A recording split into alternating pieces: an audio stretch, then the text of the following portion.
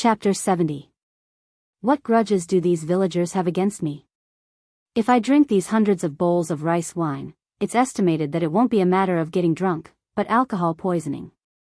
Even if the alcohol content of the rice wine is low, it can't handle this amount. The Tang dynasty shouldn't have carried out the first aid business of gastric lavage, right? Everyone, let's first toast to Yang Mingfu and Registrar Lu. Li Wangyu shamelessly diverted the trouble directly to Yang Quan and Lu Xiao. His words made Yang Quan and Lu Xiao's faces darken. Hundreds of villagers lined up to toast, no one could stand it. Fortunately, the old villager had good eyesight. Seeing the embarrassment of the three, he quickly stepped forward to stop the enthusiastic villagers. He stepped forward to represent more than 100 villagers of Dingzhou village to toast Li Wangyu, Yang Quan, and Lu Xiao 3 bowls of rice wine. Only then did the villagers calm down. The 500 or so villagers of Dingzhou village were grinning from ear to ear after eating a meal of pig slaughtered rice. The Niu brothers were well informed in the village, but they were still convinced by Li Wangyu's pig rice. Big brother, I didn't expect Xiao Lang to be so good. He can even make pork so delicious. It's much better than the restaurants in Chang'an. Niu Yong nodded. Yes, Xiao Lang is really extraordinary. The villagers laughed even more. This pig rice should be called immortal rice. There are so many delicacies, and you wouldn't exchange it for an immortal. Zhao Xiaonyang and her mother were also at the table. She was very filial to her mother. Mother, try it. These are the pigs raised by our family. Good, good. The pigs raised by my son are really fat. Zhao Xiaonyang's mother cried while eating. She didn't forget to say loudly to the surrounding villagers, these are the pigs raised by my mother. Huh, Zhao Xiaonyang is really capable. Which family's man will marry you in the future? He is really lucky. I have a nephew who is very capable. Lady Zhao, why don't we become in-laws? Lady Zhao, don't listen to his nonsense. You know my family's 4th young master. He's honest and dutiful. He hasn't talked about marriage. Little Miss Zhao was already 13 or 14 years old, but because of her thin and weak appearance, no matchmaker came to visit. After a meal of slaughtered pig rice, even Miss Zhao, who raised pigs, became the focus of the villagers. Many people ran to find Miss Zhao to propose marriage, which became the surprise of this meal. Li Jia Xiaolang is worthy of being the son of Master Li. This scholar is amazing. The dishes he made are much more delicious than those made by ordinary cooks. A scholar is a scholar. Only a scholar like Li Jia Xiaolang can make this immortal pig slaughtered rice. Another person who liked to tamper with Li Wangyu's pig slaughtered rice became immortal pig slaughtered rice. There was even a village woman who pulled the child in her family and said loudly, "Child, I will send you to school to study in the future. Only after studying can you be like Li Jia Xiaolang and be able to make this immortal pig slaughtered rice." Her words were heard by Li Wangyu. He couldn't help but twitch his face. Since when could studying and cooking skills be linked? I'm afraid that Kong Lao's coffin can't be held down. On the other hand, Li Heng and Pei Lan had a suspicious look on their faces. Since young, their Lang Jun had always stretched out his hand and opened his mouth. When did he become so powerful? He can even cook such delicious food. Is the ancestral grave of the Li family emitting smoke? However, although they were suspicious, they didn't think much about it. They also didn't think that this Li Wangyu was not the Li Wangyu they knew. In short, the pig slaughtered rice was enjoyed by everyone. Dingzhou village was more lively than during the New Year festival. As the villagers spread the news to the surrounding villages and towns, it caused a big sensation. Whether the villagers of Dingzhou village went to the market or visited relatives, they were asked about the pig slaughtered rice, which was unprecedented in the Tang dynasty. In the village, whether it was the men from Guangzhou or the women, as long as they talked about this meal, even the taciturn people would become talkative and introduce in detail what they ate in the pig slaughtered rice. Everyone would describe the delicacies in detail, thinking that even the emperor might not have eaten such delicacies. After causing a burst of exclamation from others, they would leave satisfied with their faces full of pride. After eating and drinking to their heart's content, Li Wangyu invited Yang Quan and Lu Xiao back to his house. Fatty Cho Kuan shamelessly accompanied them. Although he was the son of a merchant, the Cho family's business in Cheng and was so big that even Yang Quan and the others knew about it. Therefore, they didn't discriminate against his identity as a merchant. Ming House, may I ask why you are visiting us today? Li Wangyu's question made Yang Quan and Lu Xiao embarrassed to speak for a long time. Li Wangyu asked for a long time before he finally understood the purpose of Yang Quan and Lu Xiao's visit. He couldn't help but silently roll his eyes. It turned out that what he did in Cheng and over the past few days had already spread. Even Yang Quan and Lu Xiao, who were in the county yamen of Hu County, had heard about it. The poems that Li Wangyu wrote at the Zhujiang Pool Poetry Festival were praised by them. Yang Quan was even more proud that he forced Li Wangyu to participate in the poetry festival. This time, he was in the limelight in Hu County. However, the two of them didn't expect that not only was Li Wangyu's literary talent outstanding, but he was also proficient in arithmetic. The arrangement of the chess board and the rice was amazing. As for the question about the thieves, Yang Quan and Lu Xiao pondered for 2 days but still couldn't figure out how to solve it. How did the 4 thieves tell who was telling the truth and who was lying? After being tortured for a few days, the two of them knew that Li Wangyu had returned to the village. They directly rushed to Dingzhou village, intending to personally ask the thieves what was going on. Li Wangyu was speechless when he found out that the dignified county magistrate and registrar had come to Dingzhou village for such a trivial matter. However, he didn't immediately answer Yang Quan's question. Instead, he smiled and said, "Ming House, do you feel that you have forgotten something?" "What is it?" "The reward for winning the poetry festival." It would have been better if Li Wangyu didn't mention it. Once he did, Yang Quan was so angry that his beard blew and his eyes widened. "You tired kid, you still have the nerve to mention it? The teacher sent someone to deliver a letter to me." "You bastard, why did you drink that day? You drank yourself to death and in the end, in front of the teacher, you spoke nonsense." Yang Quan almost said that Li Wangyu had randomly recited poems in front of Pai Lupi. However, when he remembered Yu Shernan's letter instructing him to keep this matter a secret from Li Wangyu, he quickly changed his words. "What did I say at that time?" Li Wangyu was also a little nervous. Did he recite the sentence, "How can I lower my eyebrows and bend my waist to serve the rich and powerful, making me unhappy?" Yang Quan ignored him and said, "What did you say? Think about it yourself. Then are you still going to give the reward of 100 strings of coins to Ming House?" Li Wangyu looked at Yang Quan anxiously and asked. Yang Quan had the urge to beat this kid with the sole of his boot, but he restrained himself from hitting him. He coldly snorted and unhappily ordered the yamen runners to bring in 2 rattan chests. The copper coins of the Tang dynasty were of excellent workmanship.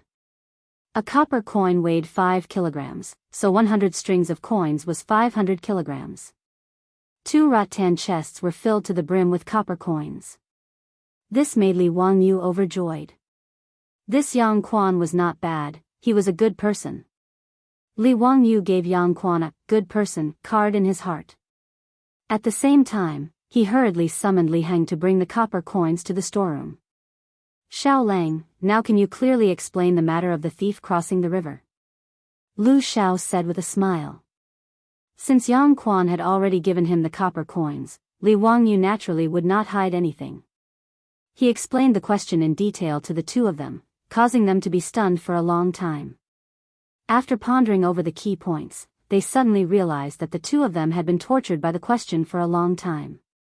It was really difficult for them to speak. Yang Quan and Lu Xiao both glared at Li Wangyu. They felt that this kid was really too hateful. Chapter 71. After Li Wangyu finished explaining the robber's problem, he suddenly remembered the barren land by the river yesterday. It just so happened that Yang Zhua had come to the village today, which saved him the trouble of making another trip to the county yamen.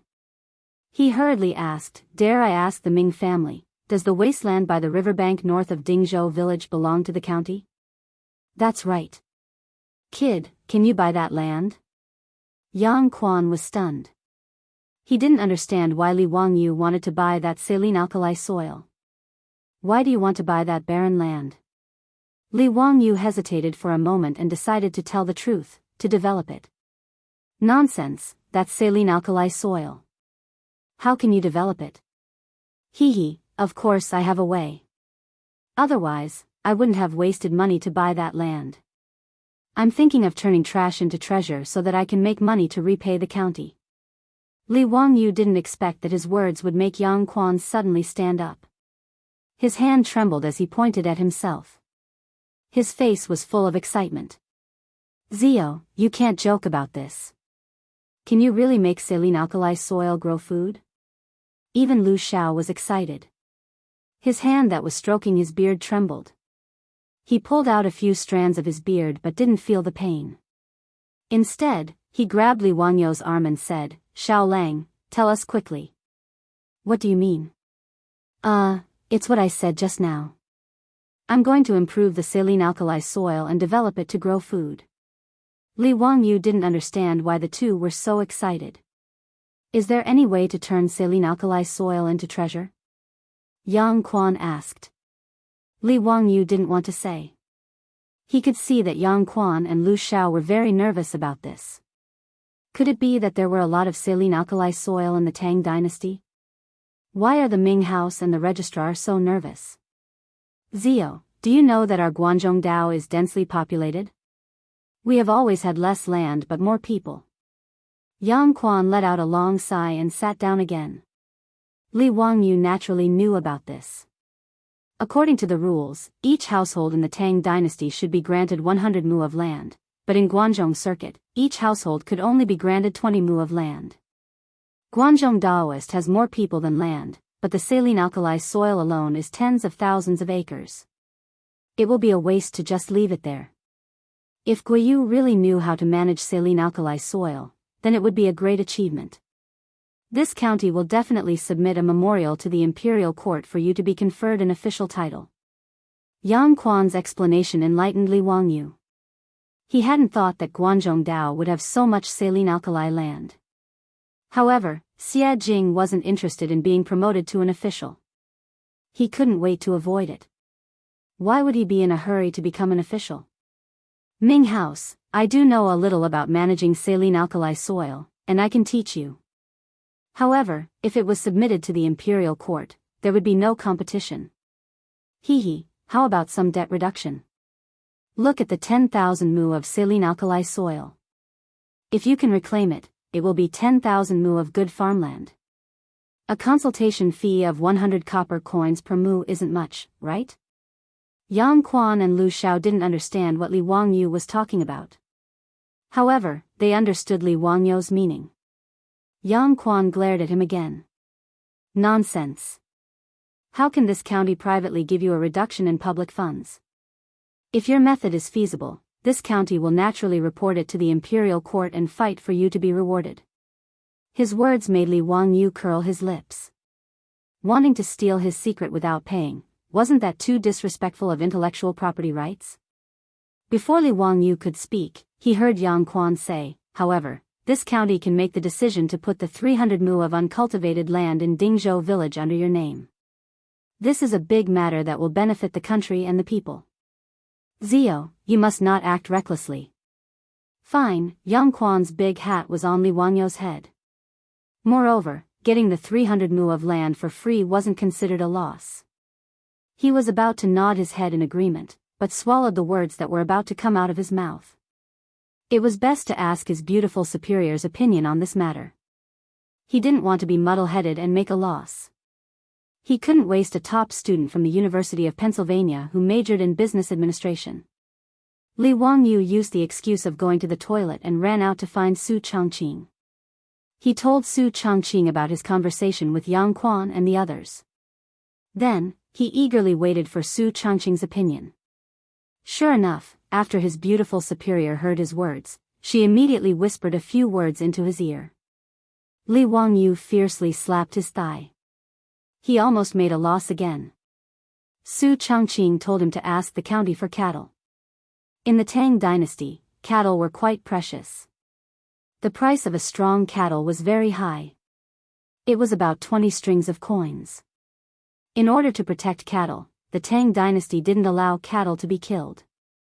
Even the accidental death of a cattle had to be reported to the government.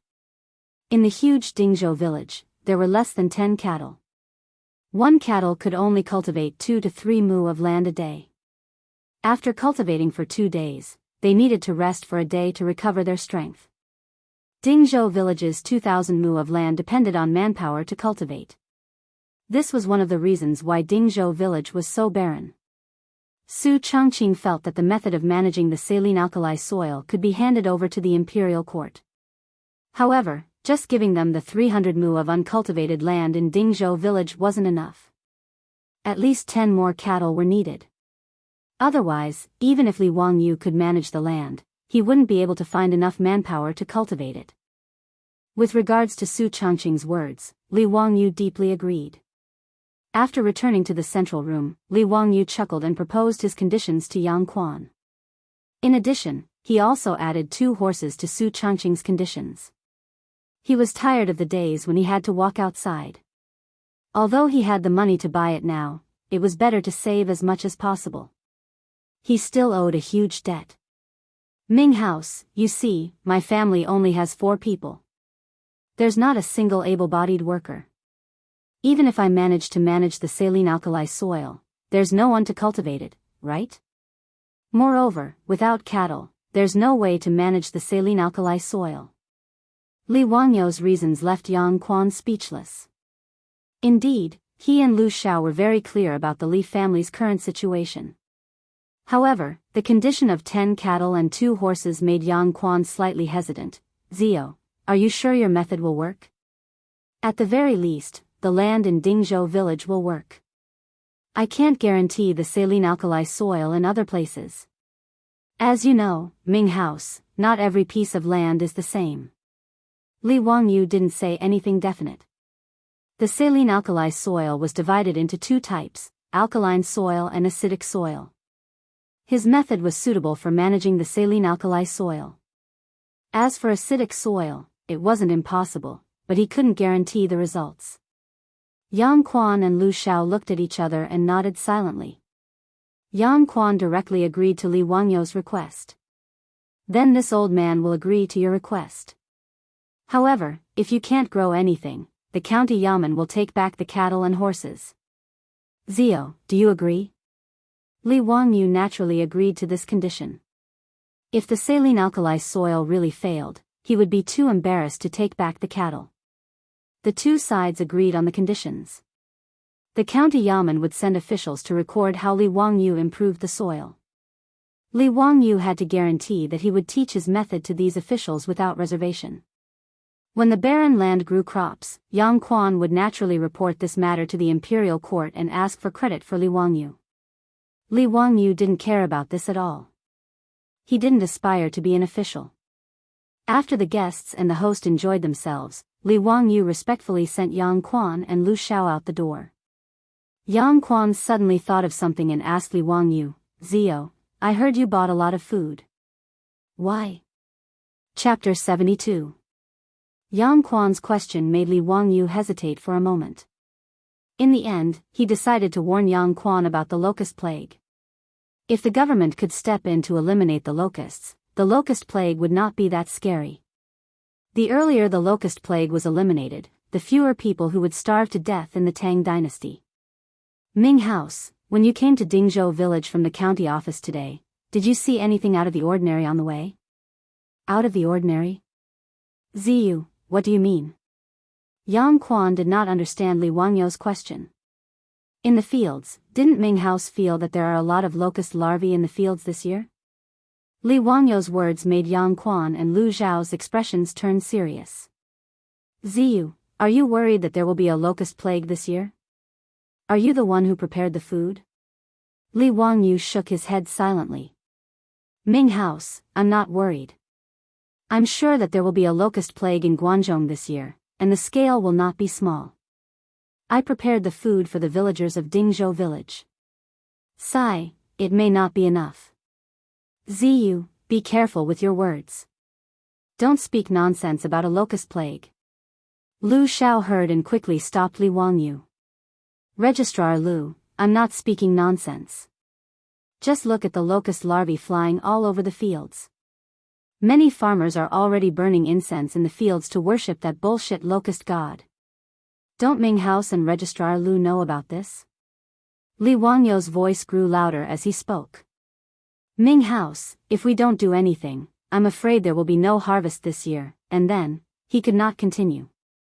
He did not dare to imagine the terrifying scene of a locust plague in Guangzhou in March. The crops that had just been planted in the fields would be eaten up. Guangzhou was a region that only planted crops once a year. If all the crops in the spring were eaten up by the locusts, it would be a disaster. Although there was a record in the Aid for Governance Comprehensive Mirror, in the first year, Guangzhou was famished and there was only one rice dipper and straight silk. In the second year, there were locusts all over the world. In the third year, there was a flood. Although the people eat the food, they have never tasted any complaints. Yes, the world is big, the scattered people return home salty. The rice is no more than 3 or 4 qian. However, Li Wangyu didn't really believe the records in the history books. It was now the second year of Xinguan, and the price of grain was 360 copper coins per bushel. After natural disasters like the plague of locusts and floods, the price of grain in the autumn of the third year of Xinguan actually fell to 3 or 4 copper coins per bushel. This was simply a fantasy.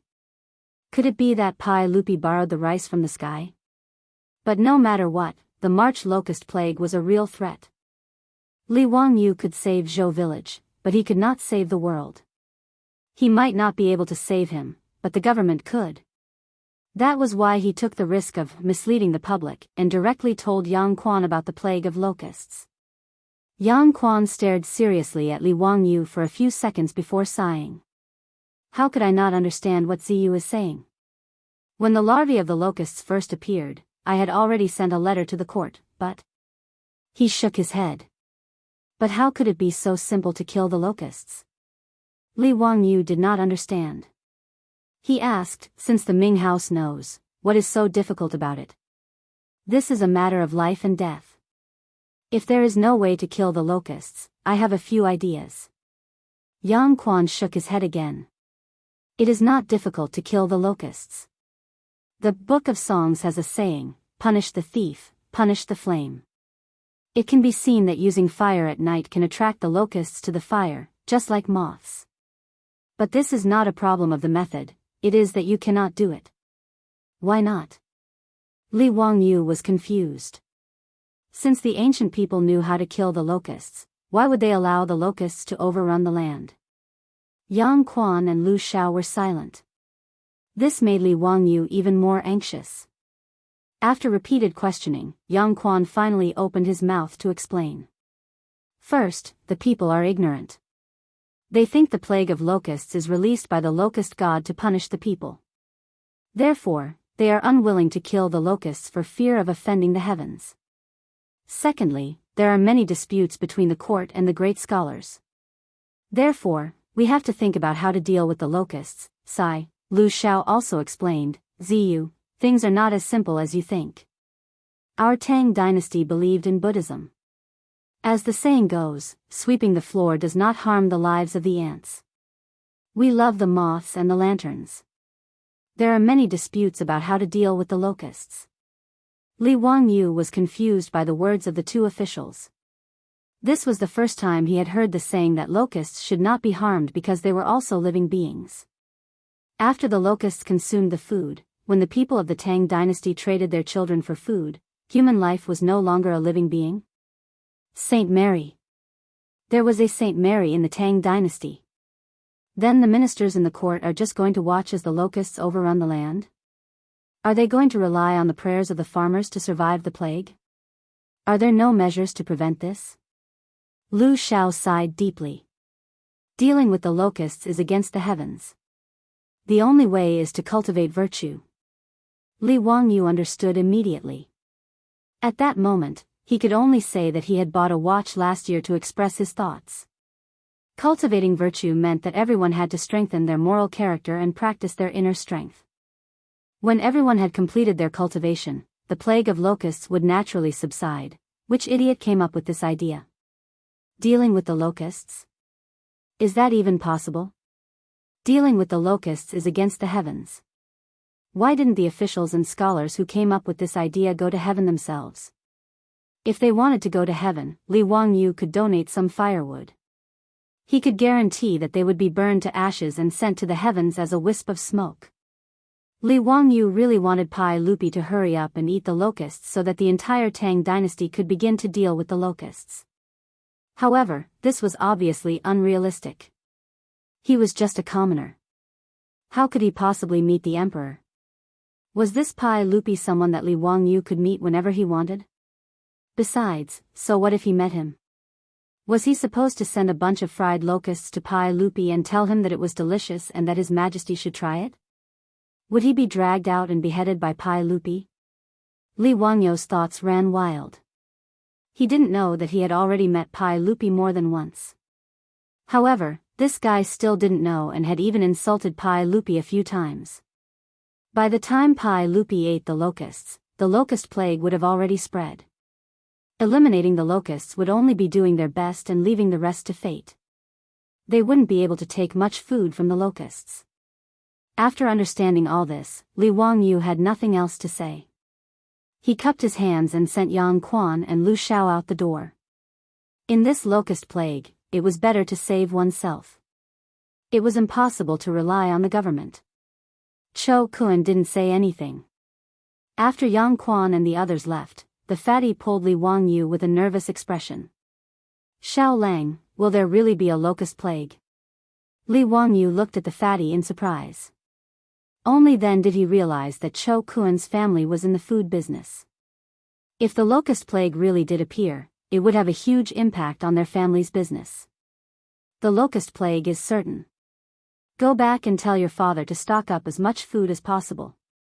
However, Brother Cho, I have a request. When the locust plague happens, the price of food will definitely skyrocket. I don't ask that you open your warehouse for free, but at least don't hoard food for huge profits. Is that okay? Li Wangyu nodded and replied. Cho Kun's fat face flushed red. Xiao Lang, what are you talking about?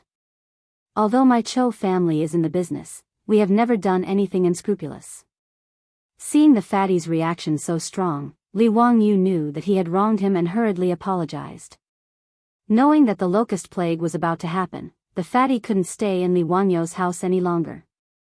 He hurriedly left and prepared to return to Chang and to discuss this matter with his father. Li Wangyu didn't ask him to stay. He cupped his hands and sent the fatty Cho Kun out the door. The next day, the people from the county government came. Li Wangyu and the old villager led a few officials to the river bank to measure the size of the wasteland. The county government created a document and the 300 mu wasteland officially belonged to Li Wangyu. Xiao Lang, can you really manage this saline alkali soil? The old villager's face was full of disbelief. He had never heard that saline alkali soil could be used to plant crops. I can indeed improve the soil. I also need the old villager's help. I need to invite some people from the village to do some work. Li Wangyu's words made the old villager somewhat embarrassed. Xiao Lang, it's not that I don't want to help. It's just that right now it's the spring plowing season and the busy farming season cannot be delayed. There is a shortage of labor in the village. It's really difficult for you to find people to help. The old villager's words didn't make Li Wangyu worried. He had already thought about it. Hey, old villager, the county gave me 10 cattle. Can I use these 10 cattle to exchange for labor with the village? What? Xiao Lang, don't joke. The county gave you 10 cattle? Yes. Li Wangyu's words made the old villager sit down on the ridge of the field, speechless for a long time. Chapter 73. With manpower, 2 able-bodied laborers could only plow half an mu of land a day, and they were already exhausted to death. With oxen, 1 man and 1 ox could plow 2 or 3 mu of land a day without any problems. In total, 1 ox was equivalent to 8 or 9 able-bodied laborers. If Li Wangyu could really provide 10 oxen for the village to use, then the old village chief would have no problem finding dozens of men to work for him. Dingzhou village had 127 families and a total of 563 people, among which there were about 200 able-bodied laborers. However, because of the lack of oxen, every year during the farming season, the entire village had to work together. Not only was the speed slow, but the quality of the land could not be compared to that of oxen. If Li Wangyu could really provide 10 oxen to help the village with the spring plowing, then it would really be a great help to the village. Not only would they be able to spare some manpower to help Li Wangyu, but they would also be able to take a breather during the most important spring plowing of the year. The Tang dynasty was an agricultural society, and the spring plowing was the most important day of the year. Including the royal family would hold a ceremony on an auspicious day in February or March. On that day, Pai Lupi would wear ceremonial robes and go to the altar to worship the heavens and the ancestors. After that, he would go to the royal family's farm to plow the land. Pai Lupi would personally plow the land, and the leaders of the 3 provinces and 6 departments would lead oxen to plow the land. Even Empress Zhangsun would bring a group of imperial concubines to sow the land. Under the guidance and escort of the officials from the Ministry of Rites, Taichung Temple, and Jinwu Guards, amidst the sounds of drums and hymns, they went back and forth 3 times, completing the 3 rejections and 3 rejections ceremony. Although Pai Lupi's ceremony was just a formality, it also showed the importance of the spring plowing in an agricultural society. Now that the spring plowing was imminent, it was not surprising that Li Wangyu was able to get 10 oxen. It was not surprising that he was able to scare the old villager like this. The old village chief grumbled as he got up and grabbed Li Wangyu's arm. "Xiao Lang, you can't joke about this matter. When will the oxen be sent?" "The county government will send the oxen tomorrow." "However, old village chief, if I want to keep this ox, the prerequisite is that I must first manage this saline alkali soil. Therefore, I have to trouble the old villager to find someone to help me. Otherwise, if the saline alkali soil is not improved, the county will take back the cattle, and I won't have any cattle to lend to the village." As soon as the old villager heard his words, his eyes immediately glared. "Xiao Lang, just say the word. I'll call for as many people as you need. If anyone dares to not come, I'll beat him to death." The old man's calculation was very clear. Although the 10 oxen were given to Li Wangyu by the county government, the old man's calculation was very clear. But since Li Wangyu was willing to lend the cattle, it was the cattle that belonged to the village. If more than 100 farmers in Dingzhou village could own 20 oxen, they would be the envy of the surrounding villages. Such a precious cattle, since it had entered Dingzhou village, there was absolutely no reason for it to be taken away. "Xiao Lang, is your method really feasible? This old man has never heard of growing food on saline alkali soil in my life." The old villager was now only worried about whether Li Wangyu's method of managing saline alkali soil was feasible. "Old village chief, don't worry. There is absolutely no problem with my method. Can you tell me about it first?" The old villager still wanted to hear it first. "First of all, deep plowing, then washing and soaking the soil. Then add soil, and finally add fertilizer to increase the fertility of the soil." Li Wangyu did not hide the method and simply told the old villager. The old villager was somewhat puzzled. "I understand the rest, but what does washing mean?" "It means that you have to surround the soil, wash it with a lot of water, soak it, and repeatedly remove the saline alkali components in the soil." The old villager shook his head as soon as he heard this. He pointed to the hundreds of acres of saline alkali soil in front of him and said, "How is that possible? Xiao Lang, look at such a large piece of land. How much water does it take to wash and soak it?" His words made Li Wangyu stunned. He pointed to Ganhe. "Isn't this Ganhe? You can have as much water as you want. Ganhe's embankment is only a few meters high. It's not easy to use a rollover cart to carry water. There are more than 2,000 acres of land in the village that need to be watered. You have to wash it several times. It requires too much manpower." The old villager shook his head. "Rollover cart?" Li Wangyu looked at the rollover cart on the embankment and suddenly realized. He couldn't help but smile. "Old village chief, I have a way to carry water without manpower. What? Without manpower? Do you want to use cows? That won't do. Cows can't be used. The old villager did not understand Li Wangyu's meaning. Li Wangyu smiled and did not answer. There were 3 stages in the development of water wheels in China. The first stage was the rollover cart invented by the Eastern Han Dynasty. It was also called the dragon bone water wheel. It mainly relied on manpower to carry water. The second stage was the rollover cart invented during the Tang and Song dynasties. It was described in the Book of Agriculture and was a water-carrying machine. It was powered by manpower or animal power and looked like a dragon bone cart. The third stage was the water wheel invented by the Yuan and Ming dynasties. It looked like a water wheel in the future. The earliest record of the rollover cart was in the Tang dynasty. It was gradually popularized after the Song dynasty. But now it was only the beginning of the Tang dynasty.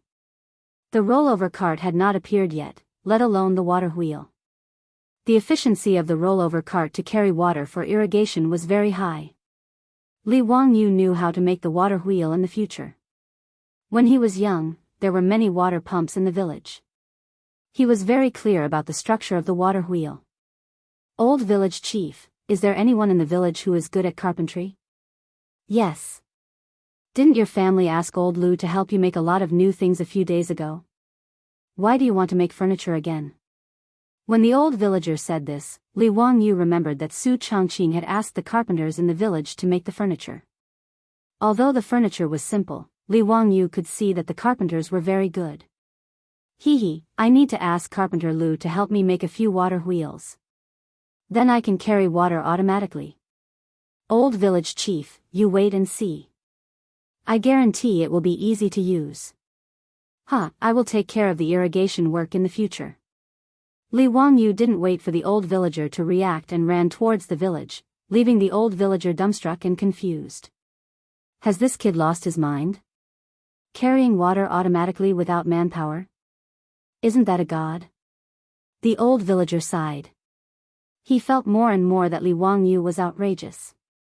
Before he could finish lamenting, he saw Li Wangyu running back like a gust of wind. I forgot to ask you where Carpenter Lu lives. The old villager shook his head. Let's go. I will take you there. But Xiao Lang, stop fooling around. How can the water be carried automatically without manpower? You will know in a while.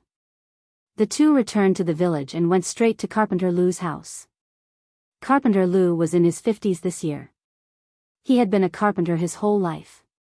His 3 sons were also carpenters with him. It could be considered a family skill. Carpenter Lu was not a craftsman registered by the government. He was a private craftsman. In the Tang dynasty, the status of craftsmen was very low. In the historical records, they were even called official slaves. Moreover, their job was lifelong. Their status was similar to that of merchants. However, private craftsmen like Carpenter Lu also needed to farm. His status was similar to that of a farmer. Because of his craftsmanship, he was also respected in the village. His life was also better than that of ordinary villagers. Old Lu, come out quickly. I have something to ask of you. The old villager shouted at the top of his lungs when they reached Carpenter Lu's house. Chapter 74. The door of the farmhouse was opened with a squeak, and an old man in plain clothes with a white beard walked out. Muramesa, what are you doing? What's the matter? Obviously, the two had a good relationship. Carpenter Lu looked at the old Muramesa and laughed. Li Jia Xiaolang is looking for you. He wants to build something that doesn't require manpower to carry water. The old Muramesa still didn't believe Li Wangyu. Carpenter Lu naturally knew Li Wangyu. After an unprecedented pig slaughter meal, other than the babies in Dingzhou village who were still in swaddling clothes, the others might not know the old Muramesa, but they definitely knew Li Wangyu. When he saw that it was Li Wangyu who wanted to build something, Carpenter Lu's smile became wider. Li Jia Xiaolang, what do you want to build? Li Wangyu was still very polite. Carpenter Lu, I want to build a few water wheels. Do you know how to make them? What's a water wheel? Old me can build carriages and ox carts, but I've never heard of a water wheel. Carpenter Lu was puzzled. Li Wangyu asked Carpenter Lu for a pen and paper and began to draw the structure of a water wheel. The water wheel looked like an ancient wheel. Li Wangyu estimated that the height of the Gan River's embankment was about 3 meters, so he designed a small water wheel with a diameter of 6 meters. The larger the diameter of the water wheel, the heavier it would be. In order to make it lighter, the water bucket of the water wheel was replaced with a bamboo tube. Li Wangyu finished the drawing and handed it to Carpenter Lu. Take a look and see if you can build this water wheel. It doesn't need to be delicate, just sturdy and durable. Carpenter Lu took the drawing and looked at it carefully for a long time. He was puzzled and asked, Xiaolang, what do you want to build such a big wooden wheel for? To carry water for irrigation. How do you use it? Li Wangyu smiled and explained to him and the old Muramesa, after the water wheel is built, it will be installed on the side of the Gan River. When the time comes, the power of the water will be used to move the water wheel. When the water wheel turns at a certain angle, the bamboo tube that was originally submerged in the water will be lifted out of the water. Because the bamboo tubes were tied diagonally to the water wheel, they were filled with river water. When the water wheel reached a higher point, the opening of the bamboo tube would face downward, and the water would naturally flow down from the higher point. You only need to use the water trough below to collect water, and you will be able to extract an endless stream of water. His explanation stunned Carpenter Lu and the old village chief. After a long time, the old village chief looked at Li Wangyu excitedly. Xiaolang, this is an amazing thing. It doesn't need any manpower to draw water, it's really a divine item. Carpenter Lu was even more excited.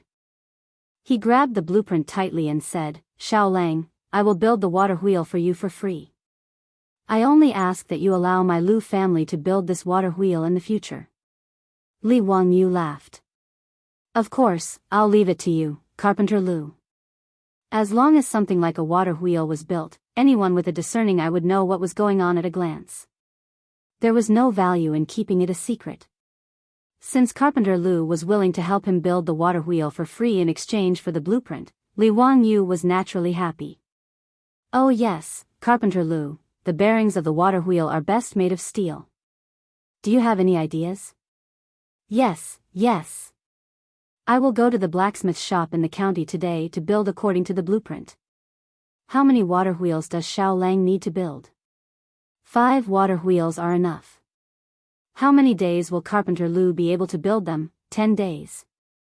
Old me, 10 days is enough for me to build 5 water wheels. But the installation will require a lot of manpower. Carpenter Lu estimated the weight of the water wheel. It was not something his old arms and legs could carry. The old village chief laughed. Old Lu, you just need to focus on building the water wheel.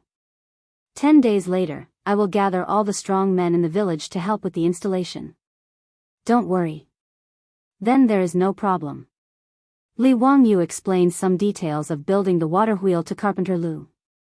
After making sure that Carpenter Lu understood everything, he left. But after taking 2 steps, Li Wangyu turned back and said, Carpenter Lu, I heard that your son is also a carpenter. Can I ask one of them to help me build something?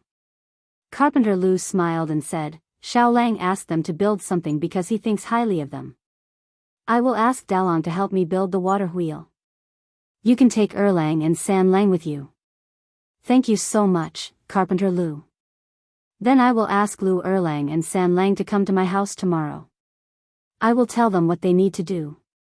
Li Wangyu remembered that he had promised Su Chongqing to renovate the bathroom. Now that he had money, he did not want to make things difficult for himself. The most important thing was to renovate the bathroom as soon as possible. Li Wangyu could tolerate other places in the Tang dynasty, but the sanitary conditions were too poor. Even he was not used to it, let alone Su Chongqing. With food in hand, there was no need to panic. Li Wangyu planned to expand the Tang dynasty's modern bathroom plan. Old village chief, can you help me find some people first? I want to renovate the house a little. Are there masons in the village? Yes, there are a few in the village who help people build houses. Your father asked them to renovate the house. Why, Xiao Lang wants to rebuild the house again. Li Wangyu smiled and shook his head. No, just a simple renovation. By the way, is there a kiln nearby? I also want to burn a batch of porcelain. The old village chief was getting more and more confused about what Li Wangyu wanted to do. However, in his opinion, Li Wangyu was a genius. Just by looking at the water wheel, he knew that. How could an ordinary person think of something like this? The old man felt that even if Li Wangyu was not a literary star, he was not far from it. So even if he did not understand, he still patiently told him where to burn porcelain. There was a kiln in Huxian. Although it was not a high-quality product, the craftsmanship was still passable. Li Wangyu thanked the old village chief and hummed a song as he went home in a good mood. Why are you so happy? Su Chongqing saw Li Wangyu's smiling face and asked with a smile. Hee, I asked someone to start renovating the house tomorrow. The modern bathroom is about to shine. Li Wangyu showed off to Su Chongqing. Really? Su Chongqing was surprised and happy at the same time. Li Wangyu patted his chest and said, leave it to me. In less than a week, you will be able to enjoy modern bathroom facilities. Let's go and help me measure the size. I will go to the county to order ceramic tiles later. The little girl Pei Lan did not know what her Langjun and elder sister Chongqing were going to do. She only saw the two of them mysteriously running to the west wing and the rear courtyard with measuring tools. They fiddled around for a long time and also wrote and calculated on a piece of paper. This made her feel very strange, but she did not dare to ask. She could only hide her suspicions in her stomach. Ever since her Langjun fell seriously ill, Perrin felt that he had become a different person. However, Perrin only felt that her Langjun was getting smarter and smarter. He also treated her better. The little girl did not think too much about other things. She only hoped that her life would continue like this forever. That would be the happiest. After Li Wangyu and Su Chongqing finished discussing things in whispers, Li Wangyu rode out to the county. This horse was given to Li Wangyu by the county official in the morning when he came to measure the land. It caused quite a stir in the village. The old housekeeper, Li Heng, could not stop smiling. In the eyes of the people of the Tang dynasty, owning a horse was the same as owning a car in the future. It was worth celebrating. Dingzhou village was only 20 miles away from the county town of Huxian. It only took half an hour to ride a horse. Li Wangyu asked around and found the entrance of a porcelain kiln in the suburbs of the county. Chapter 75. Dear customer, what do you want to buy? As soon as Li Wangyu got off the horse, the shopkeeper of the kiln greeted him warmly. Customers who can ride a horse are big customers, worthy of the shopkeeper's personal reception. Shopkeeper, can you order porcelain in your kiln? Of course, what kind of porcelain do you want? Although our kiln is not big, the craftsmanship of our old masters is very good. Whether it is porcelain bowls, porcelain bottles, porcelain basins, all kinds of shapes, as long as you need, we can order them. Li Wangyu smiled, took out the drawings he drew and handed them over. I need to make a batch of ceramic tiles. Can you see if you can do it? How can a modern bathroom not have ceramic tiles? Not only does it look beautiful, but it can also be waterproof. Li Wangyu thought that it was necessary. The shopkeeper looked at the drawing on the drawings, and his face was full of pain. Dear customer, what is the use of this thing called ceramic tile? Old me has been making porcelain for so many years, but I have never seen this thing. I have my own use. Can you make it? Of course, I can. This thing is too simple, it is just a piece of porcelain plate, there is no difficulty. Dear customer, are you sure you want to burn this thing? The shopkeeper still did not believe that someone would want to burn such a thing. Li Wangyu nodded, that's right, the quantity I need is written on it. How long do you think it will take you to burn it? The shopkeeper pondered for a moment. This thing is very simple, 3 days is enough. But you need to pay the deposit first, after all, if you don't want this thing after it is burned, it is not convenient to deal with it. Okay, no problem. In addition, I also need to burn a batch of ceramic pipes. Shopkeeper, can you see if you can burn it? Li Wangyu took out another drawing. It was the size and style of the ceramic pipe he was going to use for the sewage pipe. No problem, this kind of ceramic pipe is also very simple to burn. The shopkeeper glanced at the drawing. It was just an ordinary ceramic pipe. Many fastidious rich people would also order it for the sewage pipe. Just when the shopkeeper thought that Li Wangyu was going to burn these simple things, Li Wangyu took out another drawing from his arms. What is this? The shopkeeper looked at Li Wangyu with a puzzled expression.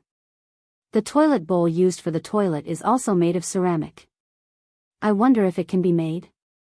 Don't think that Li Wangyu was wrong.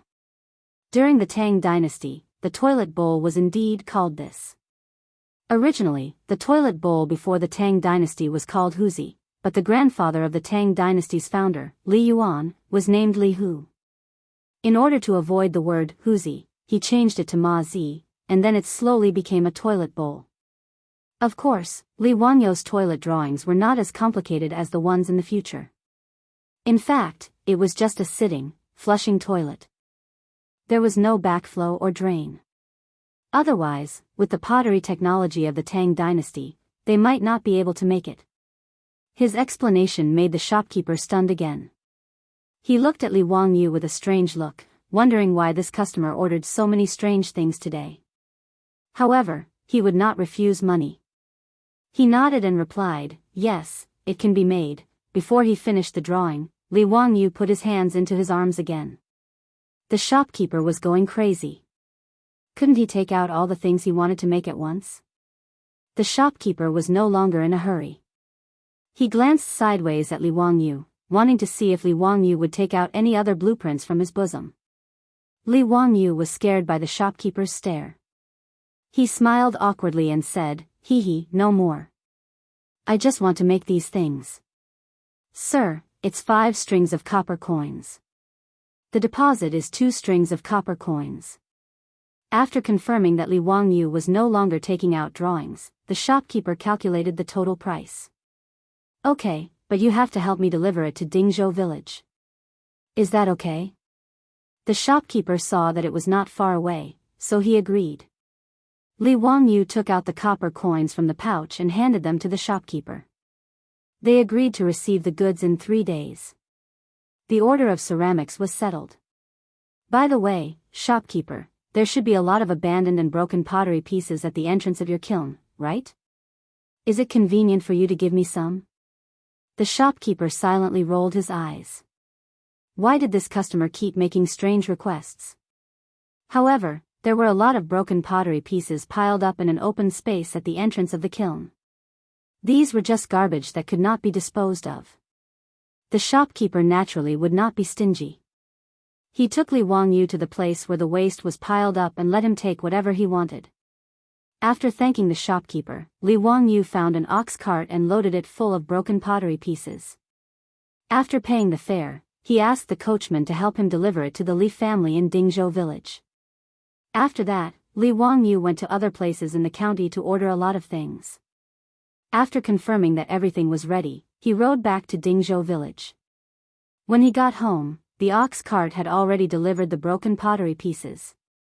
Li Heng looked at him helplessly and said, "Lang Jun, why did you let people bring back so many broken pottery pieces?" Su Chongqing was also very curious. "Wangyu, why did you bring the broken pottery pieces back?" "Hee, it's a secret. You will know in 2 days." Li Wangyu pretended to be mysterious and smiled without answering. Su Chongqing could not understand Li Wangyu's next move. He actually ordered Li Heng to move all the broken pottery pieces to the big stone mill in the village. After breaking them into pieces, he used the stone mill to grind them into powder. In order to grind the pottery pieces, he even let Li Heng take the horse and use the horse to drag the stone mill. This made Li Heng's heart ache. It was not because of the stone mill, but because of the horse. "Lang Jun, why are you grinding this thing? Can this thing be eaten as rice?" Li Wangyu did not answer. He just smiled and said that he had a big use for it and told him to go quickly. The villagers were stunned by Li Jia Xiaolang's actions. They had seen people using stone mills to grind flour, but it was the first time they had seen someone using stone mills to grind pottery pieces. Many men, aunts, and children in the village ran to the stone mill to see what was going on. "Husband, why is Li Jia Xiaolang grinding this broken thing?" a woman asked her husband in a low voice. "How would I know? Maybe he is feeding it to the chickens?" When raising chickens in the countryside, sometimes they would feed some sand to help the chickens digest. Because the chickens did not have teeth, they would eat some sand or small stones to act as teeth and help the chickens digest their food. Isn't the sand ready-made? Why does he need to grind it? Also, look at how fine housekeeper Li grinds it. It is almost like flour. How can it be fed to the chickens? Why are you asking so much? The Li family's little Lang is a literary star who has descended to the mortal world. He knows more than us farmers. Just watch. There was even a villager who slapped his son's head with his palms that were as big as palm leaf fans. "San Lang, I'll send you to school in the future. You can also learn the skills of the Li family's little boy." Many villagers took the initiative to come forward and help. They drove the horses to sweep the dust and all the broken pottery pieces were ground into powder. After moving a few bags of pottery pieces back home, Li Wangyu checked them and only asked Li Heng to pack them up. They would be useful in 2 days. The next day, the county government sent people to drive all the cattle to the village. As soon as they entered the village, they caused a sensation. Men, women, and children in the village all rushed out after hearing the news to see the precious cattle. Chapter 76. The door of Li Wangyu's house was surrounded by a crowd of people. "They are really cattle. Tut, tut, 10 cattle. Look at their shiny fur, muscles, and teeth. They are all 5 or 6 years old cattle. They are much better than the old cattle in the village. With these cattle, I can plow at least 3 mu of land in a day." Li Jia Xiaolang is indeed the son of Mr. Li. Who was the one who said that the Li family was ruined? Look at Li Jia Xiaolang's ability to make the county government give him 10 cattle. How can such a family be ruined? That's right. People in the county were spreading rumors that Li Jia Xiaolang was expelled from the Li clan and his life was over. If I hear such words again in the future, I will give them a few slaps. I heard from the old village chief that Li Jia Xiaolang wanted to lend cattle to the village to plow. That's right. The old village chief said it himself. It can't be wrong. Li Heng seemed to be at least 10 years younger. With a proud face, he was ready to lead the cattle into the cowshed under the envious gazes of the crowd. Fortunately, although there were not many rooms in the Li family's house, the front yard and the backyard were quite spacious. When Li Zhou repaired the house, he built a cowshed in the backyard. Noda's cowshed could easily raise more than 20 cattle. Li Wangyu looked at the cattle worriedly. "Our family is too small. Who will take care of so many cattle? Changqing, I shouldn't have released all the servants in the family back then, right?" Su Changqing rolled his eyes at him and didn't bother to answer. Perrin beside him said excitedly, "Lang Jun, there is still me. I will go to the fields every day to cut the grass and herd the cattle." Li Wangyu was amused by Perrin's words. He lovingly reached out and pinched Perrin's little face. "That won't do. Won't my Perrin become a cow herder? What if she gets tanned by the sun?" Although Perrin was only 12 or 13 years old, in fact, many girls at this age in the Tang dynasty had already been married. In the eyes of future generations, Li Wangyu was just a little girl, so she didn't have any scruples. However, his actions and words made Perrin's little face turn red. She covered her face and couldn't say anything for a long time. Su Changqing, who was standing at the side, saw everything clearly. He glared at Li Wangyu in annoyance and snorted softly before pulling Pei Lan away. Li Wangyu was baffled. Did he provoke her or provoke her? "Why are you glaring at me?" Li Wangyu is too lazy to think about a woman's bottom of the sea. He goes out to find the old villager. Now that the cattle had arrived, he could begin to transform the saline alkali soil. Soon, under the arrangement of the old village chief, 20 skilled farmers led the 10 oxen to the saline alkali soil and began to plow the soil. This plow was equivalent to opening up a wasteland, so it needed to be plowed deeply. The soil was required to be fine in order to allow the alkali to be fully exposed to the air so that it would be easier to wash the soil later. Although there were cattle, it would take at least 10 days to plow the entire 300 mu of saline alkali soil. However, Li Wangyu was not in a hurry. This time was just right for Carpenter Lu to make the water wheel. After 10 days, the cattle could help the village cultivate. This exchange made the old villager smile so much that his back teeth were exposed. After explaining the saline alkali soil, Li Wangyu rushed back to his home. Carpenter Lu's 2 sons and several masons in the village were still waiting for him. Greetings, Xiao Lang, Kuan. What do you need us to build? Carpenter Lu's 2 sons were already waiting for him with carpentry tools. Li Heng didn't know what his Lang Jun wanted to do, so he and Perrin were both curious. The two of them thought that it might be like Su Chongqing, asking Carpenter Lu's sons to build some new furniture. At first, Li Heng and Perrin felt that the new furniture was strange, but after using it, they both liked it. Seeing that Li Wangyu had asked Carpenter Lu's sons to come over, they were both looking forward to it. However, Li Wangyu did not ask Carpenter Lu's sons to build any furniture. Instead, he pointed at a small mountain not far behind his house and said, "I'll have to trouble Erlang and San Lang to help me build a water pipeline. Use the bamboo on the mountain. After opening it up, the spring water on the mountain will be connected to the house." After saying that, he took out a blueprint that he had drawn long ago. On it, there were detailed instructions on how to build the water pipeline. Lu Erlang and San Lang were both surprised. They originally thought that he was going to build furniture, but they didn't expect him to build a water pipeline. After carefully looking at Li Wangyu's blueprint, the two of them were full of admiration. "Xiao Lang, Kuan, this idea of yours is really interesting. In this way, you don't need to use people to draw water from the well. The spring water on the mountain can continuously flow into your kitchen and this bathroom. May I ask, Xiao Lang, Kuan, what is a bathroom?" Li Wangyu laughed and said, "It's a bathroom and a toilet." Hearing this, the two of them were both stunned. "Xiao Lang, Kuan, you want to build a toilet in the West Wing? How can that be?" Not only were Carpenter Lu's sons surprised, but Li Heng and Perrin were also stunned. Building a toilet in the West Wing? Was Lang Jun crazy? They couldn't be blamed for being surprised. The toilets in the Tang dynasty were not like those in the future that had complete sewer pipes. They were dry toilets. Even in the countryside of the future, no one would dig a dry toilet in their house. Not to mention the issue of hygiene, just the smell alone was enough to make one feel disgusted. Li Wangyu didn't explain. He just smiled and said, "I have my reasons." "Lu brothers, is there any problem with the water pipeline?" "No problem. It can be built in 2 days at most. It's not complicated." Although they didn't understand what Li Wangyu was thinking, the Lu brothers still nodded and agreed.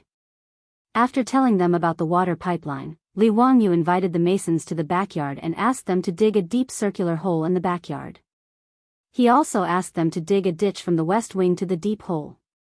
No one understood what he asked them to do. Although the masons were confused, they still started to work according to Li Wangyu's blueprint. After giving them the blueprint, Li Wangyu didn't care about it anymore. He just waited for the materials he ordered to be delivered 2 days later. 2 days later, several ox carts came to Dingzhou village. They were all delivering things to Li Wangyu's house. The strange things on the ox carts made the villagers talk about it. They were all guessing what Li Jia Xiaolang was doing. Li Wangyu checked the things delivered, especially the baked tiles and the toilet bowl.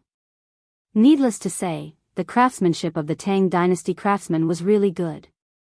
It was no worse than the furniture sold in the future. He picked up a tile with a beautiful pattern and flicked it with his finger. The tile made a crisp and pleasant sound. "Changqing, what do you think of the tiles?" "Hee, it will be beautiful in the bathroom." Su Changqing didn't speak for a long time. He frowned and thought for a long time before he asked uncertainly, "Wang Yu, did we forget something?" "Huh? What did we forget?" There was no cement in the Tang dynasty. How can these tiles be pasted on the wall? Chapter 77. Su Chongqing had just thought of this problem. There was no cement in the Tang dynasty, so the tiles could not be pasted on the wall. However, Li Wangyu did not show any surprised expression as she had imagined. Instead, he smiled and did not speak. He directly went to take out a bag of pottery shard powder that Li Hang had previously ground into powder. Well, there is cement. Hee, I have already thought of this problem. Li Wangyu proudly raised his eyebrows. Isn't this the powder ground from the pottery shard? Can this be used as cement? Su Chongqing had an expression that said, "Are you kidding me?" Li Wangyu explained with a smile, "Cement is mixed with lime. This is called artificial volcanic ash cement. It is to break and grind the bricks or pottery into fine pieces. It can also be directly calcined in a kiln with lime and clay. Yunnan's Yunnan Railway was built with this kind of cement. When cement could not be bought in the countryside of my hometown, this was used instead of cement." Really? Su Chongqing still did not believe that grinding pottery shards into powder and adding lime could be used as cement. Li Wangyu did not explain. He directly took the lime and mixed it with the pottery shard powder. Then, he added water and mixed it well. After the preparation, Li Wangyu found a mason and asked him to use his own cement to paste the tiles on the wall. Xiao Lang, Kuan, how is this possible? I have been a mason for most of my life, and I have never seen anyone use mud to paste bricks. After listening to Li Wangyu's request, the mason shook his head again and again. In his opinion, this kind of thing that Li Wangyu called tiles could not be pasted on the wall like this. Perhaps using fish bladders to make glue could be tried, but it might not stick firmly. Building walls and houses were all made by mixing lus, lime, and water. The more particular ones were just adding glutinous rice juice to the mortar. The cement that Li Xiaolang asked him to use was simply unheard of. Under Li Wangyu's insistence, he tried to apply cement to the back of the tile and gently attached the tile to the wall. He gently tapped the surface of the ceramic tile with the small hammer in his hand to make it more closely fit to the wall. After making sure that the tiles were completely stuck to the wall, the mason tried to loosen his grip. In his imagination, as soon as he took his hand away, the tile would fall and shatter into pieces. After he released his hand, the tile did not move at all. It was firmly glued to the wall. How is this possible? The bricklayer had been doing brick building for half his life, but this was the first time he had seen such a thing. It was beyond his imagination. Li Wangyu smirked at Su Chongqing. What did that mean? Is this cement good? Su Chongqing rolled his eyes at him, but his eyes were full of joy as he stared at the mason pasting the bright and clean tiles on the wall. What surprised the masons even more was that the cement could not only bond tiles but also lay bricks. Among the things that Li Wangyu ordered, there was also a truck of bricks, which were used to build a biogas pool.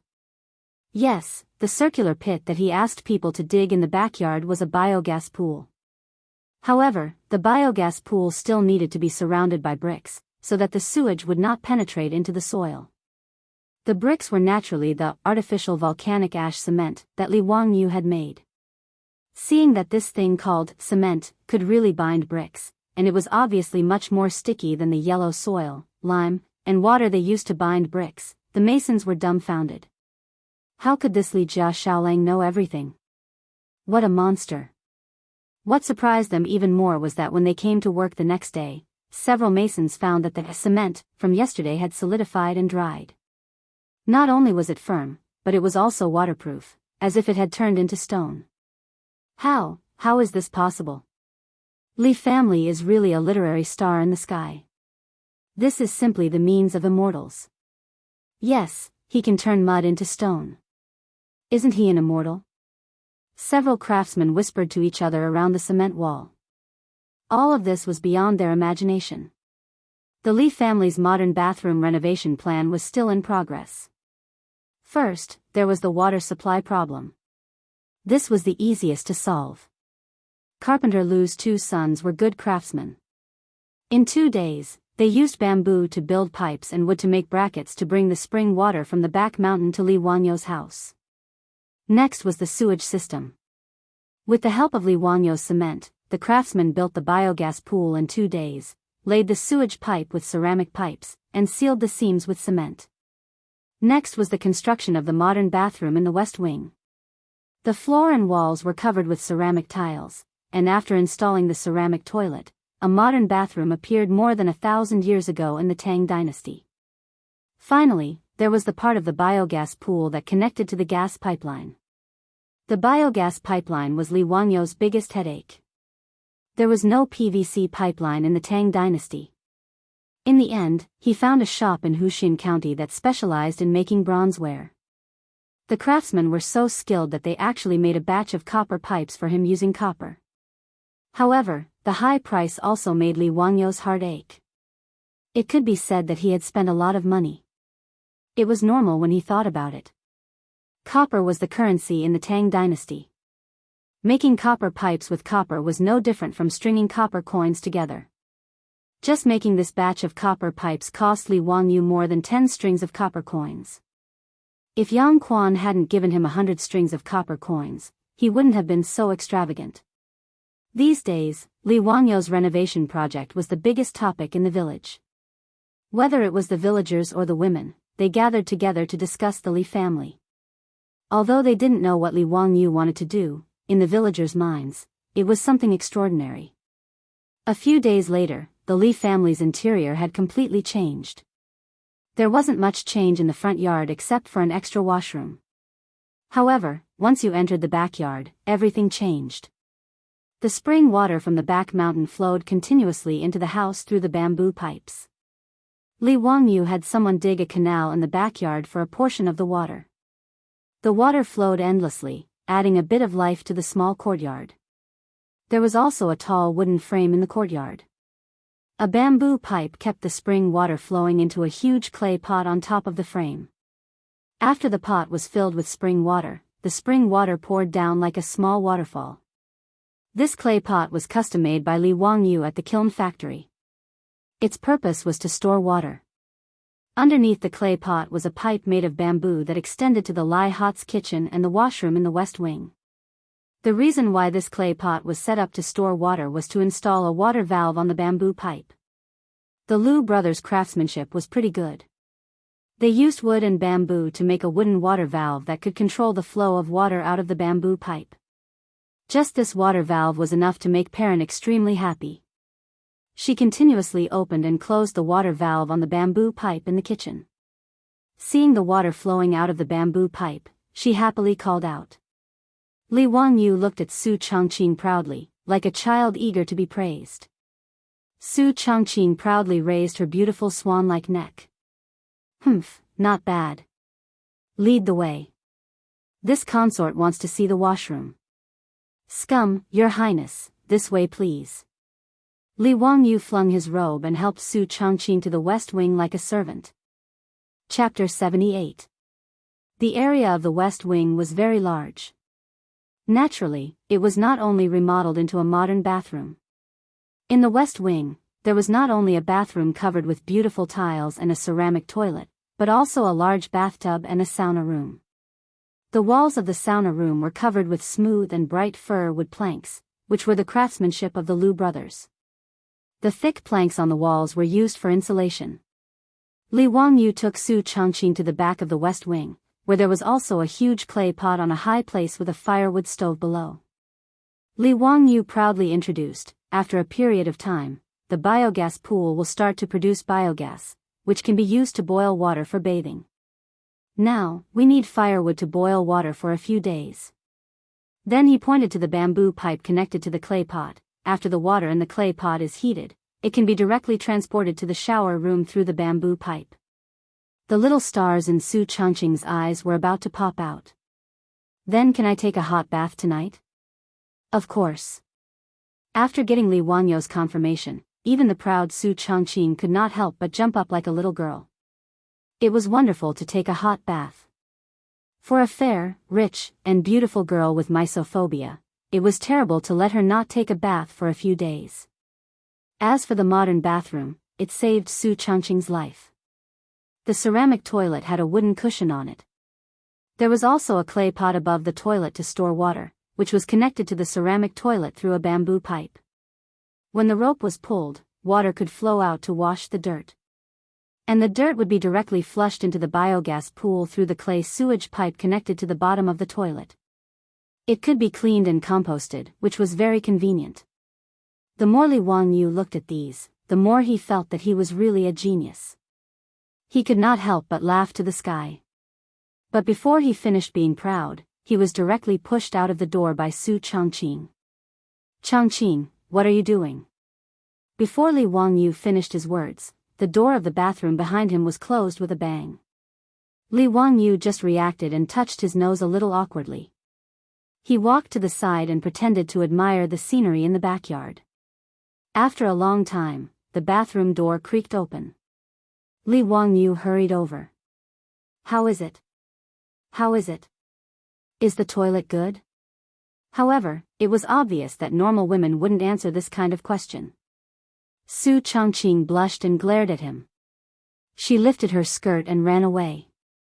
Li Wangyu, on the other hand, didn't feel like he had asked a stupid question. He even foolishly chased after Su Changqing to do a user satisfaction survey. "Changqing, don't go. What happened? Say something." Su Changqing, after the modernization of their home was completed, Li Wangyu and Su Changqing both breathed a sigh of relief. Life in the Tang dynasty was finally not so unbearable. However, these items, which were common in the eyes of two modern people, shocked Li Heng and Perrin. Whether it was the ceramic toilet that flushed automatically or the bamboo pipe that let water flow out when it was opened, they all surprised Li Heng and Perrin. That night, Li Wangyu ordered Li Heng and Perrin to boil hot water with firewood. Then, the whole family went to enjoy a hot shower. Li Heng didn't mention him. In short, the old man was full of energy after the shower. However, he also kept muttering words like "Old Master bless." Bodhisattva has appeared, which made Li Wangyu roll his eyes. After Su Changqing pulled the shy little girl Perrin to take a shower together, Li Wangyu was stunned. The warm spring water washed Su Changqing's creamy skin. Her white and flawless skin revealed a faint pink. Her beautiful black hair was still wet with water droplets. She casually tied her hair into a bun and fixed it with a hairpin. Her skin was tender, her expression was relaxed, her beautiful eyes were full of hope, her peach cheeks were smiling, her breath was like an orchid, and she was indescribably gentle and lovely. Even the little girl, Pei Lan, appeared exceptionally adorable. She was an absolute beauty in the making. As the saying goes, when a beauty comes out of the bath, a woman is like water. When a woman meets water, how will she perform a unique style? After washing away the lead, her beauty is still as beautiful as a flower. These two beauties, one big and one small, made Li Wangyu dazed for a moment. He couldn't help but mutter, "Hibiscus from clear water, a natural carving."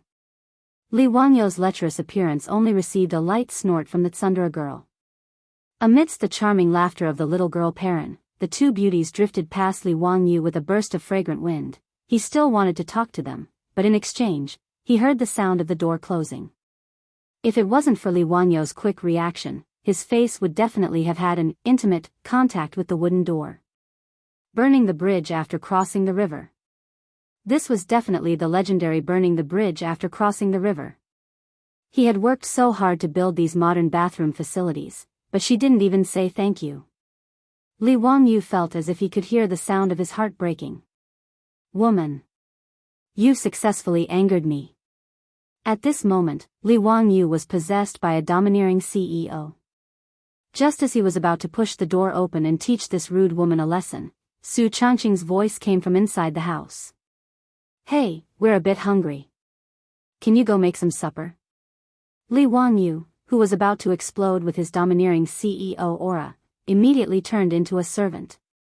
After answering, he happily ran to the kitchen to help Su Changqing prepare supper. Things like face didn't exist in front of beautiful women. 10 days passed quickly.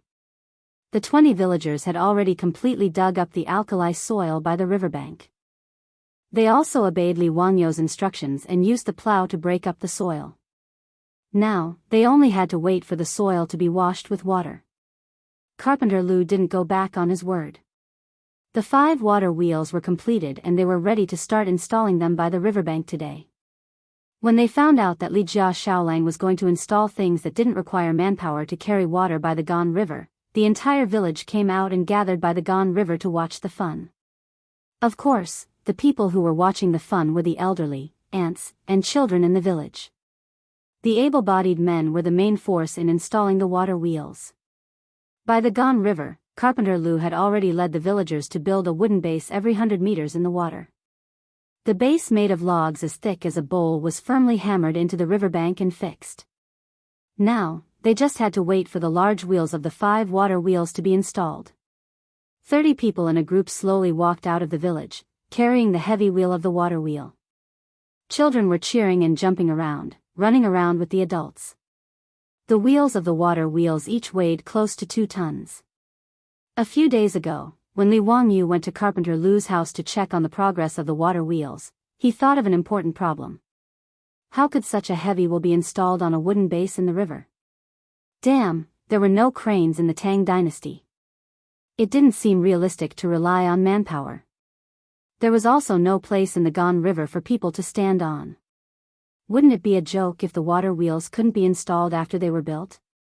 Li Wangyou threw this question to Carpenter Lu with a pained expression.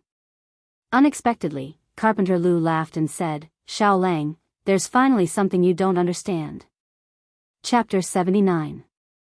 Li Wangyou was thick-skinned enough to not care about Carpenter Lu's teasing at all. After some explanation, Li Wangyou finally understood that the ancient people also had cranes. It was just a matter of manpower. Tangerine, also known as a crane. In fact, it was very simple. It used the principle of leverage to create a tool that was specially used to lift heavy objects. It was a thick long piece of wood with a base in the middle that acted as a fulcrum and a heavy object hanging at the end. During the lifting process, the front part of the tangerine would be tied to the heavy object that needed to be moved. After that, the object would be lifted by manpower and the heavy object at the end. Although the principle of the crane was simple, according to Carpenter Lu, it could lift an object that weighed 40 to 50 stones without any problem. The wheels of the 5 water wheels were all moved to the riverbank, and the suspenders were ready. Hundreds of men were shouting slogans, and under the command of Carpenter Lu, they slowly lifted the wheels with a diameter of 6 meters and moved them to the base of the water wheel. After a few twists and turns, the wheel of the first water wheel was finally installed. Carpenter Lu and his 3 sons quickly climbed onto the water wheel and began the final installation.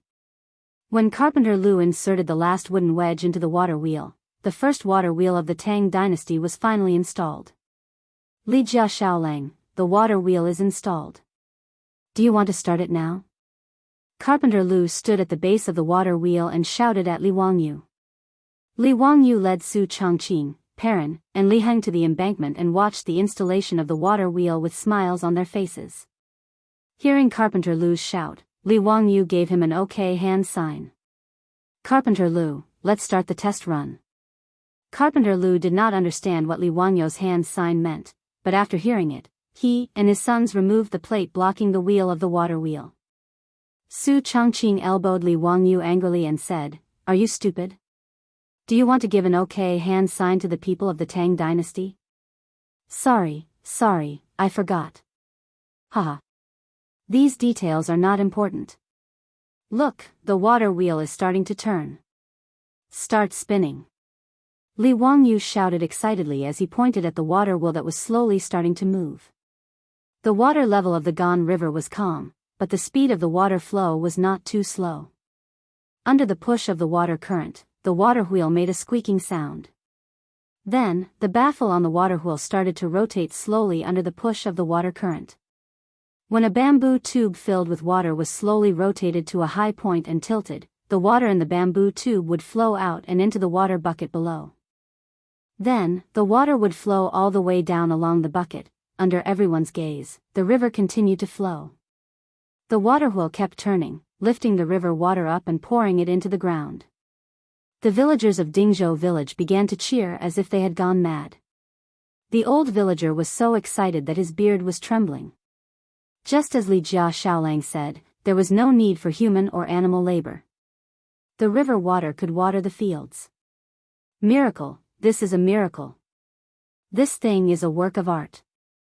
Li Jia Xiaolang, you are doing something that will make Buddha appear in 10,000 homes. Great merit, great merit. The old villager was about to kneel down and kowtow to Li Wangyu. This really scared Li Wangyu. He quickly stepped forward and supported the old villager. Old villager, you can't do this. Don't make me feel bad. This is what I should do.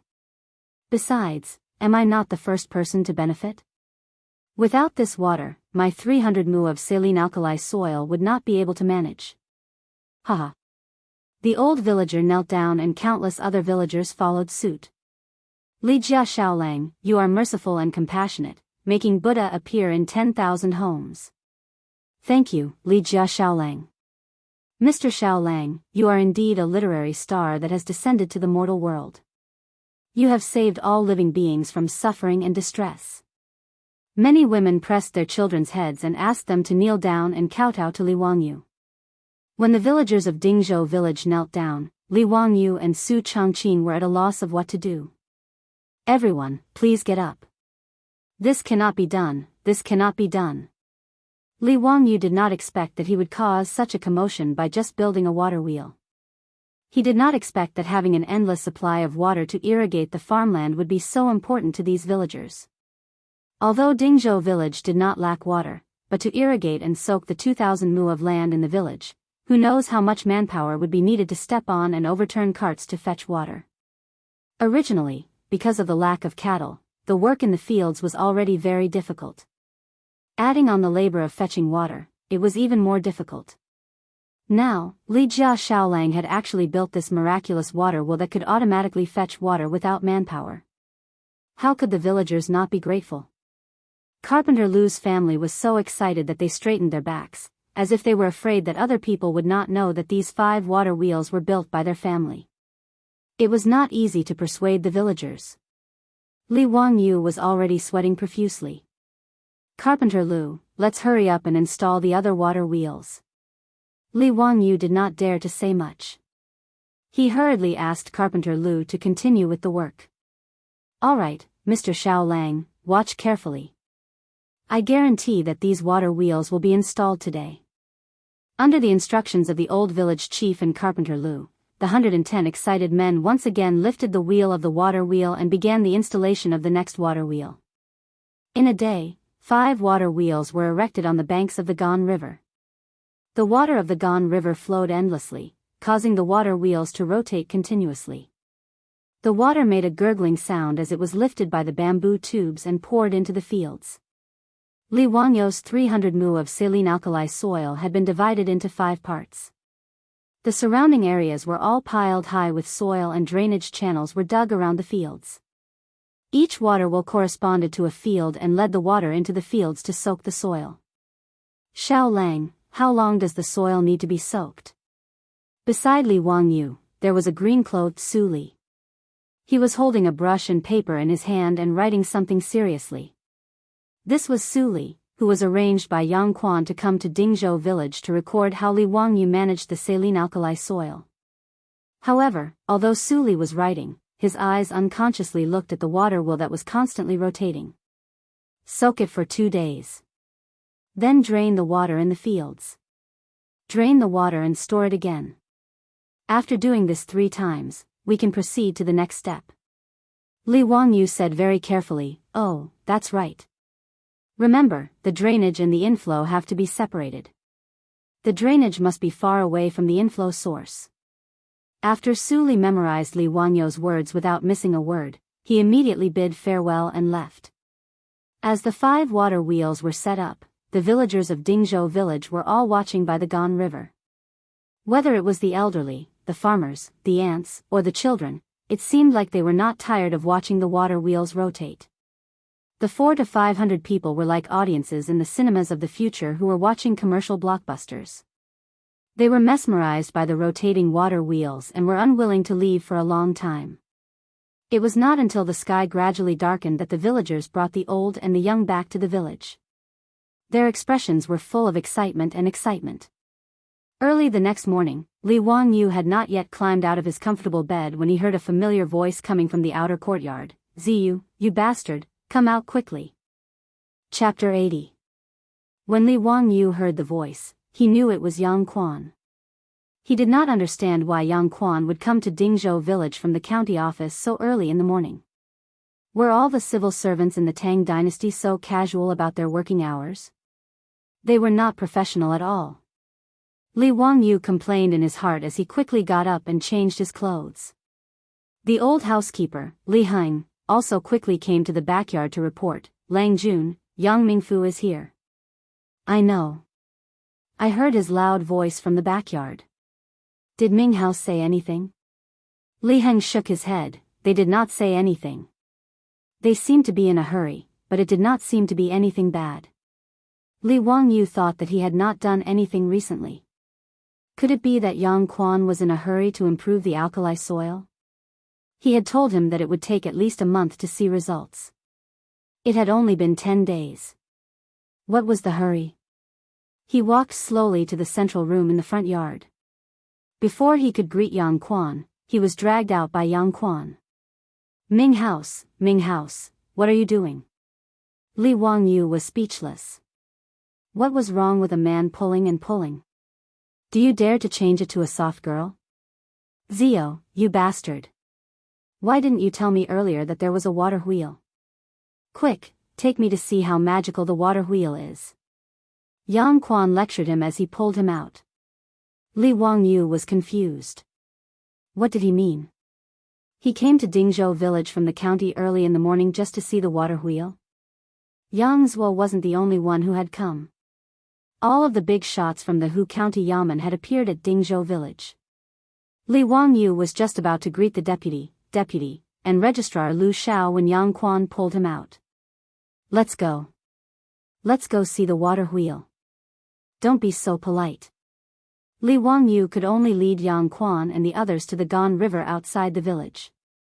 Li Wangyu did not expect that the usually quiet riverside would be so lively today. Not only did the villagers of Dingzhou village come to see the water wheel, but the villagers from the surrounding villages also rushed over after hearing the news. The banks of the Gan River were as lively as a market. What made Li Wangyu even more speechless was that he saw many people actually lighting incense sticks and praying to the 5 water wheels on the banks of the Gan River. After a night of continuous watering by the water wheel, Wangyou's land, the 300 mu of alkali soil was soaked in water. It looked like a big lake beside the Gan River. 300 mu of land was nearly 200,000 square meters of land. The 5 water wheels watered the land day and night.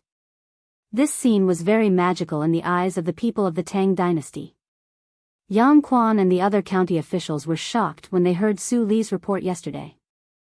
After repeated questioning, they confirmed that Li Wangyu had really created a tool that could automatically carry water without manual labor. The water wheel looked ordinary in Li Wangyu's eyes, but it made the other county officials unable to sleep well. They rushed to Dingzhou village at dawn to see it with their own eyes. When Yang Quan and the other county officials arrived, the villagers on the embankment immediately made way for them. They did not care about official etiquette. They lifted their robes and ran all the way to the water wheel. Hiss. It really doesn't need manual labor. It automatically rotates non-stop. Lu Xiao could not help but gasp when he saw how the water wheel worked. Yang Quan and the others also saw the structure of the water wheel and how it moved to carry water. They were all very excited. The county magistrate of Hu County shook his head and commented, "Ziyu, the water wheel is not a fake person. A wise man's creation is really a great coincidence. Lone Will carries cold water, no one is responsible for farming. Ziyu, you actually have such knowledge of how to apply it to the world. It's really rare. But since you have the ability to create something like this, why didn't you show it earlier? Do you know that you almost messed up our plan?" Yang Zhuo praised Water Wheel, but turned around and lectured Li Wangyu. His words almost made Li Wangyu's nose crooked out of anger. I created the water wheel to benefit the village. Why am I in the wrong? Yang Quan glared at him and said, spring plowing is just around the corner. How can I have the time to promote this water wheel? Ziyu, do you know how much energy this water wheel can save for the people of Hu County? How much food can it increase? If it is promoted to the entire Tang dynasty, how grand will it be? Ziyu, where is the blueprint for this water wheel? Quickly hand it over to me. Li Wangyu listened and nodded. The promotion of the water wheel would indeed increase the food production. The reason was simple. The primitive agriculture of the Tang dynasty mainly relied on manpower. Since ancient times, Huaxia belonged to intensive farming, which was more labor-intensive. If you could save more manpower, you could get more food. As a village boy, Li Wangyu naturally understood this. However, he soon realized that no matter how he looked at it, it seemed wrong. Damn it, he was the one who invented the water wheel. Why was he being lectured by Yang Quan? Also, did I say that I would give you the water wheel? Do you still have any intellectual property rights? Even Carpenter Lu was willing to help him build 5 water wheels for free in exchange for the water wheel blueprint. Yang Quan's words meant that he wanted to take away the blueprint without paying a single copper coin. I despise him. There's no point in talking to this kind of person. Close the door and let the beautiful woman in. Li Wangyu had already seen Su Changqing accompanied by Pei Lan to the riverbank. He hurriedly gestured to her, indicating for her to come over. He directly explained the matter to Su Changqing in English in front of Yang Quan and the rest. Although Li Wangyu's English was average, it was not a big problem to explain it clearly. Yang Quan and the rest were confused. They did not understand what the two were talking about. Ziyu, what are you talking about? Nothing. It's just my hometown dialect, Li Wangyu said with a smile. Yang Quan and Lu Xiao were confused. This Li Ziyu was born in Hu County. What kind of hometown dialect was this? Su Changqing understood Li Wangyu's words. She smiled sweetly and bowed slightly to Yang Quan and the rest. Greetings to Yang Mingfu. Does the Ming house want to promote this water wheel in the Tang dynasty? Yang Quan knew Su Changqing. He knew that she was the so-called distant cousin that the secretary Lu Xiao helped to settle in Li Wangyu's family. Naturally, he did not believe this statement. Before the Li family in Hu County was removed from the family, they were relatives of the royal family. How could there be a distant cousin for no reason? However, he would not expose this matter. Although Su Changqing's background was unknown, Yang Quan would not interfere if the people did not report it. Moreover, Yang Quan could clearly see the vague feelings between Li Wangyu and Su Changqing. He also knew that the relationship between the two was not ordinary. Yang Quan and Cho Kun were the same. They could not figure out why Li Wangyu would like such an old woman. Yang Quan and the rest now valued Li Wangyu very much. Naturally, they would not show their authority to Su Changqing. Lady Su, I do have such a plan. Then how much is Yang Mingfu prepared to pay for the water wheel blueprint from my family? Su Changqing chuckled. Li Wangyu clearly felt the fox tail behind his beautiful boss was constantly wagging. Chapter 81. Su Changqing's words stunned Yang Quan and the other officials of the county government. How much money? What did he mean? I've never asked about the price of a restaurant in the city, let alone a few rotten watermelons. No, I got the wrong script. This was a big deal that benefited the country and the people. How could he talk about money? Yang Quan didn't react at all.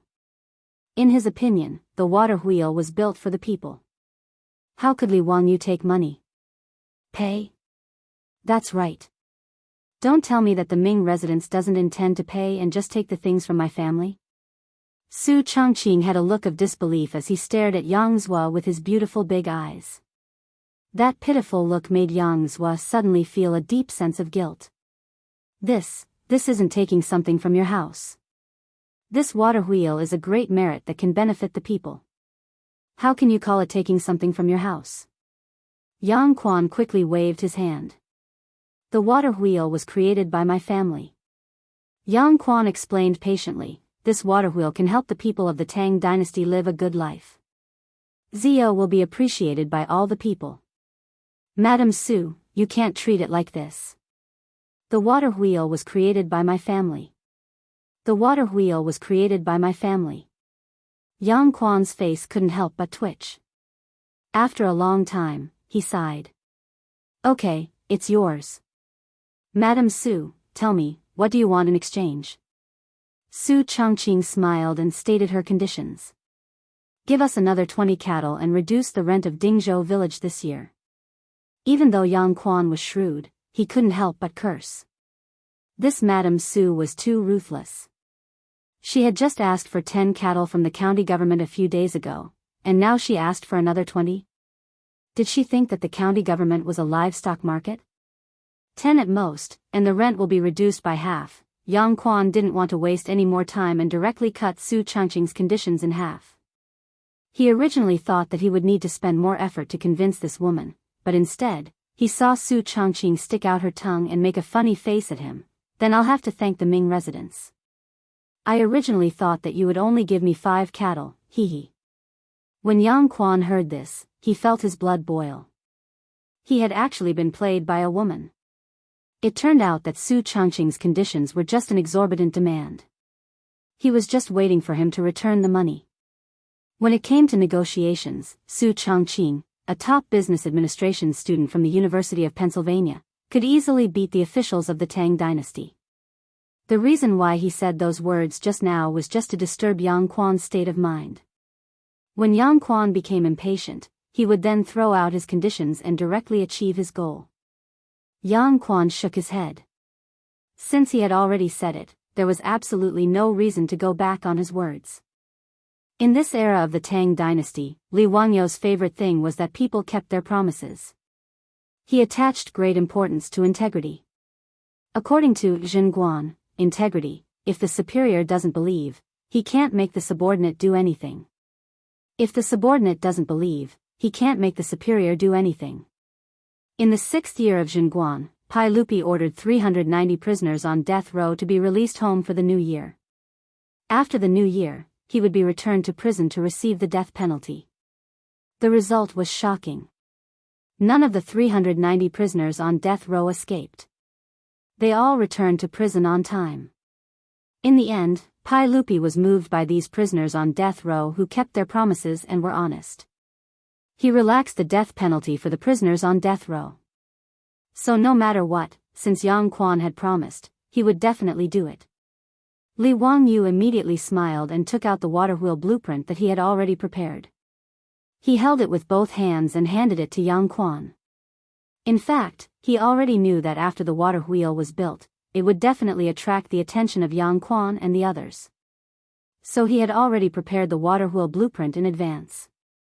Yang Quan grabbed the blueprint and fiercely glared at him.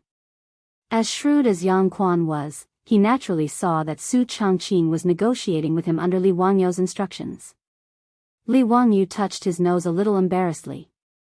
Why did you glare at me when your beautiful superior killed you? I originally thought that it would be good enough if I could cheat a few cattle. I didn't expect Su Chongqing to be so awesome. When the old villagers heard Yang Quan personally say that the rent of Dingzhou village would be reduced by half this year, they immediately knelt down to Yang Quan and the other county officials. Thank you, Ming House. Thank you, Ming House. I kowtow to you on behalf of the 127 villagers of Dingzhou village. Yang Quan laughed and reached out to help the old villagers up. Mr. Qian, if you want to thank someone, you should thank Li Jia Xiaolang and Su Xiaonyang. This county does not dare to claim the credit. This was exchanged with the water wheel blueprint by the Li family's young man. The old villagers naturally understood his words. They looked at Li Wangyu gratefully again, as if they were going to kneel down. Li Wangyu hurriedly stepped forward to support the old man.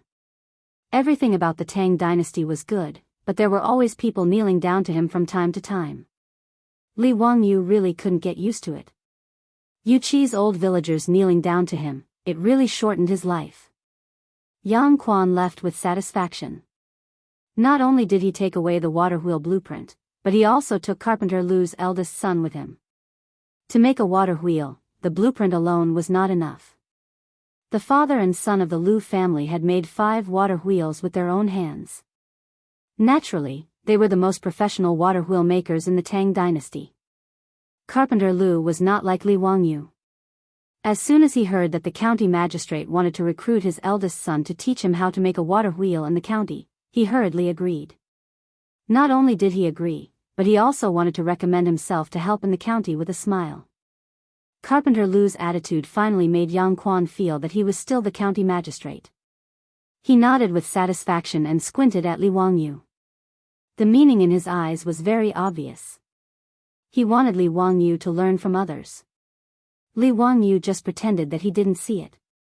He touched his nose and didn't say anything. Yang Quan was irritated by his attitude. Thinking that he had to give his family another 10 cattle, Yang Quan felt distressed.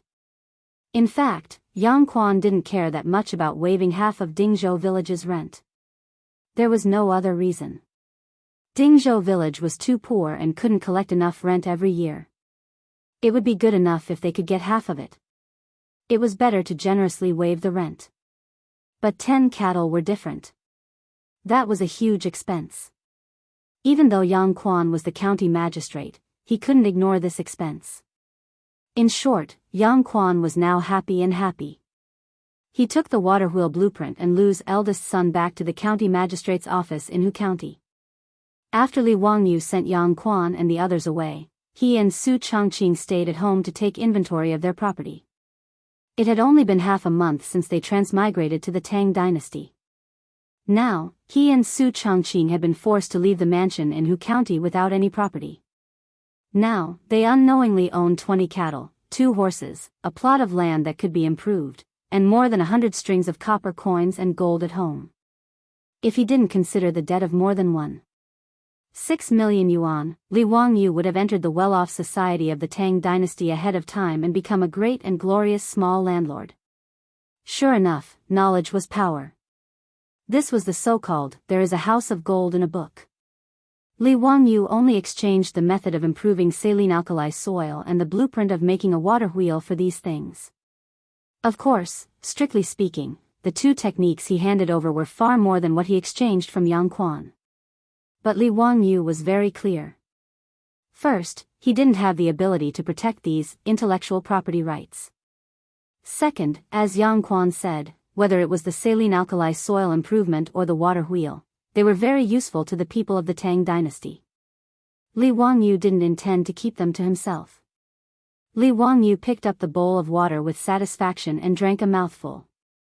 After putting down the bowl, he felt that at this time, he should have a cup of fragrant tea and take a nap under the sun.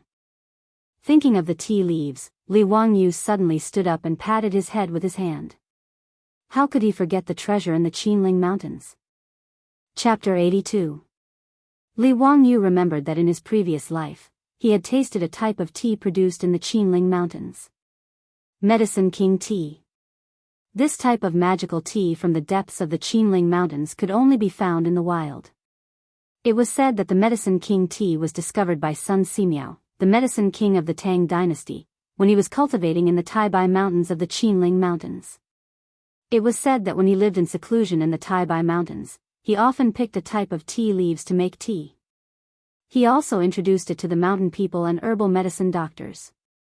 Later generations called it the Medicine King tea. According to the Taibai Materia Medica, the Medicine King tea was mild in nature and slightly sweet in taste.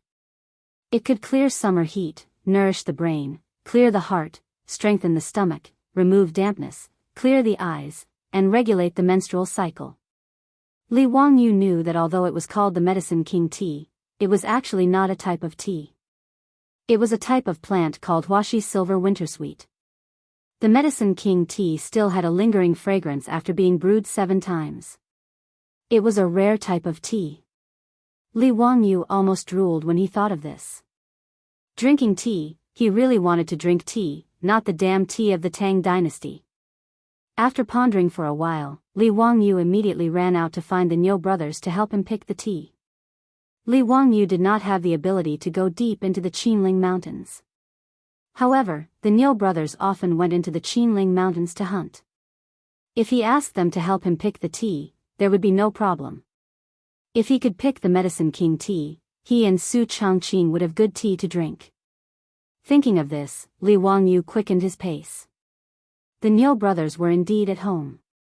When they heard that Li Wangyu wanted them to help him pick the leaves of a type of plant in the Taibai Mountains, they immediately nodded and agreed without hesitation. Xiao Lang, don't worry.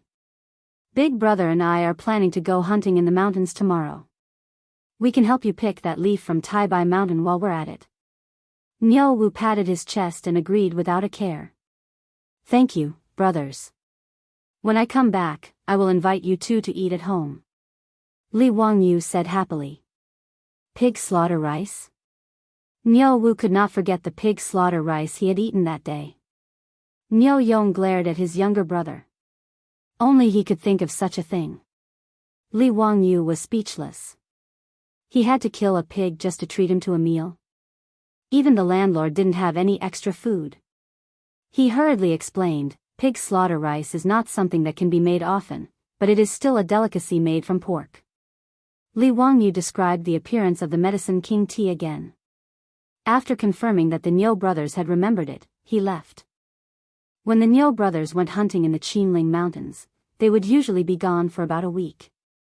Thinking that he would be able to drink tea after a week, Li Wangyu was filled with anticipation. The next day, as expected, Yang Quan kept his word. Early in the morning, he had people rush over and hand over 10 cattle to Li Wangyu. This once again caused a sensation in Dingzhou village. Li Wangyu was very straightforward. He directly handed the 10 cattle to the old villager. Including the previous one, a total of 20 cattle were all lent to the village for spring plowing free of charge. He only needed the village to send people to help him manage the saline alkali soil. Now, everyone in the village, through the old villager's publicity, knew that because of Su Changqing's request, Li Wangyu used the blueprint of the water wheel in exchange for the village's rent to be reduced by half this year. In addition to the cattle lent to the village for free, as well as Li Wangyu's pig slaughter rice that was still unforgettable. In short, now Li Wangyu's prestige in the village was catching up to the old villager, or even surpassing him. If it wasn't for the old villager stopping them, it was likely that many of the villagers would have gone up to Li Wangyu and kowtowed to thank him. Li Wangyu and Su Changqing were now walking in the village. At any time, there would be villagers enthusiastically greeting them. From time to time, there would be villagers sending fresh mountain goods and river seafood to express their gratitude. The Ox brothers went into the mountains to hunt. Li Wangyu also went to the Gan River and began to guide the villagers who helped him to dig a canal to release water.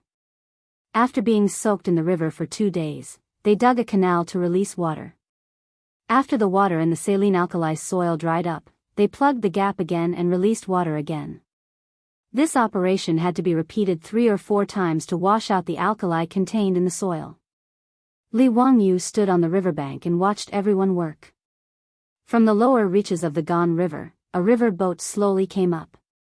This was very rare. Because Chang and City was downstream of the Gan River, generally river boats came to the Chang and East Weibridge Pier. In addition to fishing boats, there were very few river boats carrying goods on the Gan River.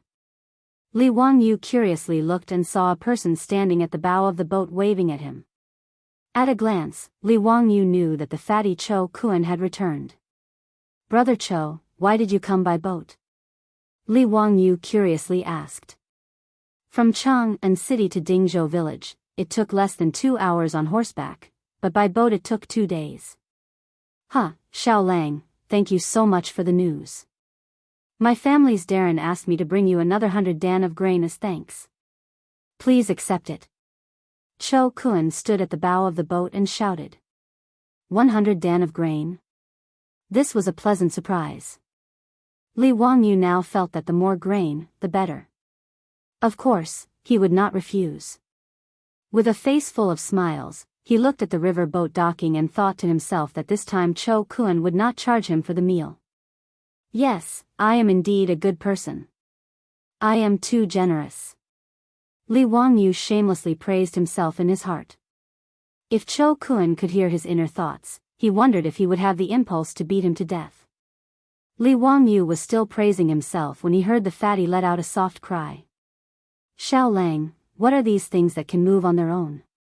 A water wheel. It is used to carry water for irrigation. Li Wangyu explained. Cho Kun did not have time to talk to Li Wangyu. After jumping ashore, he ran to the water wheel and carefully looked it up and down. This water wheel is amazing. It actually uses water to move it and automatically moves it to carry water. Xiao Lang, I'm afraid you didn't create this, right? Cho Kun, this fatty, was actually able to see the key to the water wheel's movement. This made Li Wangyu somewhat surprised.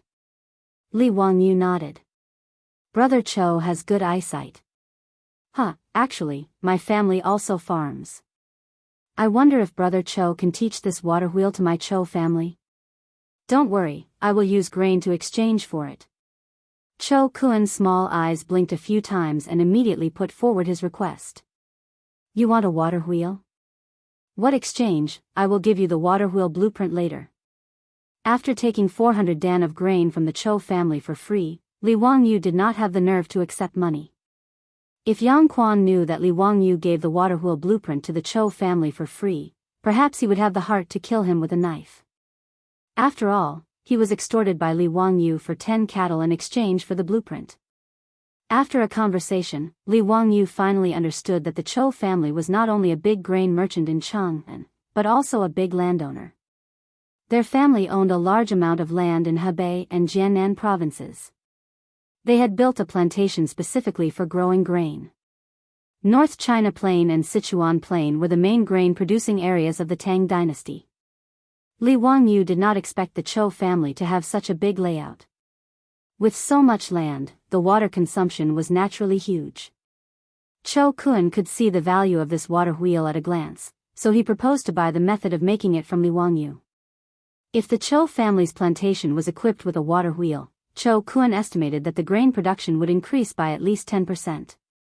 Seeing that Li Wangyu was willing to give away the water wheel blueprint, Cho Kun was overjoyed and repeatedly thanked Li Wangyu for his generosity. Cho Kun asked someone to help him transport the grain back home. With so much grain, the old housekeeper Li Heng's face was full of smiles. He began to ponder whether or not he should build another granary. Inviting Cho Kun to sit in the central room, Li Wangyu planned to ask Cho Kun how his family was going to deal with the locusts that were coming. Chapter 83. Brother Cho, what have you and Mr. Cho prepared these days? It's all thanks to Xiao Lang's reminder this time. Cho Kun said proudly. Cho Kun took a sip of water and continued, my father has sent letters to Jiannan and Hebei provinces to ship all the stored food to Chang'an. In addition, he has transferred funds to buy a lot of food everywhere. My family's treasury has basically been emptied. Li Wangyu didn't expect Cho Yuanliang to be so bold. After learning that the locust plague might break out, he put all his money on it. Looking at the complacent fat man, Li Wangyu thought for a moment and asked, Mr. Cho, did you hoard food and plan to use the locust plague too? Before he finished speaking, Li Wangyu didn't know how to continue. In business, it was understandable that Cho Yuanliang hoarded food to make a fortune, but he felt that it was too low.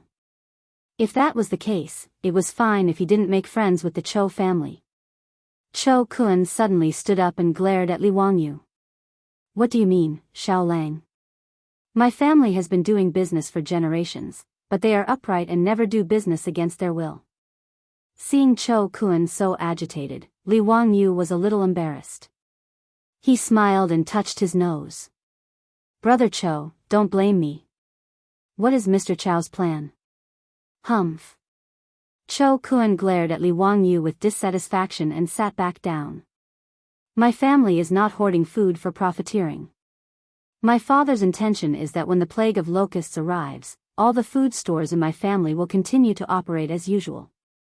No matter how much food you want, as long as we still have it in our warehouse, we will definitely sell it.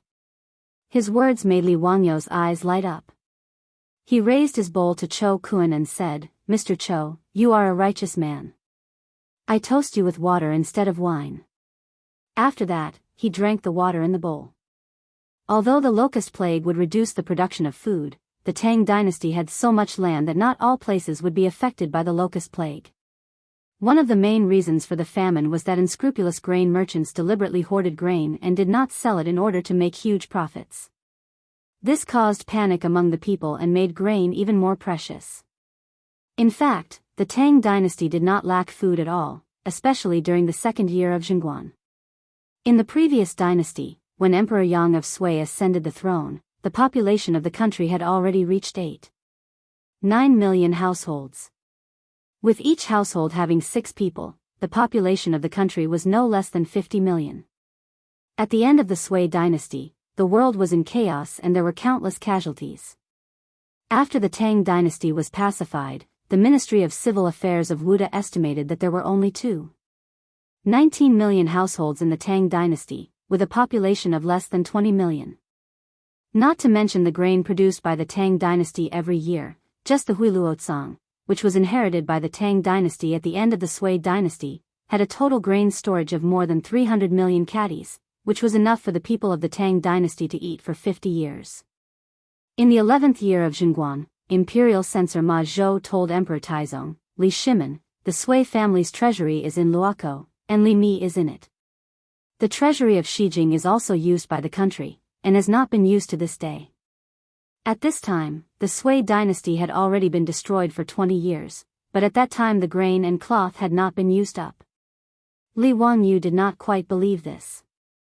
After all, how could something like grain be stored for decades? Could it be that the Sui and Tang dynasties already had the technology to store grain? However, this was the second year of Zhengguan, and the Sui dynasty had only been destroyed for 11 years. If the old grain was properly stored, there should be no problem. From this, it could be seen that the Tang dynasty absolutely did not lack grain. The famine caused by the plague of locusts was, in fact, the result of the aristocratic families and big grain merchants sitting by and watching the people starve to death for their own benefit. In response to Li Wangyou's praise, Chou Kuan was a little embarrassed. Xiao Lang, don't misunderstand my lord's meaning. Although it will cause grain to be sold, the price will still follow the market. We will not deliberately lower the price. Of course, haha, I naturally understand what Brother Chou is saying. Li Wangyu laughed. Of course, he understood Chou Kuan's meaning. The price will follow the market. First, Chou Kuan will make a lot of money as the price of grain rises. Second, he will not attract the hostility of his peers. Third, he will not be noticed by the government. Otherwise, if you, a grain merchant, purposely sell grain at a low price, what are you trying to do?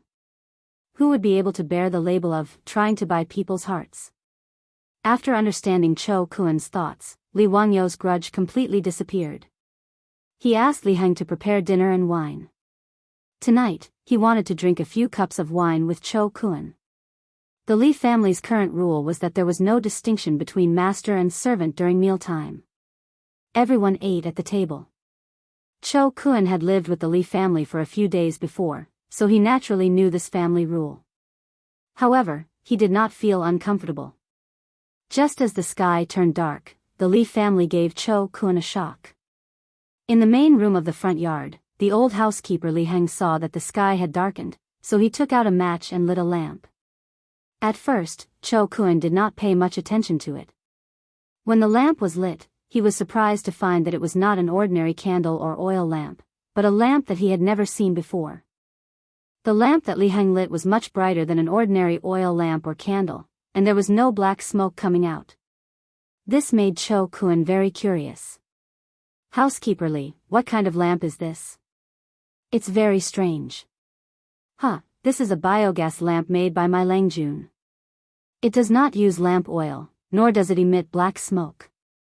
Old me does not know what kind of biogas Langjun uses. In short, this lamp can be lit all night. It is very magical. When Li Heng talked about the biogas lamp, he was full of praise. In his opinion, the biogas lamp was simply the work of the immortals. It was the Li family's heirloom. Therefore, lighting the biogas lamp at home every night was Li Heng's favorite thing to do. Even the little girl Perrin was not allowed to interfere.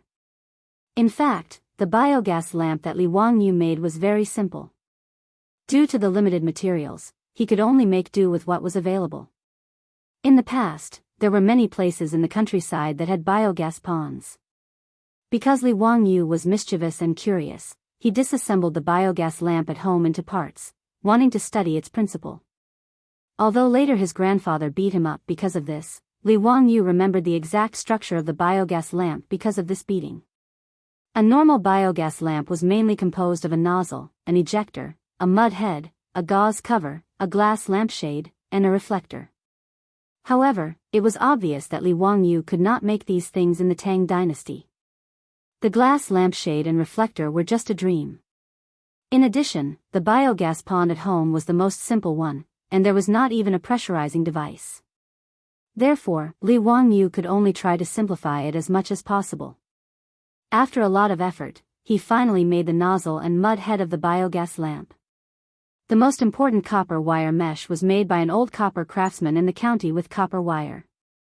Of course, the glass lampshade outside was not possible. It was replaced by an ordinary gauze lampshade. Even so, such a simple biogas lamp was an amazing thing in the Tang dynasty. At this moment, Cho Kun seemed to have discovered a new world. He did not even wait for the Li family's delicacies that he was looking forward to the most. Like a curious baby, he followed behind the old butler Li Heng and watched him light up the biogas lamps at home one by one. Every time a biogas lamp was lit up, Cho Kun would shout, "Good," and then move closer to observe carefully. However, the old butler Li Heng looked proud and disdainful, thinking that Cho Kun was simply a farmer who had seen too little. Li Heng's look made Li Wangyu laugh secretly.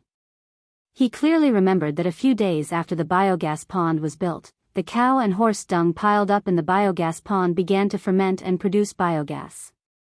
When Li Wangyu lit the biogas lamp for the first time, Li Heng looked as if he had seen a ghost. It seemed that he was even more unbearable than Cho Kun. Chapter 84. The old housekeeper Li Heng led the fatty Cho Kun to show off the biogas lamps in the house. Satisfied, he went to the kitchen to see if the food was ready. Cho Kun also ran to the kitchen. Now, the Li family's kitchen had been taken over by the little girl Perrin. It must be said that this little girl was very talented in cooking. In just half a month, she learned most of Su Chongqing's cooking skills. Especially when it came to the dishes that Su Chongqing had made once, she could perfectly replicate them. Therefore, Su Chongqing didn't go to the kitchen much now. He would occasionally make a few new dishes. After teaching Perrin, he would wash his hands of it. Speaking of which, the Li family was very small now. With only 4 people, it was indeed a bit difficult to make ends meet. They couldn't even take care of the 20 cattle sent by the county. It was Su Chongqing who came up with a solution. After discussing with the old village chief, he placed the 20 cattle in the care of all the families in the village. He made it clear to the old village chief that the cattle could be lent to the village for spring plowing free of charge, but the cattle had to be raised by the Li family. Moreover, once the Li family needed them, they could take the cattle for use at any time. In Li Wangyu's eyes, these conditions were very harsh, but the old village chief was overjoyed. Moreover, there was an endless stream of families in the village who were willing to adopt the cattle. The 20 cattle almost broke the old village chief's doorstep. Li Wangyu could only look up and sigh. They were still too poor. As for the 2 horses, neither Li Heng nor Li Wangyu was willing to send them to the village to be raised. Li Wangyu now also liked riding horses. When he was free, he would take the horses out and ride them around the village. He received all kinds of envious and jealous gazes from the villagers. What Li Wangyu didn't expect was that his beautiful boss also knew how to ride a horse. Moreover, she was much better at it than him. From time to time, the 2 would ride horses together to relax. While chatting, Li Wangyu found out that Su Chongqing was actually a member of an equestrian club in Chengdu. Hearing this, Li Wangyu couldn't help but gnash his teeth. He had heard of the equestrian club. The annual membership fee was 100,000 renminbi. It was simply a scam. And Su Chongqing was actually a member of that club. He was too rich. As a department manager, Su Changqing's annual salary was in the 7 digits. Of course, he could afford the equestrian club. It was a pity that he worked himself to death, and his annual income was only 6 figures. It was not easy for him to get a mortgage to buy a house, but before the day of delivery, his beautiful boss stepped on the accelerator and sent him to the Tang dynasty. It was really unreasonable. Fortunately, the heavenly Tao was good at reincarnation. If you don't believe it, just look up and see who the heavens will spare. His beautiful boss stepped on the accelerator and not only sent Li Wangyu, the pride of the whole village, to the Tang dynasty, but she also inexplicably brought him along. Every time he thought of Su Changqing's stupefied appearance after falling into his bathtub, Li Wangyu couldn't help but want to laugh. The 2 horses at home were both docile mares. One was red and the other was white. The white horse was unreasonably occupied by Su Changqing, which made Li Wangyu full of melancholy and worry. Li Wangyu's little grievance was clearly seen by his beautiful boss. She proudly raised her beautiful neck and said, "Humph, don't think that you are a prince just because you have a white horse. Be careful not to become a monk." Her words were so reasonable that Li Wangyu was speechless. In short, Lai Hot was now a family of 4, so he had to do a lot of things by himself. Cho Kun, who was used to being served by others, was still not used to this. However, the delicious dishes of the Li family made it difficult for him to give up. If Cho Kun was in modern times, the most suitable occupation for him would definitely be a gourmet, commonly known as a foodie. For a mouthful of food, he actually disregarded his reputation as the young master of the Cho family and shamelessly followed behind the little girl Perrin, just to see what delicious food would be served tonight. Today, the villagers sent freshly caught river fish to the Li family. The little girl directly made fish with pickled cabbage and pickled cabbage. The fragrance that assailed his nostrils made Cho Kun almost drool. Cho Kun was very satisfied with the dinner at the Li family. He felt that it was a wise decision to come to Dingzhou village from Chang'an. Of course, this was not only because the fat man was a foodie, but also because Li Wangyu gave Cho Kun too many surprises and shocks, which made Cho Kun feel that his father really had a sharp eye. After not seeing each other for just over 10 days, Cho Kun found that the Li family suddenly had a lot of differences. Not to mention the magical methane lamp, even in the kitchen, Perrin fiddled with the bamboo pipe that could produce water by itself, which also amazed him. Ignoring the little girl's supercilious eyes, the fat man excitedly fiddled with the valve on the bamboo pipe for a long time, watching the water flow out and disconnect. He was having a lot of fun. In her heart, Perrin directly labeled Cho Kun as a fool, but she completely forgot that a few days ago, she seemed to be doing the same thing as the fat man, and the Li family's newly renovated toilet made Cho Kun completely crazy. At that time, he wanted to relieve himself, so he walked around the Li family's front yard and backyard 3 times, but still couldn't find the toilet. The Li family's backyard originally had a dirty and simple toilet, but Li Wangyu had already had people demolish it. That kind of toilet, not to mention his beautiful boss who was a clean freak, even he couldn't stand it. Considering the convenience of Li Heng, the servants, and the guests in the house in the future, Li Wangyu had the masons change a side room in the front yard into a toilet and shower room. It was also tiled, the same ceramic toilet, and the same hot shower room. Cho Kun really couldn't find the toilet in the Li family, so he could only ask the old housekeeper, Li Heng, for help. When Li Heng brought him to a side room in the front yard with a look of disdain, Cho Kun thought the old man had gone crazy. "Why did you bring me into the room if you wanted to relieve yourself?" "Old housekeeper, I want to relieve myself." Cho Kun thought the old man's ears were bad and didn't hear him clearly. "This is the toilet." The old housekeeper's face was calm, but his eyes revealed a disdainful smile. The fat man dared to swear that he knew this look. Because every time he saw a fuss in Chang'an's West City, he showed this look when he saw the foreign merchants who came to Chang'an for the first time. Cho Kun didn't understand what a toilet was, but when Li Heng introduced him to the toilet and how to use the ceramic toilet, Cho Kun almost thought he was hallucinating. "This unbelievably beautiful room, you're telling me it's a toilet? What are these things stuck in this room?" If Cho Kun's eyes weren't blind, he could be sure that they were all ceramic, but he didn't know how to make them like this. It was really hard to imagine that they were stuck to the wall and the floor. And the ceramic toilet made him ponder for a long time before he realized that it was actually a toilet. Li Heng calmly explained to Cho Kun how to use the toilet and how to pull the rope above to flush. Cho Kun could only nod his head blankly. When the old butler was satisfied with the lecture and walked out of the bathroom, Cho Kun finally sat down cautiously. The fat man now began to seriously consider whether he was still a rich man in Chang'an City. Why did he come to the Li family in Dingzhou village, and instead he was more like a farmer, a country bumpkin? Reflecting on his shameful performance today, for the sake of the Cho family in Chang'an City, the fat man felt that he had to remain calm no matter what incredible things he encountered. Well, the Cho family in Chang'an City couldn't lose face in front of him. Just now, the old housekeeper Li Heng's disdainful look made his face burn. But Cho Kun's calmness didn't last long. When the old housekeeper invited him to take a bath and change his clothes at night, this guy became a country bumpkin again.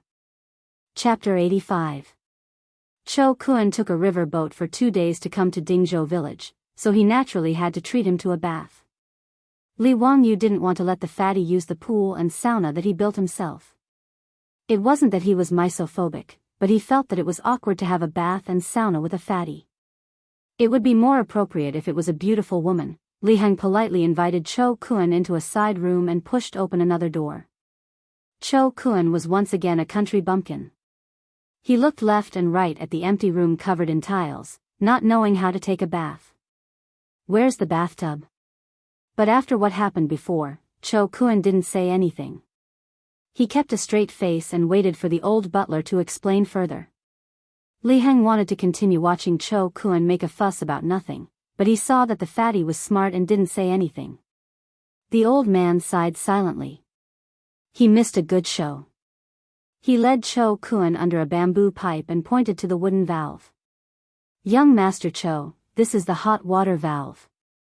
Once you open it, hot water will flow out. Okay, I know. Thank you, old butler. The fatty nodded calmly. After sending Li Heng out of the bathroom, the fatty hurried over to study the shower system. After taking a hot shower, which he had never enjoyed before, the fatty felt that his bones were lighter and his whole body was more comfortable. This Li Jia Xiaolang is really a talent. This kind of practical knowledge is really amazing. Cho Kun said to himself. He really liked the new things that Li Wangyu came up with. He began to wonder if he could ask Li Wangyu to help him install one in his house in Chang'an City. The next morning, Cho Kun took the water wheel blueprint that Li Wangyu had drawn for him and borrowed a horse from the Li family to return to Chang'an City. He said that he would disturb Li Wangyu in a few days. Li Wangyu looked at the date red horse in the distance and his heart ached. This damn fatty, don't crush my horse. A few days after the fatty Cho Kun left, Li Wangyu's days were peaceful. Every day, if he didn't go to the alkali soil to check on the situation, then he would stroll around the village. He became more familiar with the situation in the village. He now had 400 dawn of grain in his hands, which should be enough for the whole village to survive the locust plague, so he didn't have much of a sense of crisis. These days, the number of locusts in the fields had increased. Even the village head had started to organize the villagers to burn incense and worship the locust god. Li Wangyu could only let out a long sigh and shake his head. For the past few days, he had been discussing with his beautiful boss about what other businesses he could do to make money other than brewing wine, so that he could pay off the huge debt of more than 1.6 million yuan. However, no matter how much they thought about it, they couldn't come up with any good ideas for the time being. On this day, Li Wangyu was strolling around the village, thinking about how to get rich. When he arrived at the village entrance, he suddenly saw 2 figures coming from the direction of Mount Shouyang in the distance. Li Wangyu squinted his eyes and looked at them. One of them looked familiar. He took a closer look. It was the second son of the Niu family, Niu Wu. Behind him was a skinny old Daoist. Strange, why don't I see Niu Dalang? Li Wangyu mumbled. As the two got closer, Li Wangyu suddenly realized that Niu Wu's body was stained with blood, and he seemed to be carrying someone on his back. It looked like the eldest son of the Niu family, Li Wangyu hurriedly ran 2 steps forward to greet him. Erlang, what's going on? What happened to Dalong? The person on Niu Wu's back was his brother, Niu Yong. However, Niu Yong had already fainted. His eyes were tightly shut, and he was also stained with blood.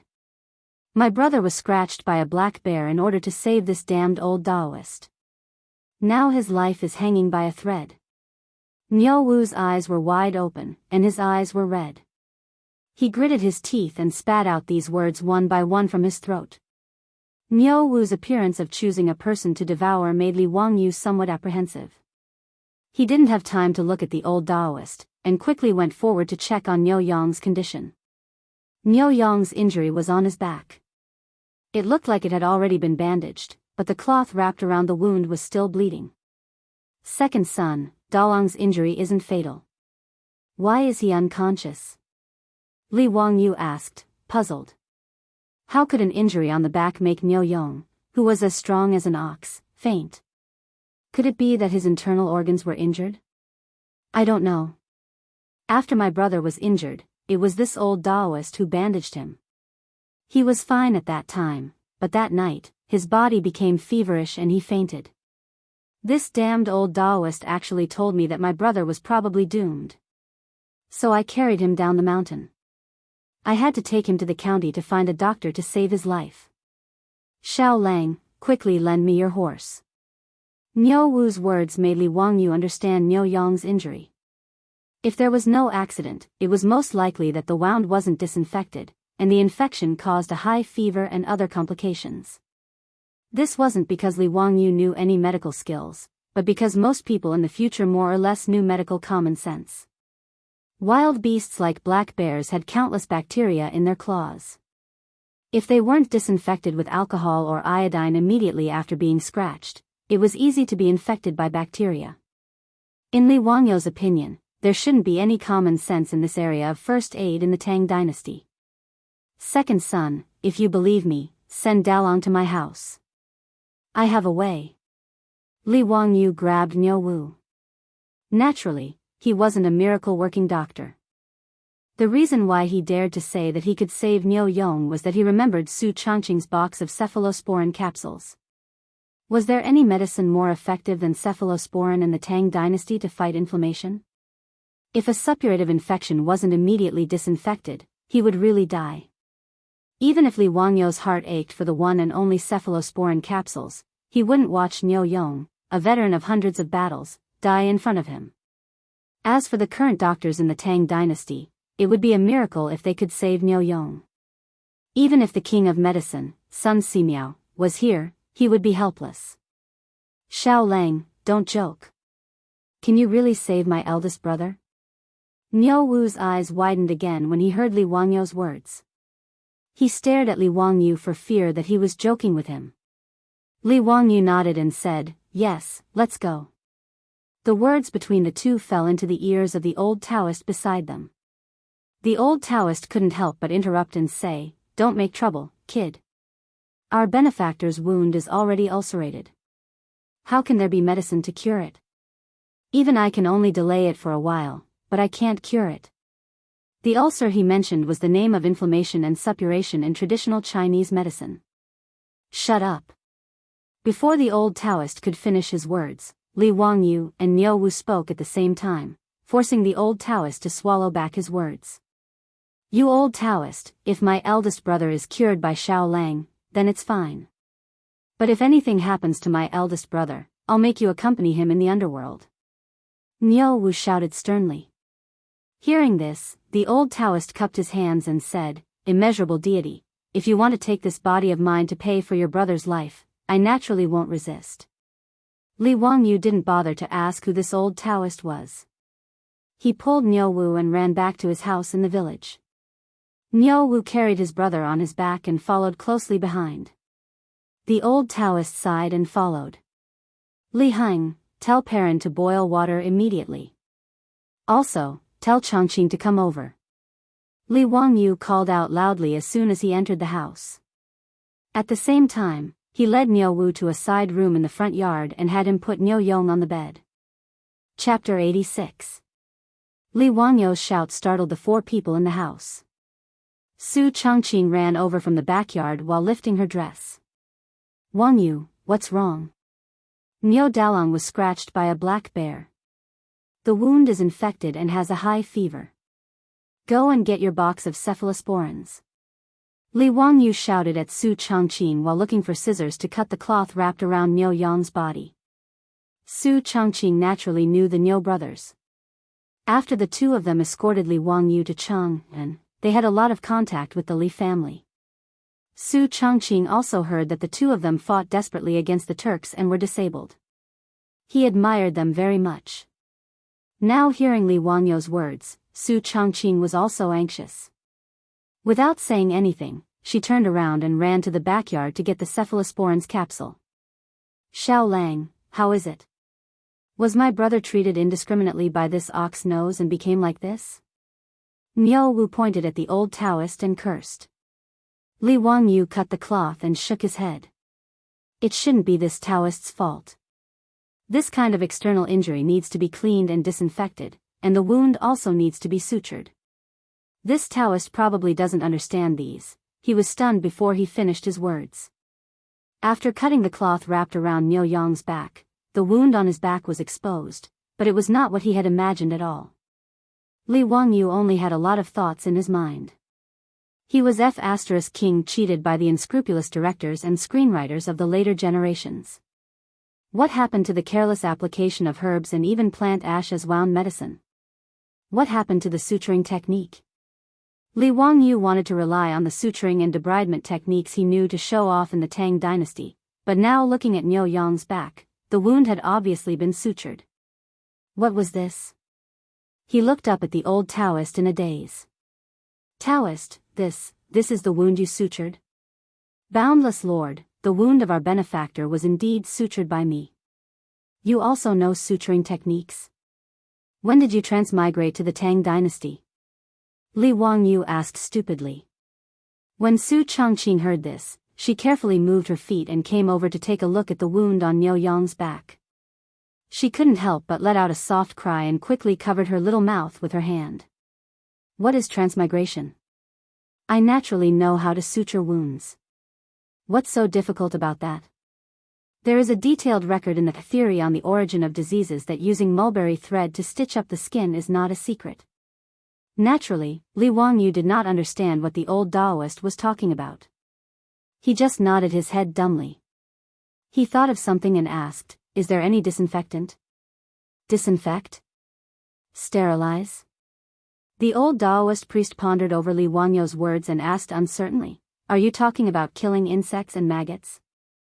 At that time, I had already used skullcap and pig fat to wash your wounds. What was the old Taoist saying? Li Wangyu did not understand at all. Could the decoction of Scutellaria and lard kill bacteria? Could it be pseudoscience? Just as he was about to say that he should use salt water to wash it, he heard the old Taoist priest speak again. By the way, I also used salt water to wash your wounds. Logically speaking, there should not be any ulcers. Sigh, immeasurable deity. Li Wangyo's breath was stuck in his throat, and he almost choked to death. What kind of old Taoist priest was this from the Tang dynasty? How did he know everything? Was Chinese medicine so advanced? In fact, Li Wangyu did not know that debridement and suturing had long existed in China. Generations of doctors had invented it. The decoction of Scutellaria and pig fat that the old Taoist priest said could effectively inhibit the growth of bacteria and protect the wound. In the prescription for 52 diseases, there was a record of using wine to clean wounds. In the Jin dynasty, Guhong pioneered the use of salt water to clean wounds and apply snake ointment externally before performing surgery. In the theory on the origin of diseases, there was a record of how to debridement, suture and bandage a broken intestine, during the Sui and Tang dynasties. In addition to the relatively complete debridement and suturing technique, the most important invention was the use of mulberry thread to suture the intestines and skin. The old Taoist priest had used the mulberry thread to suture the wound on Niu Yang's back. Li Wangyu was speechless. Did this count as failing to act cool and getting exposed instead? This old Taoist priest from the Tang dynasty actually knew everything. Now, he could only pray that the cephalosporin capsule would work and save Niu Yong's life. Bullnose, don't talk nonsense. My eldest brother was treated like this by a quack like you. Niu Wu pointed at the old Taoist priest and said angrily. The old Taoist priest lowered his eyes and said, "You may not know, but I have indeed given my benefactor the best medicine for muscle regeneration and hemostasis." What bullshit medicine for muscle regeneration and hemostasis? Then why don't you tell me why my eldest brother is unconscious now? Niu Wu's eyes were bloodshot as he glared at the old Taoist priest. The old Taoist priest was speechless. Li Wangyu guessed that the disinfection might not have been thorough enough. The black bear's claws had been hunting in the forest all year round, so who knew how much bacteria it had gotten? However, this could not be blamed on the old Taoist priest. He had indeed tried his best. However, Li Wangyu looked at the black mulberry leather thread used to sew up the wound on Niu Yong's back. He felt that the mulberry leather thread was not suitable. Li Wangyu looked at the bloody wounds on Niu Yong's back and said to Niu Wu, "Erlang, immediately ride my family's horse to the county. Find a stall that slaughters cows and sheep and ask them for some lamb intestines." "What do I need those for?" Niu Wu was puzzled. Lamb intestines could save his brother's life? "If I tell you to go, then go quickly." "That's right, go to the medicine shop in the county and buy some saltpeter. Go quickly and return quickly." Li Wangyu did not have the time to explain to him. He sent Niu Wu out and asked Li Heng to lead his horse. Although the old Taoist priest's treatment method was correct, the wound on Niu Yong's back was still inflamed. It was red and swollen with pus flowing out. Clearly, it needed to be cleaned again. Li Wangyu subconsciously turned his head and took a deep breath. He was a small white-collar worker in a modern city. He had never seen such a bloody wound. He was at a loss for a moment. After a long time, Li Wangyu muttered, "Now, first of all, I have to scrape off the rotten flesh on Dalong's back." "I don't know how to do this," the old Taoist priest suddenly said. "If that's the case, why don't I take care of it?" "That's good. I'll have to trouble you." Seeing that the old Taoist priest was willing to take over, Li Wangyu quickly retreated to the side. "Immeasurable deity, I'll do my best." After the old Taoist priest finished speaking, he took out many things from the medicine box on his back.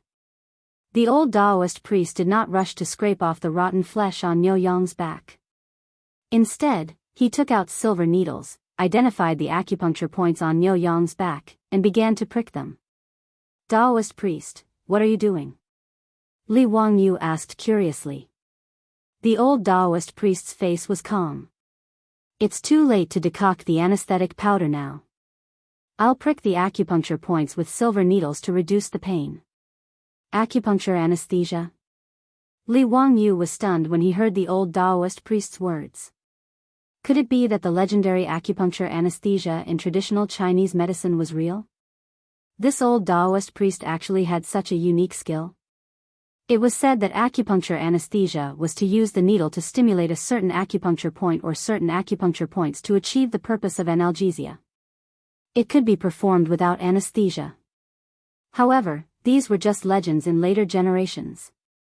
No one had ever seen a hospital that could perform surgery without anesthesia. Li Wangyu looked at Niu Yong curiously. Although Niu Yong was in a coma, his body would twitch unconsciously from time to time because of the pain from the wound. After the old Taoist priest pricked several silver needles on his back, Niu Yong gradually calmed down, as if he had fallen into a deep sleep.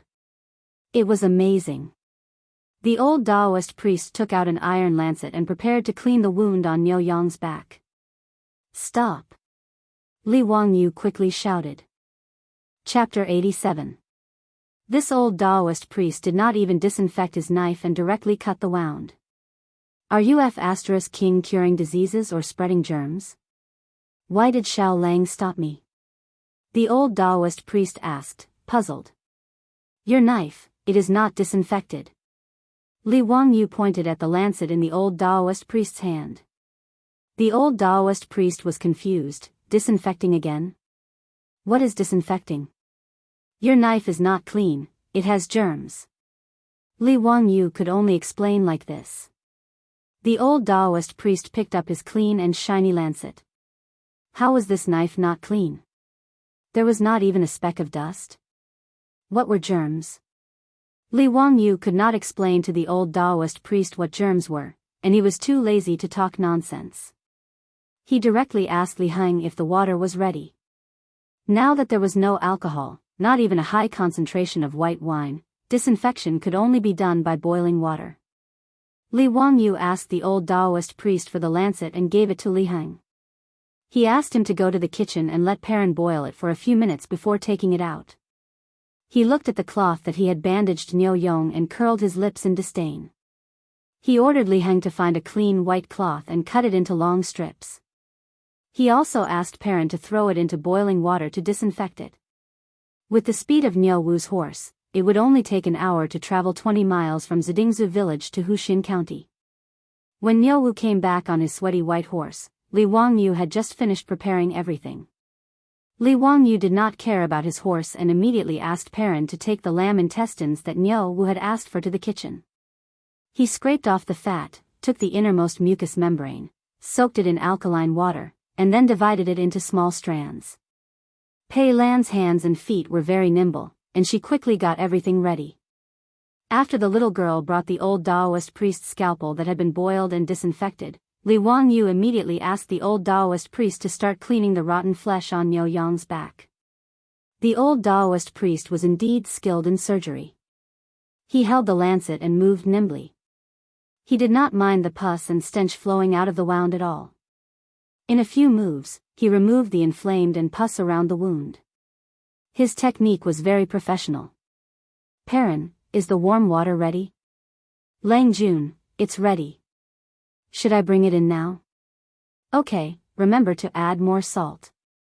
Since there was nothing else that could disinfect the wound, Li Wangyu could only make do with what he had.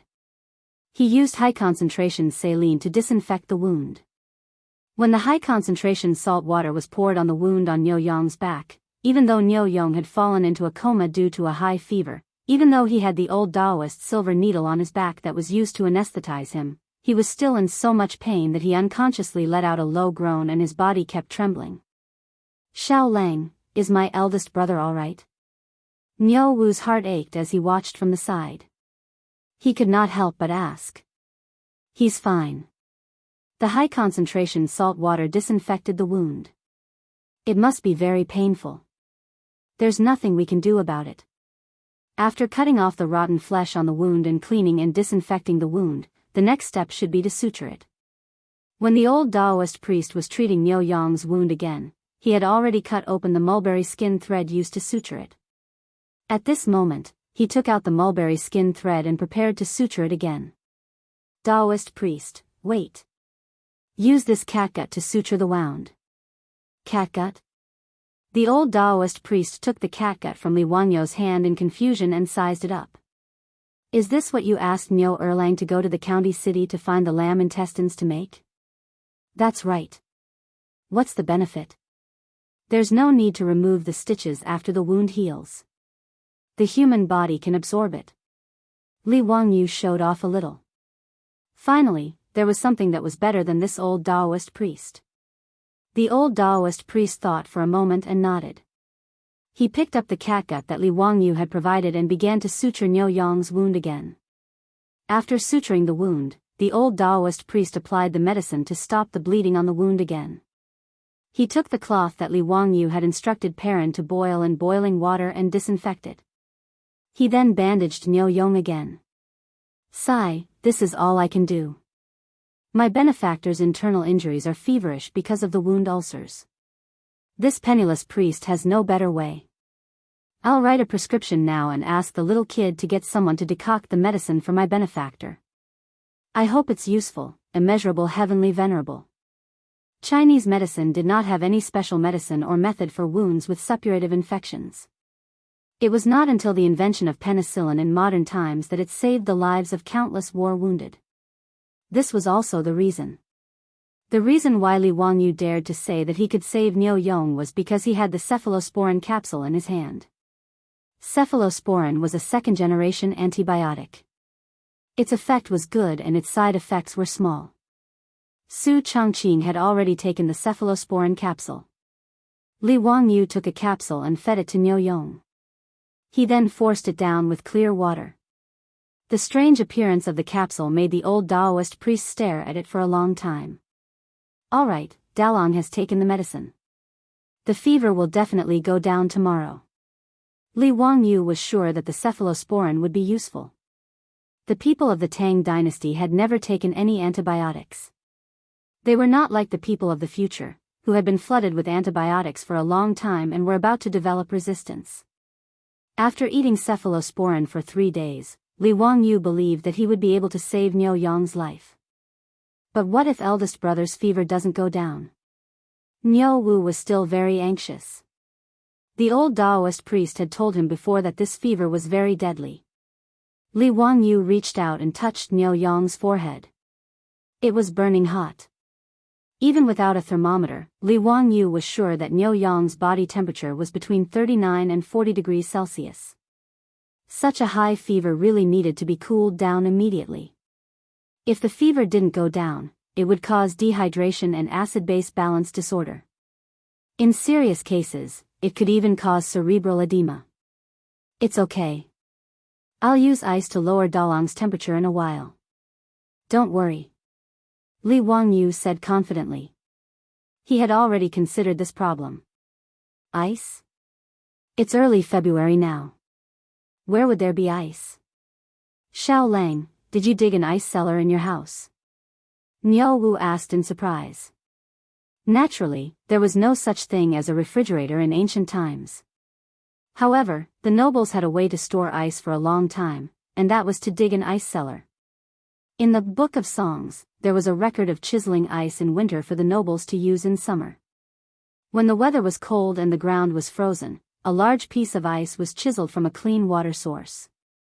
Then, it was placed in a specially dug ice cellar and sealed for preservation. This way, it could be stored until the midsummer of the next year. This method of storing ice was very expensive. Unless one was very rich, they would never be able to afford it.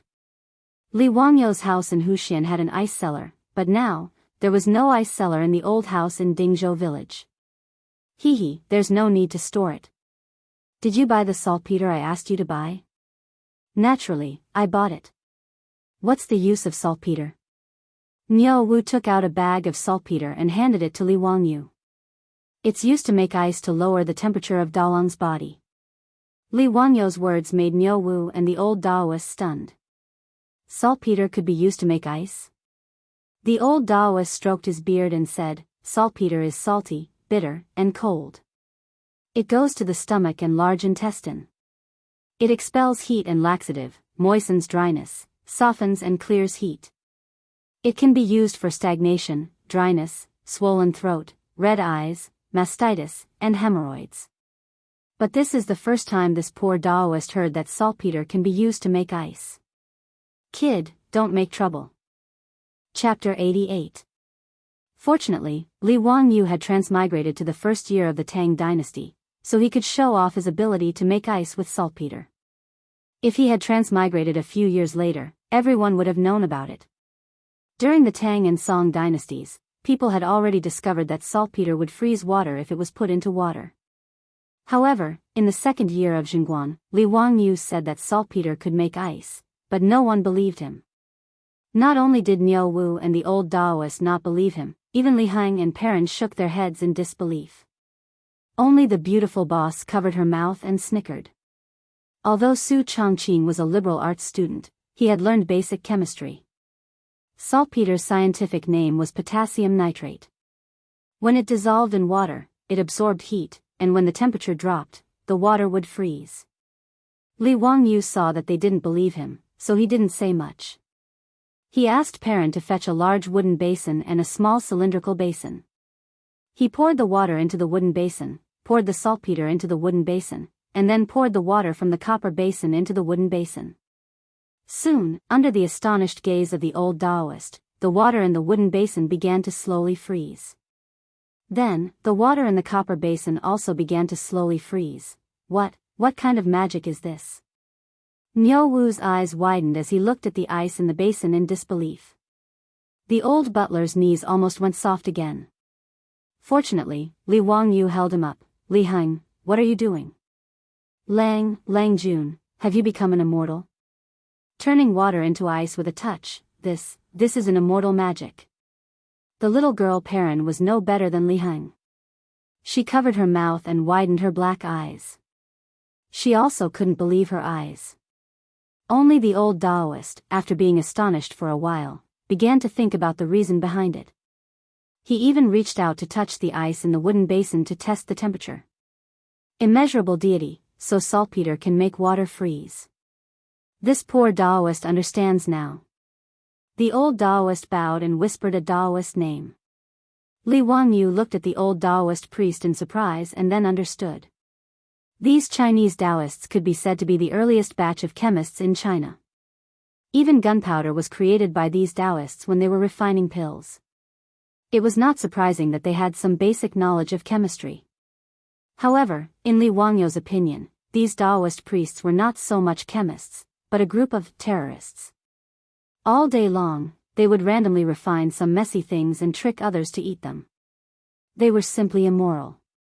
Li Wangyu dared to swear that if anyone dared to feed him a pill made of mercury, lead, sulfur, cinnabar, he would definitely raise his blade and kill them. This group of terrorists simply had amazing imagination. They had no choice but to admit defeat. In the time it took for an incense stick to burn, the two basins of water turned into ice cubes under everyone's gaze. Li Wangyu took out the copper basin and had Niu Wu use a knife to cut open the ice in the wooden basin. He wrapped the basin in a towel and stuffed it under Niu Yang's armpits, inner thighs, and forehead to lower the temperature. After Niu Yang ate the cephalosporin and had the ice cubes to lower his temperature, his originally rapid breathing quickly calmed down. The old Taoist priest pulled his hand over and felt his pulse. He was very surprised. His pulse is stable and strong. Benefactor has actually taken a turn for the better. It seems like his life is no longer in danger. Little child, what medicine did you give Benefactor? It actually has such a miraculous effect? What medicine did he take? Cephachlor capsules. There was only one box in the Tang dynasty. Li Wangyu naturally could not answer like this. He could only smile mysteriously. Miraculous medicine, antibiotics. It's a pity that there's only these. There won't be a second box in 1,000 years. He shook the box of cephalosporin capsules at the old Taoist priest and Niu Wu. There were only 27 cephalosporin capsules in a box. One capsule needed to be taken 3 times a day for 3 consecutive days. In other words, this box of cephalosporin could only be taken for 3 courses of treatment. It would be gone forever. Li Wangyu did not feel any heartache when he took out 9 cephalosporin capsules to save Niu Yang's life. He felt that it was worth it. Compared to Niu Yang's life, his sacrifice was not worth mentioning. His words shocked Niu Wu. Niu Wu did not expect that Li Wangyu would take out such a precious medicine to save his elder brother. Xiao Lang, you. Niu Wu, who was 8 feet tall, did not know what to say at this time. He simply knelt down in front of Li Wangyu and kowtowed a few times. His reaction shocked Li Wangyu. He quickly reached out to pull Niu Wu back.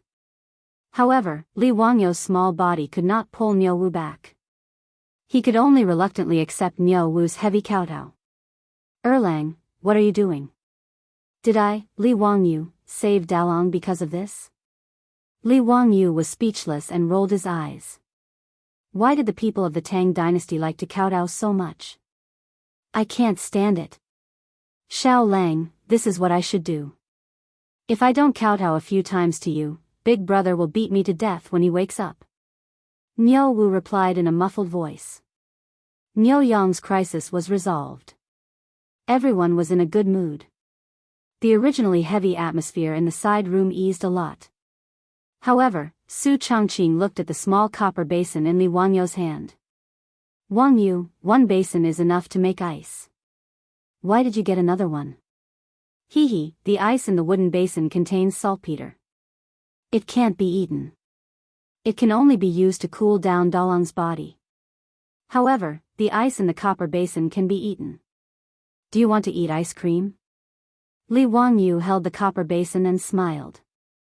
Su Chongqing heard this and his eyes lit up. Ice cream? Can you make it? Hee, try it. The taste should not be bad. Li Wangyu did not have any ice cream when he was young in the countryside. However, they had a way to make ice cream. In fact, it was a smoothie. They used a plane to grind the ice into a smoothie. Then, they added sugar water, milk, and fruits to make a delicious smoothie. There was no shortage of fruits at home. Many villagers would send some to them when they picked fruits in the mountains.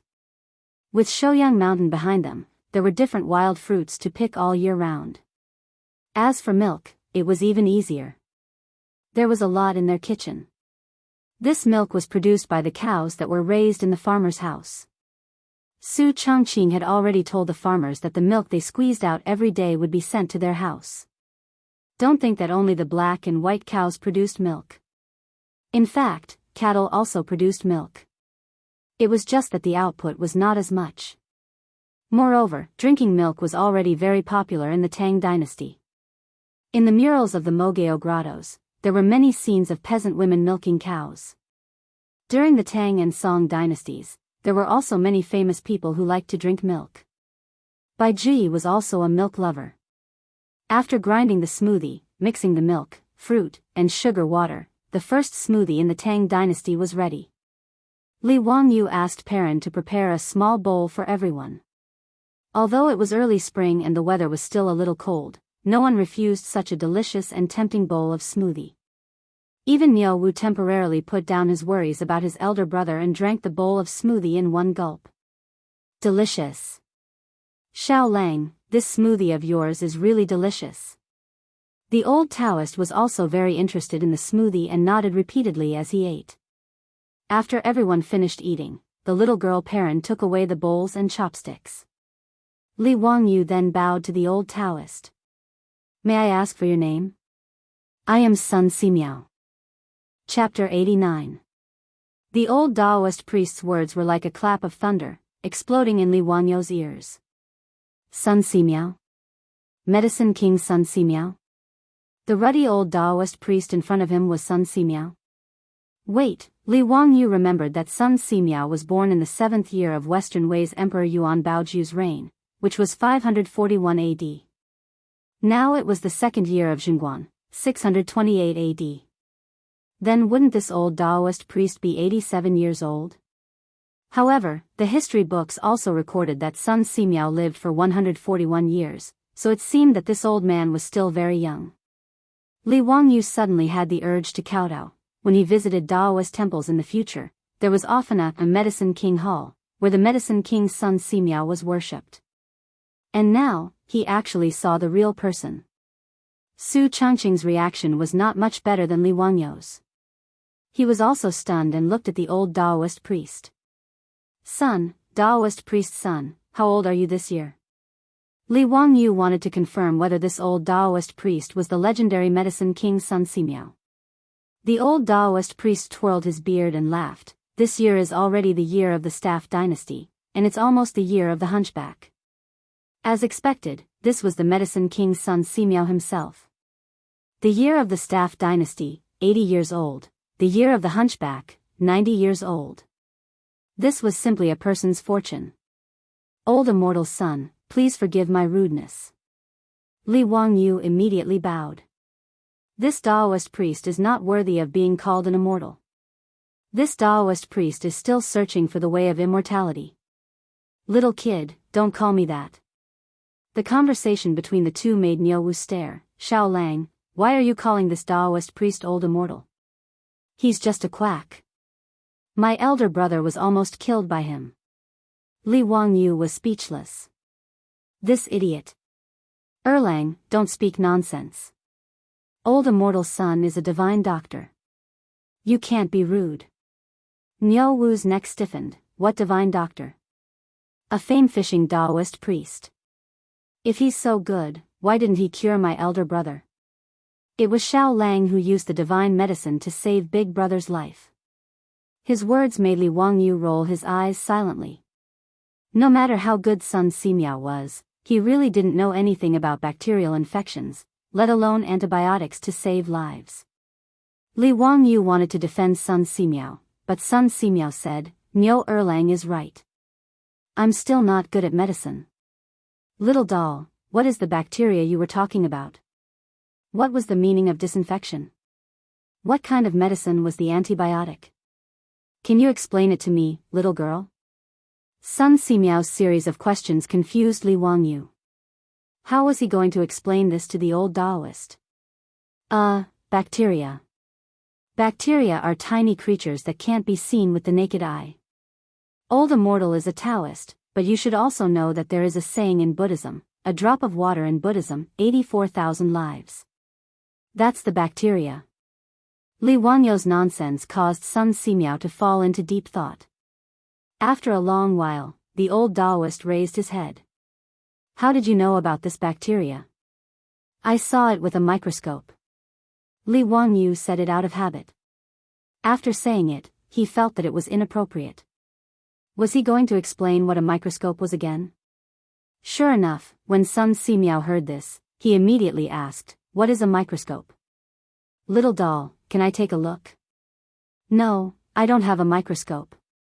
It needs to be made of glass. Oh, no, it's made of crystal. It can be used to see microscopic creatures. Li Wangyu felt like he was going crazy. Then this bacteria is the main cause of ulcers? Sun Simiao asked again. Bacteria do cause inflammation in the wound, which is the ulcers that old Immortal mentioned. It also makes people sick. Then disinfection is to kill the bacteria?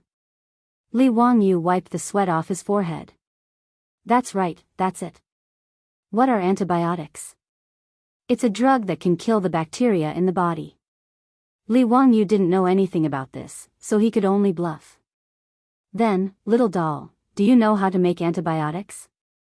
Sun Simiao continued to ask. This. Li Wangyu's face had already turned bitter. When the beautiful superior saw that Sun Simiao kept asking him questions, she couldn't help but snicker. Serves you right for being so talkative. Li Wangyu didn't dare to say anything more. He quickly changed the topic and turned to ask Niu Wu, Erlang, how did your big brother get injured? It's just a black bear. It shouldn't be a problem for you two brothers, right? It would have been better if he didn't mention it.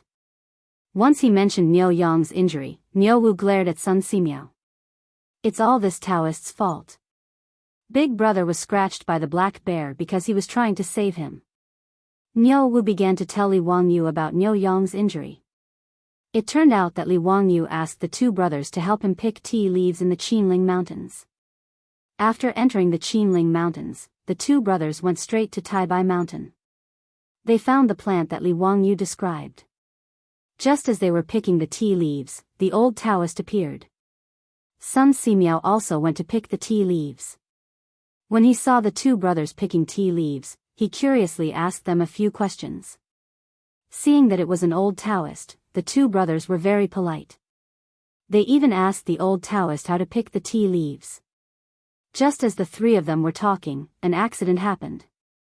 A black bear rushed out of the forest and pounced on the old Taoist. The black bears in the Qinling Mountains usually didn't take the initiative to attack humans. However, the black bear suddenly attacked the old Taoist today. As the Niu brothers weren't hunting, they carried their weapons on their backs when they were picking tea leaves. The black bear suddenly rushed out. Sun Simiao's back was facing the black bear, so he didn't notice it. In order to save the old Taoist, Niu Yong didn't have time to pull out his weapon. He pulled Sun Simiao with one arm and took a slap from the black bear on his back. The sharp bear paw scratched several deep wounds on his back. After Niu Wu pulled out his weapon, he fought and killed the black bear. Then, he quickly treated his brother with the old Taoist. Niu Yong was only scratched on the back by the black bear. Although he was bleeding, it was only an external injury. To Niu Wu and Sun Simiao, it wasn't serious and wasn't fatal. Originally, Niu Wu saw that the old Taoist skills were much better than those of the doctors in the army. He thought that his brother was lucky that there was a doctor to treat him immediately when he was injured. However, who knew that Niu Yong would have a high fever that night and even become delirious? Niu Wu started to panic. Ignoring the old Taoist's advice, he carried his brother down the mountain and prepared to go to the county to seek medical treatment. Sun Simiao naturally couldn't leave him alone like this. He could only follow them down the mountain. Moreover, he had confirmed Niu Yong's injury. The wound was already ulcerated. It was incurable. Sun Simiao was also puzzled. The wound had already been treated. Logically speaking, it shouldn't be like this. After listening to Li Wangyou's explanation today, the old Taoist seemed to understand something. He twirled his beard and looked at Li Wangyou. No one knew what he was thinking. Now that Niu Yong's life was finally out of danger after eating the cephalosporin capsule, Niu Wu was also energetic. He handed the basket of tea leaves they picked from the mountain to Li Wangyou. Xiao Lang, take a look. Are these the tea leaves you want? Chapter 90. Li Wangyou looked at it and was overjoyed. That's right. This is the Medicine King tea. Thank you so much. You don't have to thank me. You saved my brother's life. While the two of them were talking, Sun Simiao suddenly said, Kid, why did you call this old lady Tea King tea? Old immortal, you don't know. This tea is. Li Wangyou couldn't finish his words. Damn, the tea was called Medicine King tea because the Medicine King Sun Simiao found it when he lived in seclusion in Taibai Mountain. How could he answer this question in front of Sun Simiao? How could he answer this question? I'm waiting online. It's urgent. Sun Simiao was called the Medicine King in the Ming and Qing dynasties. How could he answer this damn question? This tea, well, it's good for the body. Maybe it was given by the Medicine King. That's why I called it Medicine King tea. Sun Simiao didn't care about Li Wangyou's messy explanation. He picked up a leaf of Medicine King tea and said, I also found this tea woman in Taibai Mountain. It can relieve summer heat, improve the brain and heart, strengthen the stomach, remove dampness, improve eyesight, and regulate menstruation. It's both a tea and a medicine. I didn't expect you to know it. Well, I found it by accident. So I asked the Niu brothers to pick some for me to try. The tea woman's fresh leaves can't be drunk directly. Since you like this tea, I have some tea leaves here. I'll give them to you. Sun Simiao took out a small bag of tea leaves from his medicine box and handed it to Li Wangyou. The Medicine King tea made by Sun Simiao himself. How much would it be sold in the future? Li Wangyou was overjoyed. He thanked Sun Simiao and took it with both hands. Perrin, boil the water. Before Li Wangyou said anything, the beautiful boss had asked the little girl to boil the water. She had been longing for this tea for a long time. Li Wangyou instructed the old housekeeper to help Niu Wu take care of the sickly Niu Yong, and invited Sun Simiao to take a seat in the central room. After the water was boiled, a few cups of Medicine King tea were brewed. Li Wangyou took a deep breath of the tea and felt that it was more mellow and fragrant than the Medicine King tea he had drunk in his previous life. The tea was golden yellow in color. It tasted slightly sweet and bitter in the mouth, but it also had a refreshing fragrance. His lips and teeth were filled with the fragrance of tea. The beautiful female boss also took a sip. Her eyes were curved into crescents, full of joy. She likes tea and coffee, but she hasn't had tea for a long time since she came to the Tang dynasty. Old immortal son, are you still planning to return to Mount Taibai? Li Wangyou politely poured tea for Sun Simiao. Sun Simiao nodded. That's right. Since I'm pursuing the way of immortality, I naturally have to cultivate in the mountains. When the eldest son of the Niu family recovers, I'll return to Mount Taibai. Li Wangyou knew that although Sun Simiao's medical skills were superb, he was wholeheartedly pursuing the way of immortality. The reason why Sun Simiao's medical skills were superb was mainly because he believed that in order for a cultivator to ascend and become an immortal, they had to cultivate virtue and accumulate kindness. The more kindness they accumulated, the higher their immortal rank would be. Sun Simiao had chosen the way of immortality to help the world and the people. Li Wangyu looked at the old Taoist with white hair and a ruddy complexion, and his heart began to beat faster. The medical conditions in the Tang dynasty were so poor. If either he or his beautiful female boss had a headache or fever, who would they go to for treatment? The Luoyuan medical workers in the county? Li Wangyu didn't trust their medical skills. Although the cephalosporin capsule was good, it could only be taken for 2 courses at most.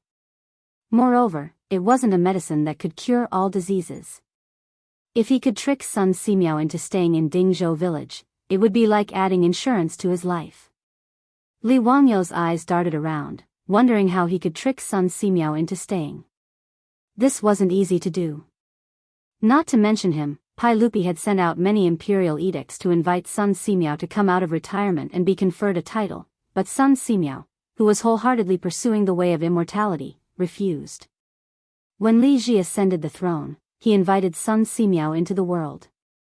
The old Taoist couldn't refuse and could only recommend his disciple, Lu Shenwei, to take up a post in the imperial hospital. The 2 emperors of the Tang dynasty hadn't been able to invite this old Taoist, so what could he do to make him stay? Li Wangyu didn't know what to say. Suddenly, a bolt of lightning flashed through his mind. Since Sun Simiao entered the way of immortality through medicine and pursued great merit, then he could give him great merit. Wouldn't that be enough to attract the old Taoist to stay? Penicillin. This was definitely attractive enough. He remembered that he had once watched a Japanese drama called Dr. Ren. In the drama, a modern Japanese doctor traveled to the Edo period of Japan and made penicillin himself. He didn't know whether the drama had a scientific basis or not, but it seemed to be the case. The reason why Li Wangyu remembered it so clearly was that he thought it was nonsense after watching the drama, so he argued with people on the internet for a long time. However, a master who studied medicine said that the method in the drama was feasible. In the master's words, simple production of penicillin is not difficult at all. It's not much more complicated than brewing wine. Well, Li Wangyu was just a liberal arts student in a second-tier university. He didn't have any professional knowledge of medicine, so he couldn't refute it. He just remembered it in his heart. Li Wangyu thought of this and coughed softly. Old immortal, I wonder if you are interested in antibiotics? Oh. Kid, you know how to make it? I know a little. Although I don't know how to make the medicine I gave Niu Dalong, I know another magic medicine called penicillin with the same effect.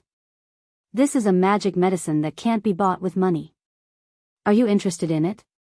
Li Wangyu squinted his eyes and smiled. Sun Simiao was naturally interested. Otherwise, he wouldn't be called the king of medicine. He repeatedly urged Li Wangyu to tell him how to make penicillin. Li Wangyu then narrated the process of how the male lead produced penicillin in the TV series, Dr. Ren.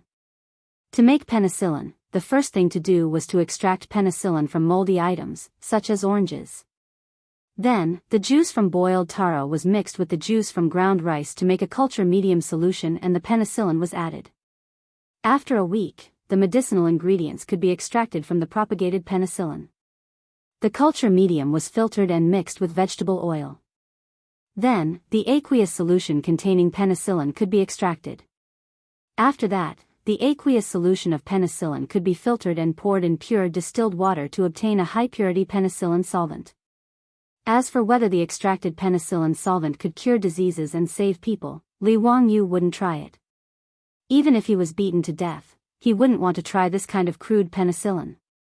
Li Wangyu's big lie had fooled the king of medicine, Sun Simiao. What kind of effect does this penicillin have? Sun Simiao was very interested. Tuberculosis, diphtheria, anthrax, heat, poison, phlegm, and blood stasis can be effectively treated. Moreover, it has a miraculous effect on ulcers like Niu Dalong. Li Wangyu's words made Sun Simiao's eyes light up. Tuberculosis was a terminal disease in ancient times. How could he not be interested in Sun Simiao, who walked the path of medicine? Seeing that Sun Simiao really began to lower his head and think, Li Wangyu immediately stopped talking. Fooling the king of medicine really gave him a sense of accomplishment. Chapter 91. Li Wangyu wanted to persuade Sun Simiao to leave the mountain and stay in Dingzhou village. Naturally, this did not escape Su Changqing's eyes. However, the beautiful boss gave Li Wangyu a look of approval. Obviously, the beautiful boss also thought of Li Wangyu's worries and naturally hoped that the king of medicine, Sun Simiao, could stay. In the Tang dynasty, who else could be more reliable than Sun Simiao? If the old Taoist could stay in Dingzhou village, it would be a pleasant surprise. Li Wangyu and the beautiful boss kept exchanging glances and instantly understood each other's meaning. Old immortal son, do you abstain from certain foods? Li Wangyu asked carefully. After all, Sun Simiao was a Taoist and he did not know if he was a vegetarian. I don't abstain from meat and fish, but I don't eat cows, dogs, wild geese, and black fish. Sun Simiao answered casually. Li Wangyu nodded in understanding. He knew that Sun Simiao was a Taoist of the righteous sect. Not eating cows, dogs, wild geese, and black fish was a rule set by the righteous sect's Taoist ancestor, Zhang Daoling. The reason he didn't eat beef was because his mount when he left Hanggu Pass was the Azure Bull. In a sense, the Azure Bull was also a holy spirit of Taoism. Dogs represented loyalty, wild geese represented chastity, and black fish represented filial piety. Therefore, although the righteous sect's Taoists did not abstain from meat and fish, they did not eat these four things. While Sun Simiao was still thinking about the problem of penicillin, Su Changqing had already left and went to the kitchen. Sister Changqing, are you going to make lunch? I'll do it. You accompany Lang Jun to drink tea. Perrin saw Su Changqing enter the kitchen and immediately rushed to cook. Su Changqing reached out and pinched the little girl's face. She smiled and said, "No need. I'll cook myself today." Perrin, go find the old housekeeper and ask him to help kill the rooster at home. Also, bring the bacon sausages made with pig rice last time. Perrin stuck out her tongue and said, Sister Changqing, you ate so much today. We have an important guest at home today. I know. It's that old Taoist. Is he very powerful? I think he's not as good as Lang Jun. Lang Jun was the one who saved Niu Dalong's life. The little girl snorted. In Perrin's eyes, her Lang Jun was the best. All right, now you know that your Lang Jun is awesome. Hurry up and tell the old housekeeper to kill the chicken. Su Changqing smiled and pushed the little girl out of the door. The reason why Su Changqing wanted to cook personally was not only to show her respect for Sun Simiao, but also because she had her own plans. Since Li Wangyu wanted to keep Sun Simiao, then he would use multiple methods. As the saying goes, if you want to capture a man's heart, you must first capture his stomach. The Medicine King was also a man. Su Changqing was confident that his skills would make Sun Simiao reluctant to leave. After busying himself in the kitchen for half a day, Su Changqing finally finished preparing lunch. Because Niu Wu was also there, she prepared quite a lot of food today. The table was filled with delicacies that had never appeared in the Tang dynasty. Salt-baked chicken, fried bacon, kung pao chicken, grilled lamb, sweet and sour pork, sour fish soup, braised meatballs. Li Wangyu respectfully invited Sun Simiao to eat. The old Taoist was also shocked by the table of delicacies that he had never seen before. Although Sun Simiao was not a foodie, he lived alone in Taibai Mountain.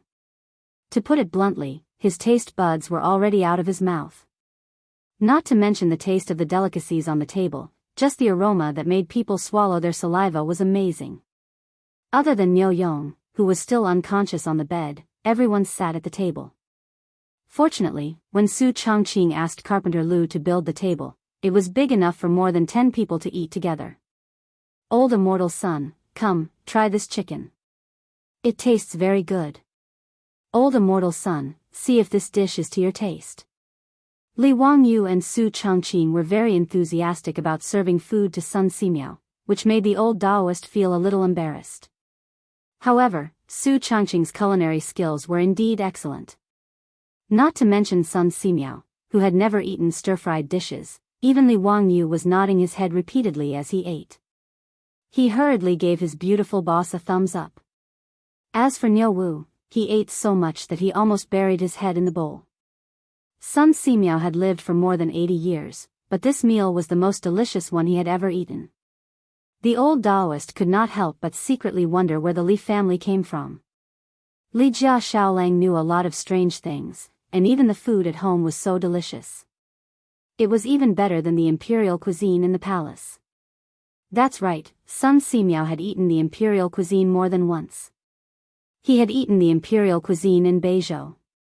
Pai Lupi had also invited Sun Simiao to eat the imperial cuisine of the Tang dynasty. However, it seemed that compared to the food of the Li family, the imperial cuisine was nothing. After a sumptuous lunch, Sun Simiao temporarily stayed with the Li family. Soon, the Li family gave the old Taoist even more surprises. Whether it was the tiled bathroom or the hot shower, not to mention the bright methane lamp, they all surprised the old Taoist who lived in seclusion on Mount Taibai all year round. However, Sun Simiao was only slightly surprised. In addition, he praised Li Wangyu's clever mind and did not say anything else. No matter how Li Wangyu exaggerated the penicillin and how he beat around the bush, Sun Simiao did not show any intention of staying, which made him very depressed. Fortunately, Li Wangyu understood. If he really could not make Sun Simiao stay, then so be it. Anyway, he knew that Sun Simiao lived in seclusion on Mount Taibai. If he really needed the King of Medicine's help, he could go up the mountain and ask the King of Medicine to treat him. The next morning, Niu Yong woke up. Not only was his fever gone, but his body was also fine. He could even get up and walk. This was not strange. Niu Yong's body was originally good, and the injury was on his back. It was not a fatal injury. The reason why he looked like he was on the verge of death was mainly due to the infection of his wound. The cephalosporin capsule obviously had a magical effect on the people of the Tang dynasty. In this era where antibiotics were still zero, cephalosporin was not cheap and its effect was very obvious. After Li Wangyu woke up early, he was pleasantly surprised to find that Niu Yong was already moving around in the front yard with the help of Niu Wu. "Dalong, you're awake? You scared me. You must be careful in the future." Li Wangyu trotted forward and looked Niu Yong up and down. Niu Yong shook off his brother's support. Ignoring the injury on his back, he was about to kneel down in front of Li Wangyu. "Erlang, quickly support your eldest brother." Li Wangyu hurriedly shouted, "Dalong, what are you doing? You must not. Erlang, let go. You also kneel down in front of me." Niu Yong stared at Niu Wu.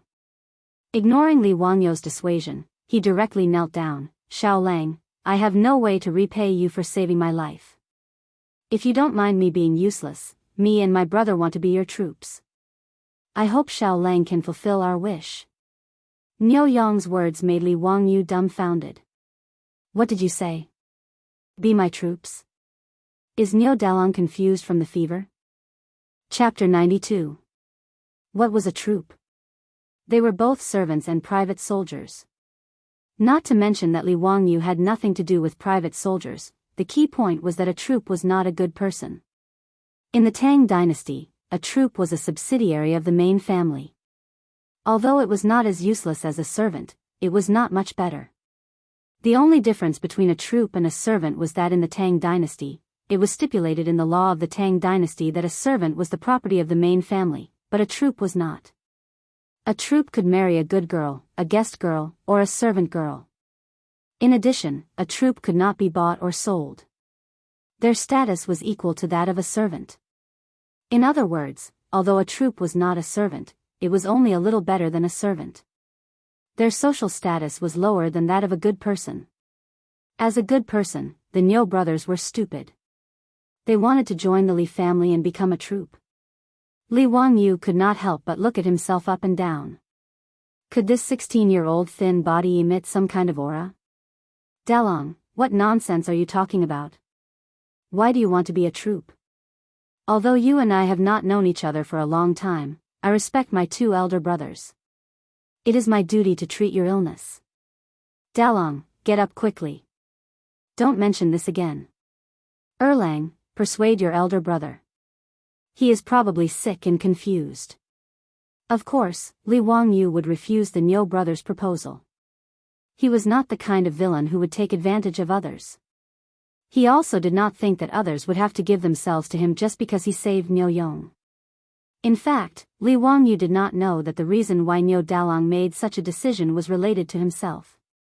Yesterday, in order to persuade Sun Simiao to stay, he bragged that the cephalosporin capsule and penicillin were the only magic medicine in the world. He bragged that it was priceless and could not be bought with money. As a result, after Niu Yong woke up, Niu Wu told him word for word. Niu Yong was a person who would rather starve himself and take the prey he hunted to help his fellow soldiers. How could he accept such a big favor for nothing? In his opinion, how could his life be exchanged for such magic medicine? Therefore, Niu Yong didn't discuss it with Niu Wu and decided on his own, to be part of the Li family and protect the Li family.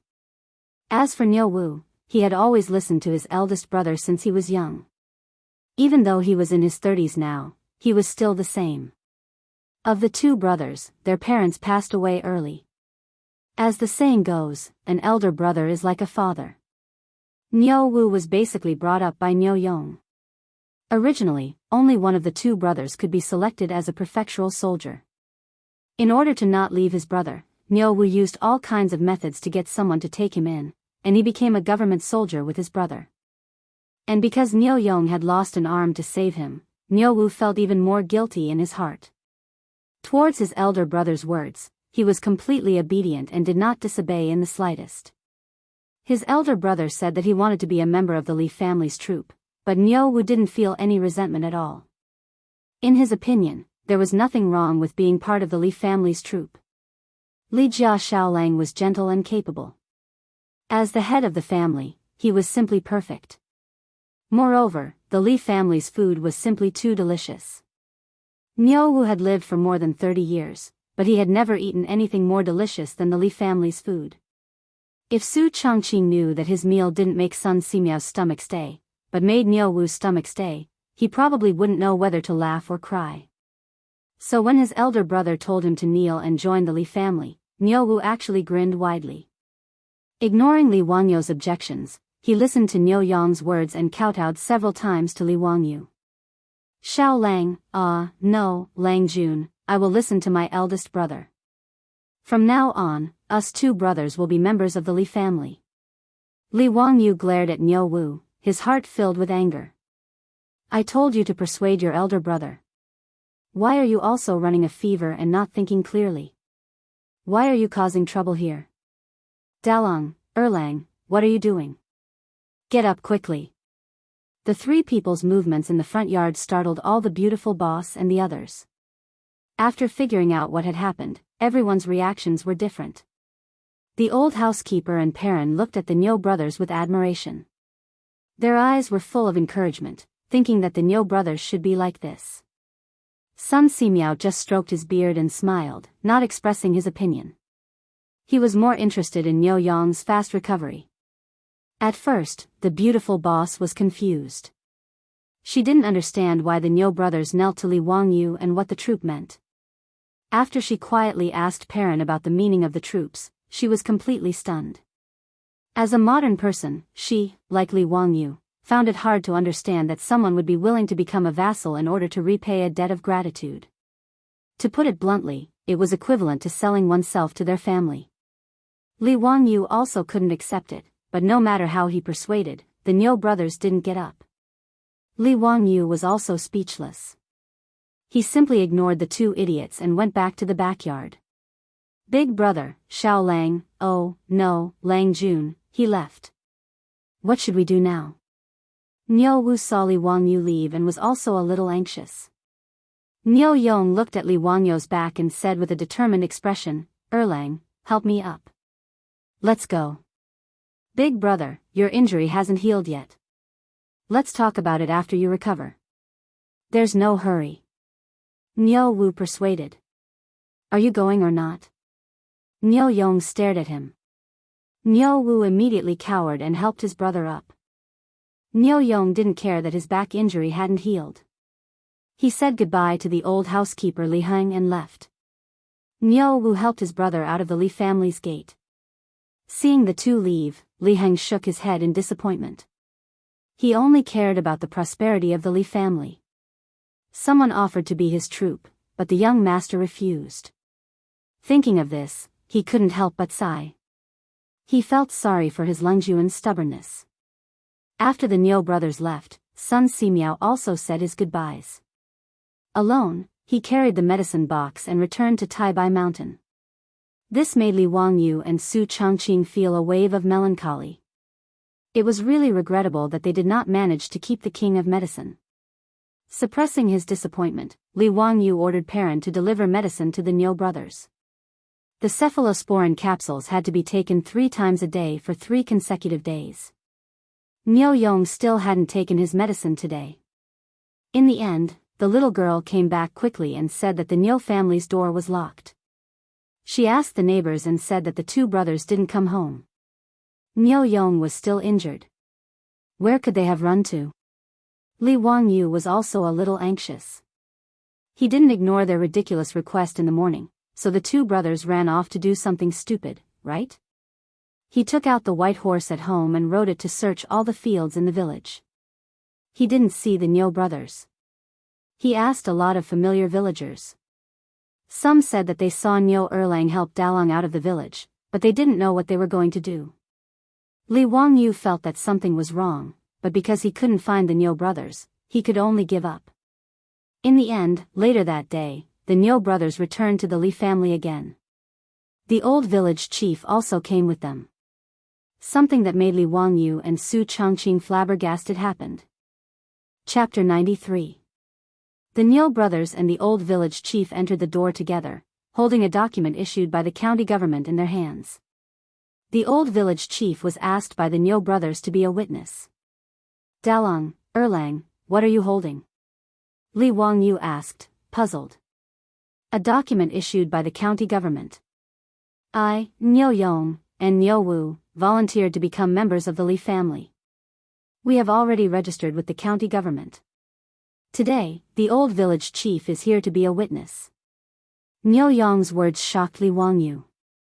The 2 brothers actually went to the county government to complete the formalities because Li Wangyu did not agree. He suddenly stood up, grabbed the document in Niu Wu's hand, and looked at it carefully. It was indeed a document issued by the county government. It was written clearly in black and white that Niu Yong and Niu Wu of Dingzhou village in Hu County were attached to the Li family as members. Li Wangyu pointed at the Niu brothers. He opened his mouth for a long time, but did not know what to say. You. Why can you apply for this document without me being present? Isn't the county government messing around? Li Wangyu did not understand how the Niu brothers got the document. Hey, Lang Jun, isn't it because you are familiar with Registrar Liu? My brother and I told him that it was you who asked us to go to the county government to apply for the document. He naturally nodded and agreed. Lang Jun didn't need to show up, so he helped us with the document. Niu Wu's words almost made Li Wangyu vomit blood. Damn, isn't this taking the back door? The Niu brothers actually used his name to take the back door and turned themselves into members of the Li family. How can this be justified? Li Wangyu rubbed his swollen forehead and rolled his eyes. I can write a document for you. I will handle it with Registrar Liu. Before he could finish his words, Niu Yong used his only arm to pull out a dagger from his waist. He knelt down on one knee and said, Lang Jun, if you really want to do this, then my brother and I will be too ashamed to face anyone. Let's just die in front of you today. Take it as returning my life to you. Niu Yong's words gave Li Wangyu and Su Chongqing a fright. What was he trying to do? Why did they have to commit suicide if they didn't accept them as part of the troops? Li Wangyu was so anxious that he stomped his feet. He rushed to Niu Wu and roared, Erlang, what are you standing there for? Quickly take away your big brother's saber. Hearing this, Niu Wu actually grinned. Following his brother's example, he pulled out a dagger from his waist and knelt down on one knee. Lang Jun, I can't listen to you on this matter. If you don't agree to let us become part of the Li family's troops, we won't have the face to walk out of the Li family alive today. Seeing the actions of the Niu brothers, the old village Zheng did not try to persuade them. Instead, He said to Li Wangyu, "Xiao Lang, the Niu brothers know how to repay kindness. This is what they should do. Just accept them. Otherwise, they won't be able to face anyone in this village." Li Wangyu glared speechlessly at the old village Zheng. "Why were you adding to the trouble?" After the old village Zheng finished speaking, he didn't say anything else. He happily stood to the side to watch the show. "You too. Put down the saber." I agree, okay?" Li Wangyu was at his wit's end. Why did he run into these two stubborn people? He was afraid that if he really refused, the two brothers would really stab the saber into his chest. Li Wangyu had a thorough understanding of the straightforward personalities of the men from Guangzhong. After Li Wangyu finished speaking, Niu Yong and Niu Wu's eyes lit up. "You mean what you say? Less nonsense. Hurry and put away the saber. Perrin, go get this bastard's medicine. He hasn't taken his medicine today." Li Wangyu was speechless. He turned and walked toward the rear courtyard. "Sooner or later, I'll be angered to death by these two people. Li Heng, arrange rooms for the Niu brothers." Li Heng and Perrin smiled and agreed. They started to help the Niu brothers settle in. The old village Jing congratulated Su Changqing and said a few more words to the Niu brothers. He then turned and went home. In the old village Zheng's view, the Niu brothers being part of the Li family's troops was not a disgrace to them. Given the ability that Li Jia Xiaolang had shown, the old village Zheng was old and shrewd. Although he had not read many books, he had long determined that this child's future was limitless. Although the Niu brothers were good people in Dingzhou village, their lives were poor. The two brothers were in their 30s and hadn't even found a wife. Rather than this, they might as well join the Li family's troops. The old village Jing dared to use his head to guarantee that Li Jia Xiaolang would not treat the two brothers unfairly. After Li Wangyu was forced to compromise and accept the Niu brothers packed their things and moved into Lai Hot that day. They didn't want the shabby house they had in the village.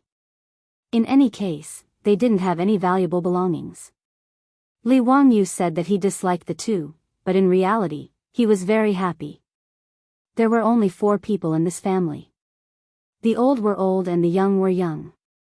He and Su Changqing didn't have much ability to protect themselves. Although the people in the village were simple and honest, it was hard to guarantee that there wouldn't be people from outside the village who would have bad thoughts after learning about the Li family's prosperity. The Niu brothers were strong and powerful. They were also the kings of soldiers in the army. Although they were disabled, ordinary men were not their opponents. As for the Niu brothers' character, he was not worried at all. They would rather starve themselves and send food to their dead and disabled comrades.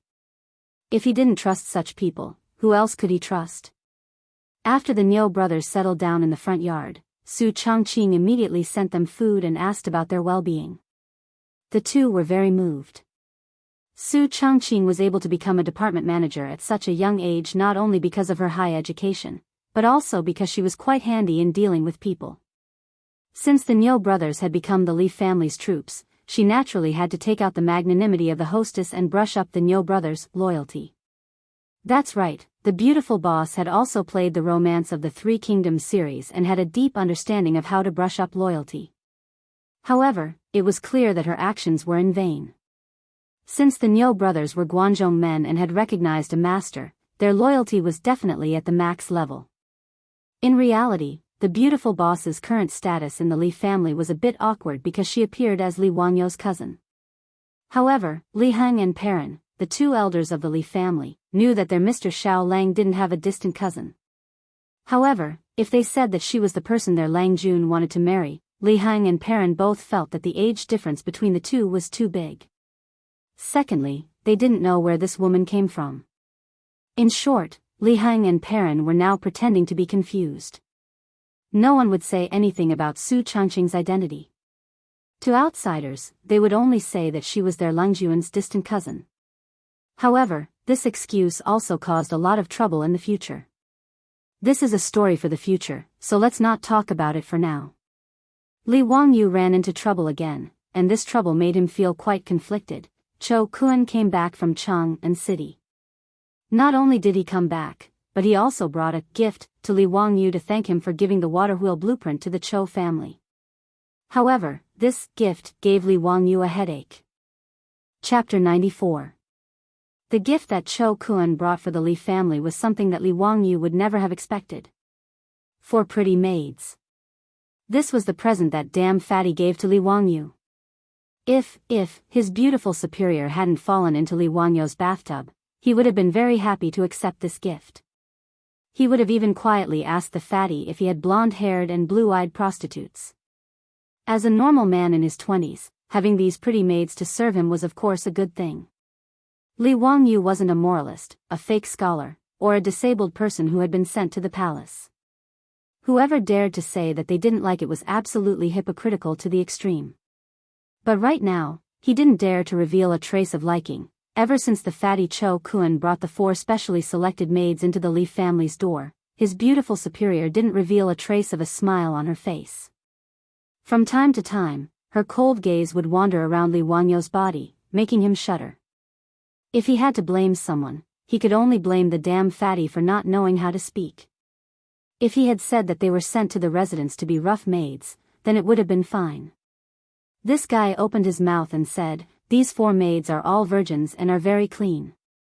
If Xiao Lang likes, they can warm your bed at night." It would also be a great joy in life. Warm your sister. Do you dare to speak any louder? Fatty, you're too wretched. I'm ashamed to be associated with you. After Su Chongqing heard the fatty's words, the frost on her face could have turned into ice. Under the influence of her aura, not to mention Perrin, even the old housekeeper wisely shut his mouth and didn't say a word. Li Wangyu was extremely annoyed by this, and his heart was constantly galloping. Su Chongqing, you're not this father's girlfriend, nor are you my wife. What right do you have to look at me like that? If you look at me again, do you believe that I won't eat you tonight? Of course, as a coward, these were all just Li Wangyu's psychological activities. At this moment, he sat on the chair with a serious expression and looked straight into the fatty's eyes. Brother Cho, I appreciate your good intentions, but please take these 4 maids back. After saying this, Li Wangyu felt a stab of pain in his conscience. The 4 maidservants sent by the fatty were all around 14 to 15 years old. Their appearances were decent and could be considered delicate and pretty. According to Li Wangyu's understanding from the memory of the previous owner of this body, such a female servant in Chang'an City would cost at least dozens of copper coins to buy. After he finished speaking, he glanced at the fatty, thinking, "It's good that you're so kind as to give me these 4 maidservants. I'll definitely happily accept." His beautiful boss's gaze made him feel uneasy, so how could he dare to open his mouth and say yes? Xiao Lang, that won't do. These 4 maidservants were specially chosen by my master for you. I know that you, Xiao Lang, are a sentimental person. That water wheel blueprint was taken advantage of by my enemy. If I give you copper coins, wouldn't it be tacky? In addition, I know that you don't have many people in your house, so I sent these 4 maidservants to you. Xiao Lang, please don't refuse. The fatty's words were sincere, but Li Wangyu really wanted to tell him, "We can be tacky, Brother Cho, this is really inappropriate. Brother Cho, please take these 4 maidservants back." No, how can I take back a gift that was sent to my door? If this matter were to spread out, where would my Cho family put their face? Xiao Lang, please don't mention this matter. The fatty shook his head like a rattledrum. The 2 of them were like this, one didn't want to accept, and the other insisted on giving. They had a battle of words for a long time. Li Wangyu's mouth was dry, but he still didn't dispel the fatty's idea of giving gifts. That's enough, stop arguing. Leave them here. The beautiful superior's cold voice sounded, making Li Wangyu feel as if he had heard the sound of nature. But before Li Wangyu could speak, the beautiful superior spoke again, "Humph, but I will personally take care of these 4 maidservants. You don't have any objections, right?" On the surface, she was asking for Li Wangyu's opinion, but the coldness in her voice made even the fatty to the side couldn't help but shiver. This woman, what a strong aura. No objections, I don't have any objections. Li Wangyu's head was the same as the fatty's, shaking it very quickly. Sometimes, a man's desire to live was very strong. Su Chongqing coldly snorted and led the 4 maidservants to the rear courtyard. The little maidservant, Perrin, made a face at Li Wangyu, then lifted her skirt and ran in. The old housekeeper was also very sensible. Seeing that Li Wangyu's expression was not good, he quickly said to go to the kitchen to boil water and make tea and quickly left the central room. This made the fatty confused. What was going on? Why was the atmosphere in the Li family so strange today? Although he could see that the relationship between Li Wangyu and Su Chongqing was unusual, the fatty thought that he had given Li Wangyu a few maidservants. Why would Su Chongqing be angry? Wasn't it normal for a man to have 3 wives and 4 concubines? What's more, this was not a marriage, but just a few maidservants. In the eyes of the Tangs, maidservants were just the property of the family. No mistress would be jealous of the relationship between the master and the maidservant. Oh, of course, there was no such thing as jealousy in the Tang dynasty at this time. This word would only appear after Pai Lupi gave the vinegar to Feng Xianling. Li Wangyu was sure that his beautiful boss was jealous. He seemed to be a little happy that Su Chongqing was jealous of him. If this was known by his colleagues in the company in the future, who knew how many glasses would be broken? However, when it came to jealousy, Li Wangyu sympathized with comrade old Feng. How similar would the situation he would encounter in the future be to his current situation? The two of them were in the same boat. Pai Lupi rewarded Feng Xianling with beauties from the western regions, but Feng Xuanling's wife refused. Pai Lupi, who had lost face, was burning with anger. He summoned Lady Feng into the palace and asked her to choose between drinking the poisoned wine and allowing Feng Xianling to take in a concubine. In the end, Lady Feng resolutely chose to drink the poisoned wine. After drinking it, she found that it was vinegar that Pai Lupi had people prepare. The word jealous was passed down for hundreds of generations. Poor comrade old Feng was the model of a man with a rake in his ears. In Sichuan, the word rake in his ears meant a man who was afraid of his wife. After Fatty Cho Kun gave the gifts, he shamelessly stayed in the Li family again.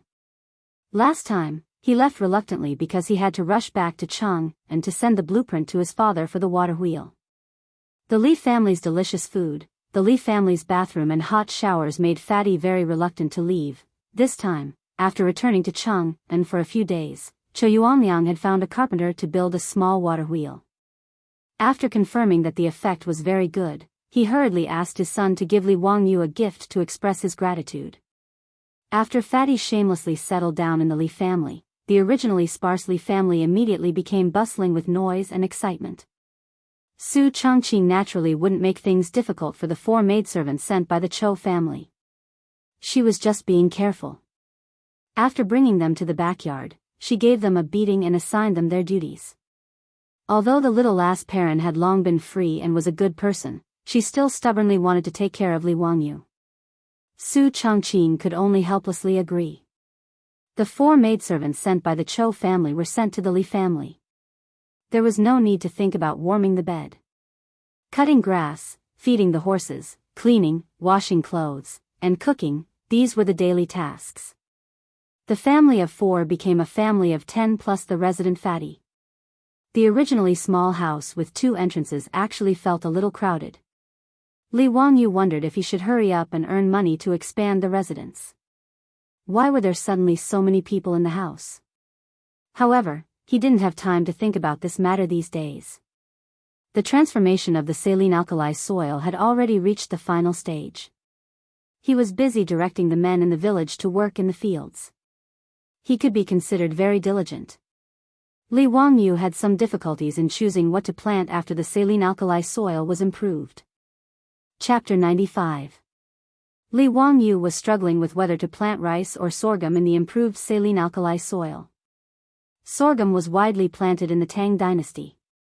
It was drought-resistant, water-resistant, saline alkali resistant, and barren-resistant. It was very suitable for farming in the improved saline alkali soil. The sorghum that Li Wangyu planted was not to be used for food, but to be used for wine. Sorghum straw could also be used to feed livestock. It was a very suitable crop for his 300 mu of land. But rice also seemed to be very suitable. Low-alkaline rice was still very expensive in the future. Li Wangyu planned to use the three-dimensional paddy farming technology of the future to plant it. Li Wangyu remembered that there was a big farmer in his village who raised catfish in the paddy fields. As a result, every catfish raised in the paddy fields weighed 2 to 3 catties. The harvest per mu was more than 700 catties of catfish and 1,000 catties of rice per mu. One had to know that 1,000 catties was equivalent to 10 dawn of grain. In the Tang dynasty, the grain yield per mu was less than 1 dan. The difference was too big. Li Wangyu was very clear about the benefits of three-dimensional paddy farming. The fish ate the pests and weeds in the paddy fields and could also loosen the soil. The fish excrement could make the soil of the paddy fields fertile, creating a good environment for rice to grow. But sorghum could be used to make wine. That was a huge profit. Li Wangyu was reluctant to give it up. What was even more painful was that no matter what he planted, he could not avoid the locusts that were coming. Whether it was sorghum or rice, the spring sowing was in the 3rd lunar month, which happened to be the time when the locusts broke out in Guangzhou. If he planted sorghum and rice seedlings at this time, wouldn't he be giving food to the locusts? In a few days, the locusts would eat up all the crops in his 300 mu of land. But if he did not plant them, he could not prove to Yang Quan that the improved saline alkali soil had been completed. This made Li Wangyu even more difficult. His beautiful boss did not grow up in the countryside, nor did she live in the countryside. She had no suggestions in this regard. On this day, Li Wangyu squatted by the riverbank and looked at the fields without any care for his image. This saline alkali soil had already been washed and soaked 3 times, and was in the process of transplanting. In other words, good soil from other places was transported and spread over the original saline alkali soil. The 20 oxen of the Li family had already been hitched to the carts, and were continuously hauling the soil from afar, dumping it on the ground. After that, they would fertilize the soil to increase the fertility of the soil. Then, the 300 mu of land could officially be cultivated. Li Wangyu, who grew up in the countryside, was born with an unusual love for the land. A total of 300 mu of land belonged to him, so he had to come to the edge of the field every day to have a look. The more he looked at this piece of land, the more Li Wangyu liked it. In the end, he slapped his thigh and decided to plant rice. As a small landlord with aspirations, Li Wangyu wanted to show the people of the Tang dynasty what three-dimensional farming was. By the way, not only can you raise fish in the rice field, you can also raise ducks. Duck? Duck. Li Wangyu was shocked. He felt as if he had forgotten something. He began to think carefully. What was it that had to do with the duck? Locusts.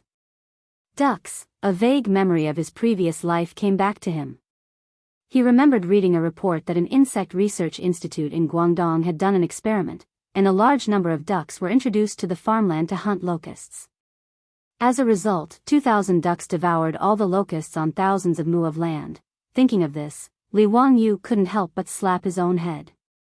This pig brain, why didn't he think of this earlier? Yes, ducks.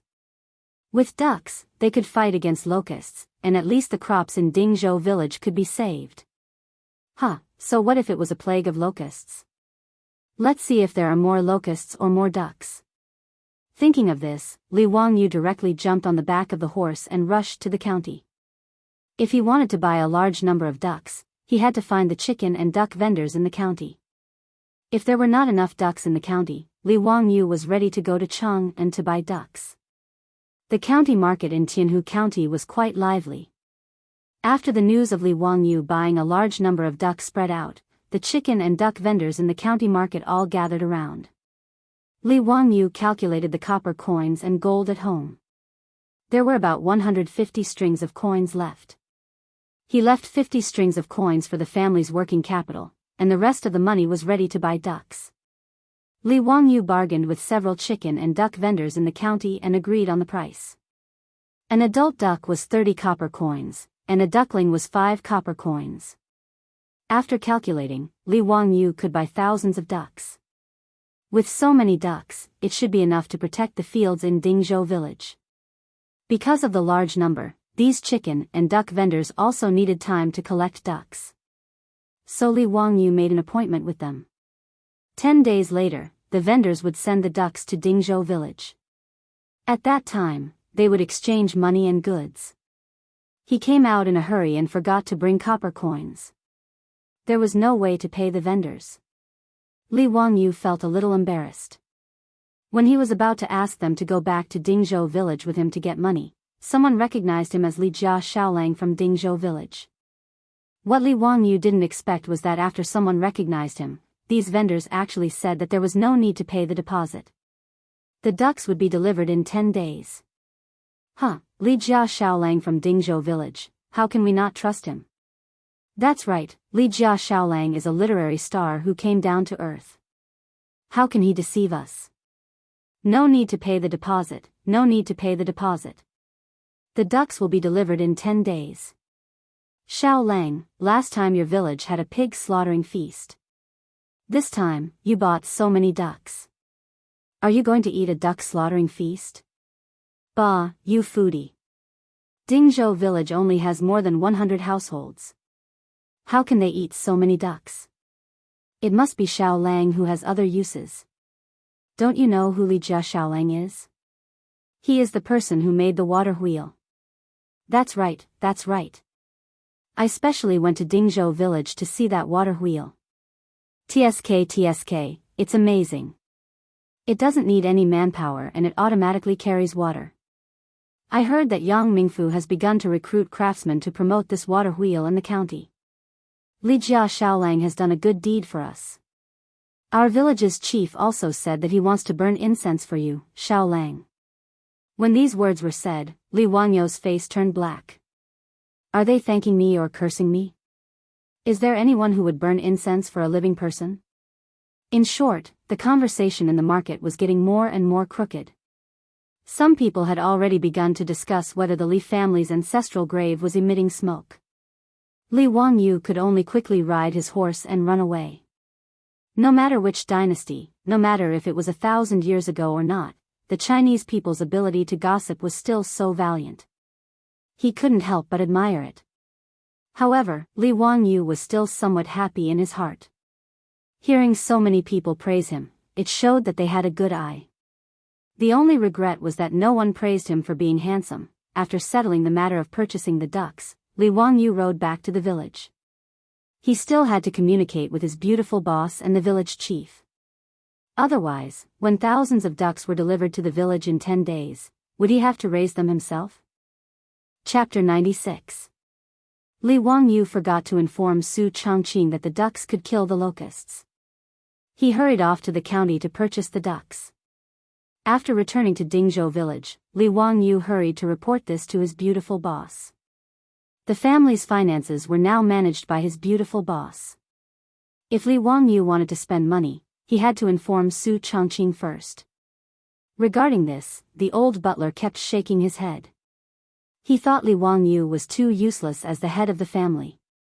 How could he let a woman manage the family's finances? Li Wangyu, on the other hand, thought it was reasonable. Not to mention, the projects that his beautiful boss handled were all worth hundreds of millions. Li Wangyu didn't see any problem with this woman managing the family's finances. Weren't all men in his previous life like this? Furthermore, he had a business administration student from the University of Pennsylvania helping him manage the family's finances. What was there to worry about?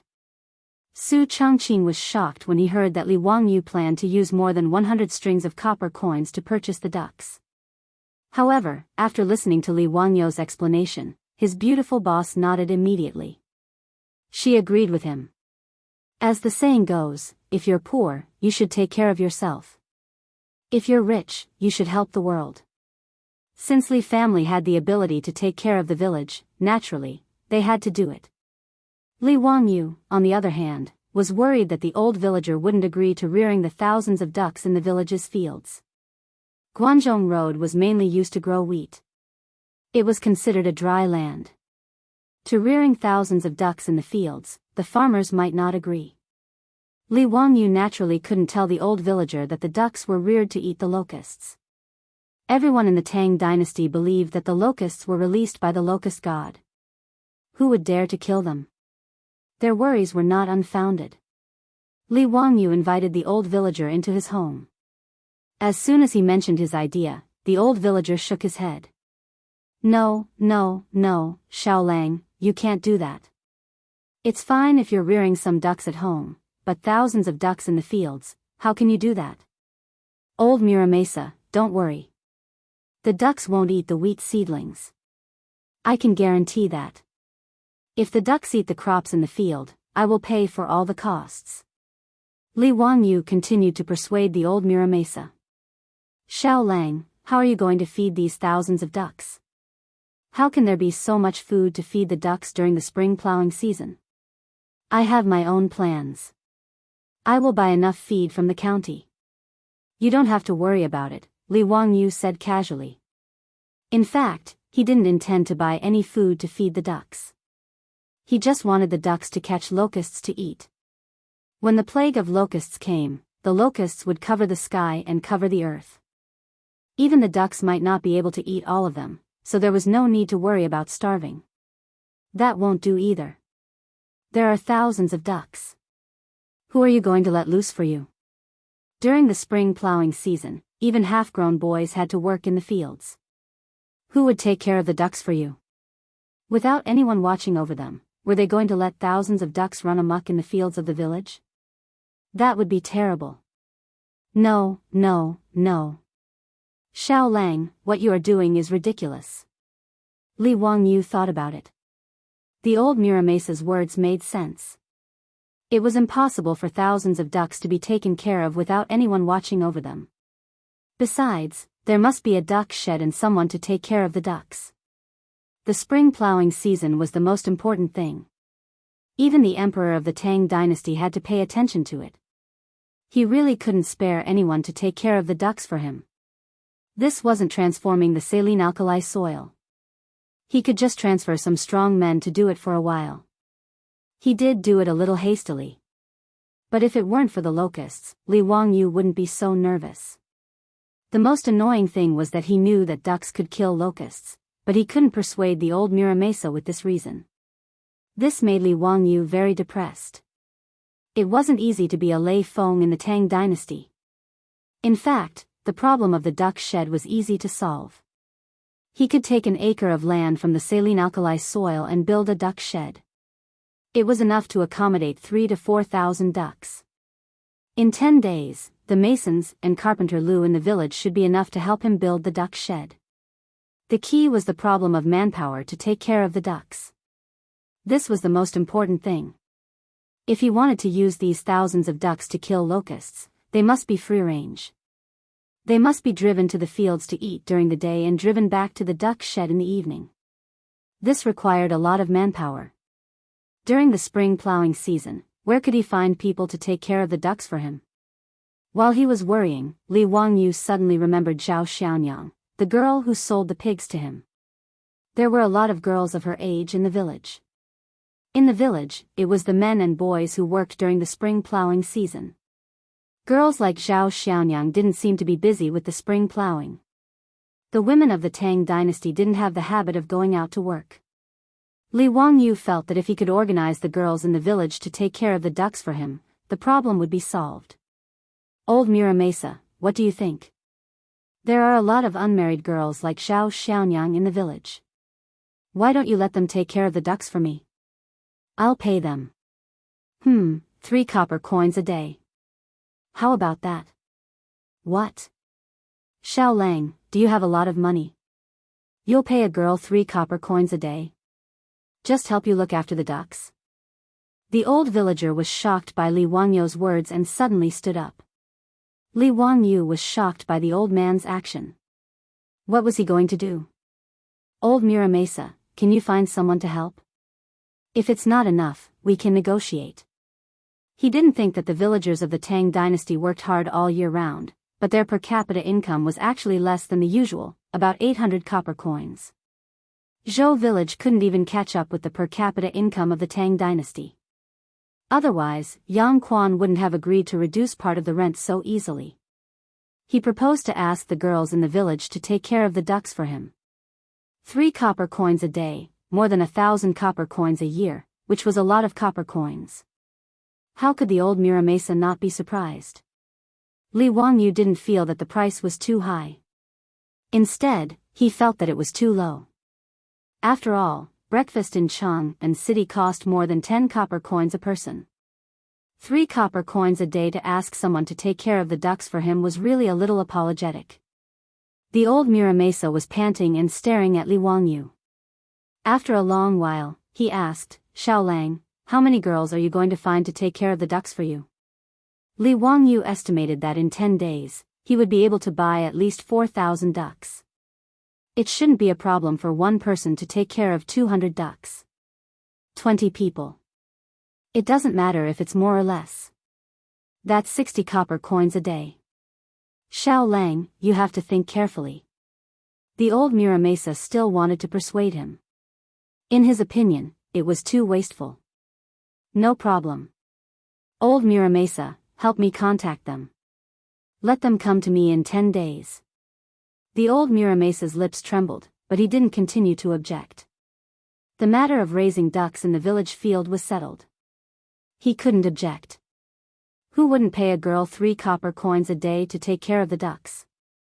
Li Jia Xiaolang also said that if the ducks damaged the crops in the field, he would be responsible for the compensation. He was not afraid that the farmers in the village would disagree.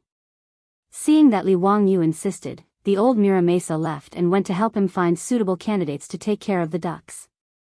After the old Muramasa left, Li Wangyu and Su Changqing looked at each other and saw the helplessness in each other's eyes. The labor cost of the Tang dynasty was really low. In fact, Li Wangyu was not unwilling to pay more. However, if he gave too much, it might not be a good thing. As the saying goes, a small amount of rice owes a debt of gratitude. Li Wangyu was really worried that rashly offering high salaries to the girls in the village would cause some unnecessary trouble. Dingzhou village suddenly became lively because Li Wangyu suddenly wanted to raise ducks. Chapter 97. In the view of the farmers, only an idiot wouldn't be willing to pay their daughters 3 won a day to help with the ducks.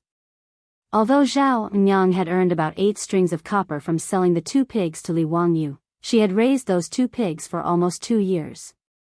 In order to raise the pigs well, she and her mother had to wake up early and work late every day to gather pigweed and feed the pigs. It was very tiring.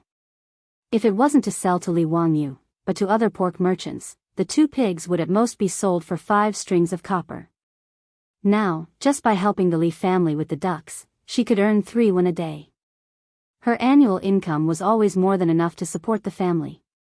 This matter caused Dingzhou village to boil over. The villagers who received the news almost stepped on the threshold of the old village chief's house to make it lower. Anyone who had an unmarried daughter would come over after the farming season to chat about daily life.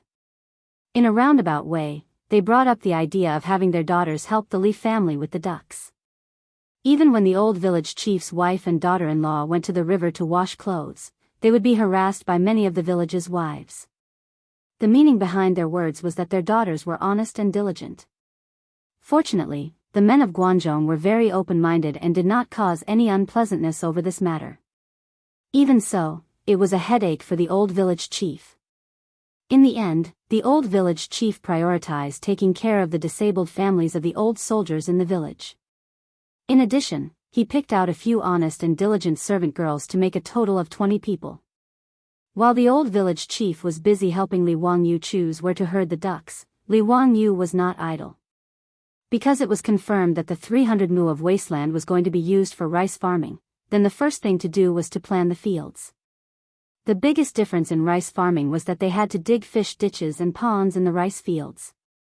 For every 2 mu of rice field, they had to dig a cross-shaped fish ditch in the rice field. These fish ditches had to be 2 meters wide and 1 meter deep to store water and raise fish. Right now, there were about 40 people in the village helping Li Wangyu manage the saline alkali soil. After the 300 mu of wasteland had been washed and soaked and fertilized, it had completely changed. Any farmer could tell that the saline alkali soil had really been improved and turned into a good land for planting crops. Oh my God, this saline alkali soil has actually become a treasure. When the old village chief said that Li Jia Xiaolang wanted to manage this saline alkali soil, I thought that Xiaolang's brain was damaged. TSK. Li Jia Xiaolang is really capable. I heard that this piece of land was given to Xiaolang by the county for free. Isn't it? I have to say, scholars are indeed different. They even know about such things. In the future, no matter what, I have to tighten my belt and let my child go to school to learn how to read. Look at this water wheel. In my opinion, the county only gave 10 cows and took away Xiaolang's water wheel blueprint. That's not generous enough. They should at least give him 20 more cows. Several farmers squatted on the ground and looked at Li Wangyu not far away. Their eyes were full of admiration and envy. Speaking of which, since Li Wangyu came to Dingzhou village, these farmers who were illiterate had changed their catchphrase to let the children go to school. This was a small contribution from Li Wangyu. Xiaolang, what are you going to plant on this piece of land? Wheat or sorghum? It's almost time to start farming. A farmer asked Li Wangyu. Li Wangyu pointed to the field and gestured to them. I want to plant rice. I need several brothers to help me dig some ditches in the field. He pointed to the field and told the farmers how to dig ditches. What? Xiaolang, are you joking? We know about planting rice. There are also irrigated fields nearby for planting rice. But why do you want to dig such deep ditches? Isn't this a waste of land? That's right. I've been farming for most of my life, but I've never heard of digging so many ditches in a good piece of land. Xiaolang, are you sure you didn't make a mistake? This is too much of a waste of land. According to the way you dig, you'll dig 10 to 20% of the land. Isn't this a sin? As soon as Li Wangyu finished speaking, the group of farmers exploded. One after another, they tried to persuade Li Wangyu not to mess around. Li Wangyu just smiled at everyone's persuasion. However, he stubbornly asked everyone to listen to him and dig like this. He had his own uses. Seeing Li Jia Xiaolang being so stubborn, these farmers could only shake their heads and sigh. They felt that Li Jia Xiaolang, who was smart all his life, was stupid this time. He definitely did something stupid. Li Wangyu didn't explain this. It was very difficult to let the people of the Tang dynasty understand what modern three-dimensional farming was. It was better to wait until the final results came out and then let them be shocked. In fact, Li Wangyu wanted to persuade the farmers of Dingzhou village to plant rice with him. However, after thinking about it, he decided to wait until after the autumn harvest and his harvest came out. When there was a ready-made example in front of the villagers, he didn't have to worry that they wouldn't learn from him next year. With the water wheel carrying water for irrigation, coupled with three-dimensional rice farming, Li Wangyu believed that in less than 2 years, Dingzhou village would become a land of fish and rice. At that time, it would be really beautiful. After 7 or 8 days, all the ditches in the rice field were dug. These days, the people from the surrounding villages who came to see the water wheel also pointed at Li Wangyu's rice field and burst into laughter from time to time. Obviously, they all expressed their disdain for digging a good piece of land into a mess. Even the farmers of Dingzhou village felt that they couldn't raise their heads. How could there be such a prodigal son in their village? What a sin! The old villager also argued with Li Wangyu for a long time because of this, hoping that he wouldn't mess around. A good 300 mu of land, after being dug like this, became about 240 mu. Not only did the old villager not understand, but Li Heng and the Niu brothers also didn't understand. Fatty Cho Kuan even thought that Li Wangyu was sick to come up with such an idea. Fatty Cho Kuan's family mostly planted rice in Jiannan Road. He had never seen someone dig a good piece of rice field like this. However, no matter how they persuaded, Li Wangyu insisted on his own opinion. Li Heng and the others couldn't persuade Li Wangyu, so they wanted to ask Su Chongqing to persuade him. After all, Su Chongqing was basically half the master of the Li family. Li Wangyu would listen to her words. However, although Su Changqing didn't understand farming, she knew about three-dimensional rice farming in the future. Naturally, she wouldn't interfere with Li Wangyou's practice. Therefore, in a situation where everyone's persuasion was ineffective, the 300 mu of rice field was dug according to Li Wangyou's idea. After the transformation of the rice field was completed, Li Wangyou began to mobilize the 5 water wheels to fill the rice field with water, preparing to soak the field and transplant the rice seedlings. Seeing that things had come to this, the old villager and the group of farmers all sighed. However, in less than 2 days, something even more unacceptable happened. This time, the old villager directly became angry with Li Wangyou. Chapter 98. Because Dingzhou village does not grow rice, naturally there is no seedling breeding. Li Wangyou rode to the surrounding villages and bought enough rice seedlings for 300 mu of paddy fields. When it was time to transplant the rice seedlings, Li Wangyou actually asked the farmers to throw the seedlings into the paddy fields and then straighten them with their hands. This made the old villager angry. China was founded on agriculture, and since ancient times, agriculture has been valued. Rice seedling transplants must not be treated carelessly. Although 300 mu of paddy fields now belong to the Li family, Li Wangyou's excessive request made the old villager dare to go against Li Wangyou. Li family kid, aren't you messing around? Although I have never planted rice before, I know how to plant rice seedlings. How can you mess around like this? Li Wangyou was speechless.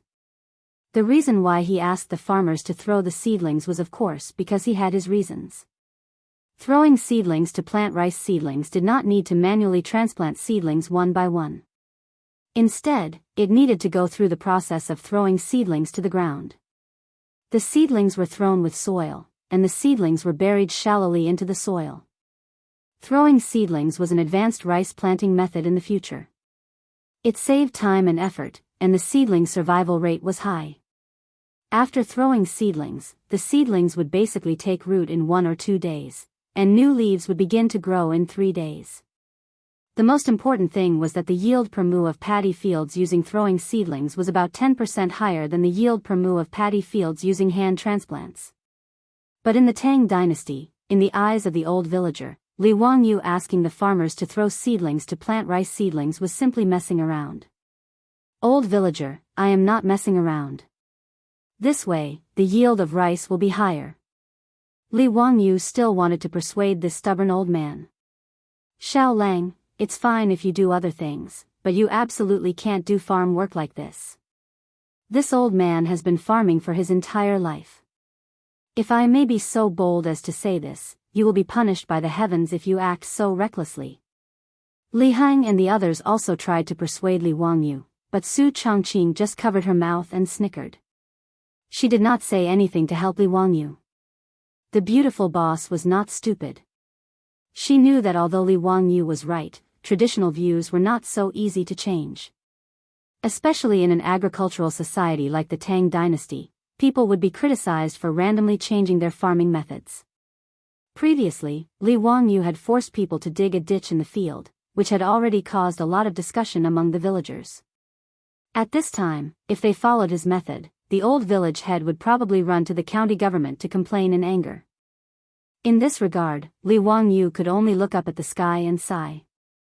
Sure enough, it wasn't necessarily a good thing to be the only one sober when everyone else was drunk. Forget it, he couldn't be bothered to argue with the old villagers. It was just a matter of increasing the production by 10%. If the stalemate continued, the old village head would be angered to death, and the losses would outweigh the gains. Therefore, Li Wangyou sighed and nodded. He agreed to follow the old village head's suggestion and use the traditional method of transplanting rice seedlings. Seeing that Li Wangyou accepted the old village chief's protest, everyone immediately cheered. The farmers began to take a handful of seedlings and plant them in the fields. Old village head, I'll listen to you for other things, but for these 2 mu of fields, how about you let people do what I said and use the method of throwing seedlings to plant? When he said this, the old village head was about to blow his beard and glare. However, the old man thought about it again. Forget it, this land originally belonged to the Li family. Since he had refuted Li Jia Xiaolang's face today, the young man felt that he had lost face and wanted to use these 2 mu of fields to regain a little bit of face. Then, let him be happy. Thinking about this, the old village head nodded and agreed with a smile. In his view, this was just a young man throwing a small tantrum. On the contrary, the old man felt that although Li Wangyu was smart, in the end, he still had the heart of a young man. Not only did the old village head think this way, but Li Heng, the Niu brothers, Cho Kun, and even the farmers who helped to plant the seedlings also thought this way. A few of the farmers laughed and threw the seedlings toward the 2 mu of paddy field to make the little Lang Jun happy. The seedlings of the 2 mu of rice fields were planted using the method of throwing seedlings. The rice fields next to the 2 mu of rice fields were planted with the traditional method of transplanting seedlings. Li Wangyu secretly shook his head. This method of plucking and transplanting seedlings with one's face to the yellow soil and back to the sky was really time-consuming and laborious. Forget it, let's wait until the autumn harvest. When the rice fields began to be transplanted, Li Wangyu began to think about the matter of raising fish in the rice fields. Since ancient times, people in China had the habit of eating fish. The so-called fresh character was half fish and half sheep, which was called fresh. However, because of the limitations of fishing technology, it was not easy to eat fish in ancient times. In the 24 filial piety, there was even a story about lying on ice to find a carp. It could be seen that eating fish was not easy. The illusion of fish and bare paws, in the Immensius annals showed how high the status of fish was in the lives of ancient people in China at that time, on par with bare paws. Moreover, the Tang people loved to eat fish, especially raw fish slices. The sashimi of later generations in Japan was actually learned from the Tang dynasty. Slices referred to the practice of sashimi. Large-scale artificial fish farming started after the Tang and Song dynasties. In the Song dynasty, the 4 major fish farming systems formed a scale and system. At that time, artificial fish farming was called planting fish technique. However, it was very troublesome for Li Wangyu to plant fish, because there were no seedlings for sale in the Tang dynasty. In this regard, Li Wangyu could only buy all kinds of small fish from the fishermen fishing on the river at a high price, as well as fish with eggs, and put them in the rice fields. He was not picky about the species of fish. He wanted whatever fish the fishermen caught. Catfish, spotted silver carp, white carp, Christian carp, and eel were all acceptable. When Li Wangyu was collecting the fish, the old villager finally understood why there were so many ditches in the rice fields. Xiao Lang, you want to plant fish in the rice fields? Yes, that's right. The old villager shook his head. How can you plant fish in the rice fields? Aren't you afraid that the fish will eat the rice seedlings? No, they won't. Don't worry, the old villager. Planting fish in the rice fields can also increase the yield, Li Wangyu replied confidently. Artificial fish farming was not popular among the people in the Tang dynasty at this time. The old villager did not know much about it, so he did not pursue it further. However, the old villager still felt that Li Wangyu was fooling around. Raising fish in the rice fields was unheard of. Raising fish was fine, but Li Wangyu raising carp made the old villager unhappy. But you can plant other fish, but why are you planting this red mantis fish? You can't sell this fish. If the authorities catch you, you will be punished. Red mantis fish was carp. Carp and Li had the same pronunciation. In order to avoid taboo, carp was called red mantis fish in the Tang dynasty. Hearing the old villager's words, Li Wangyu just smiled. It was said that in the Tang dynasty, if the authorities caught selling carp, they would be severely punished. This was simply a rumor. There was no such law in the Tang dynasty. In the Tang dynasty, Wang Wei's Journey of a Daughter in Woyang wrote, the husband rode on the horse, and the maid ate the carp. It could be seen that eating carp was not illegal in the Tang dynasty. Li Wangyu just smiled at the old villager's words. It was inconvenient to explain this kind of thing. When the carp was sold in the future, they would know. After finishing the work in the rice fields, the chicken and duck vendors in the county town also drove the ox carriages and sent the ducks that Li Wangyu ordered. Chapter 99. Thousands of ducks were delivered, making Dingzhou village lively again. The men, women, elderly, and children who had finished their farm work all gathered around the duck shed to watch the excitement. Li Wangyu asked the Niu brothers to move the 2 boxes of copper coins directly to the duck shed and settle the accounts with the chicken and duck vendors on the spot. These chicken and duck vendors transported a few hundred ducks at most, and a few dozen at least. Su Chongqing helped to count and pay the money. The 20 duck girls selected by the old village chief were busy herding the ducks into the duck shed. The 2 boxes of shiny copper coins attracted the attention of the villagers who were watching the excitement. A total of 100 strings of copper coins. All the copper coins in Dingzhou village added together might not be that much. Everyone was a little dizzy. TSK, so many copper coins. Li Jia Xiaolang is so capable. Spending so much money to buy ducks, what does Li Jia Xiaolang want to do? I'm afraid that all the ducks in the surrounding villages were bought by the Li family. Zhao Xiaonyang, who sold pigs to Li Wangyu, was also selected by the old village chief to help herding ducks. Several women in the village surrounded Zhao Xiaonyang with envy in their eyes. Mrs. Zhao, your Xiaonyang was also selected to help Li Jia Xiaolang herd ducks? What good fortune. Isn't it? Previously, Zhao Xiaonyang sold pigs to the Li family and got a lot of copper coins. Now, she can help the Li family herd ducks. Zhao Dalong must be blessing you and your mother from the underworld. Zhao Xiaonyang should also find a husband. Mrs. Zhao, you have to check carefully. You can't just randomly betroth Zhao Xiaonyang to someone. If you ask me, it's better to marry into the village. He can take care of you, your mother. This was the idea of marrying into the Zhao family with a son who had not yet been engaged. Mrs. Zhao just smiled happily at this. She looked at her daughter busily herding ducks with a face full of satisfaction and pride. More and more cattle carriages came, and the riverbank suddenly became very lively. Thousands of ducks quacked, and from time to time, some would scurry around, causing the female duck herders to sweat profusely. They used bamboo poles to chase away the disobedient ducks. From time to time, the disobedient ducks would cause the maidservants to be in a sorry state, causing the crowd in the village to burst into laughter from time to time, causing the maidservants to blush. After working for half a day, they finally gathered all the ducks into the duck shed and paid for the goods. There were a total of 2,300 adult ducks, 3,500 ducklings, and a total of 86 copper coins. The goods and the money were cleared, and both parties were happy.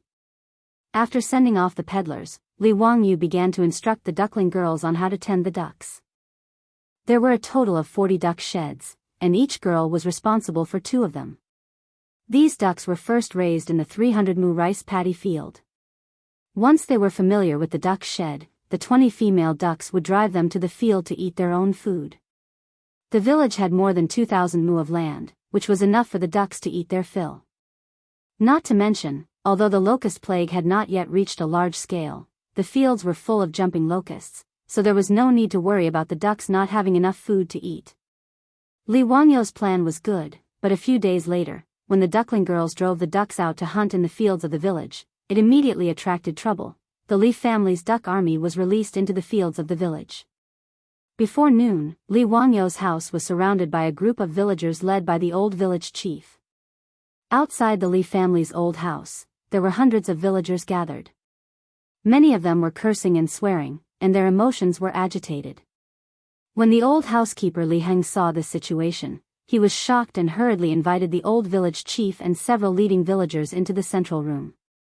At this time, Li Wangyu was playing chess with the fatty Cho Kuan in the study.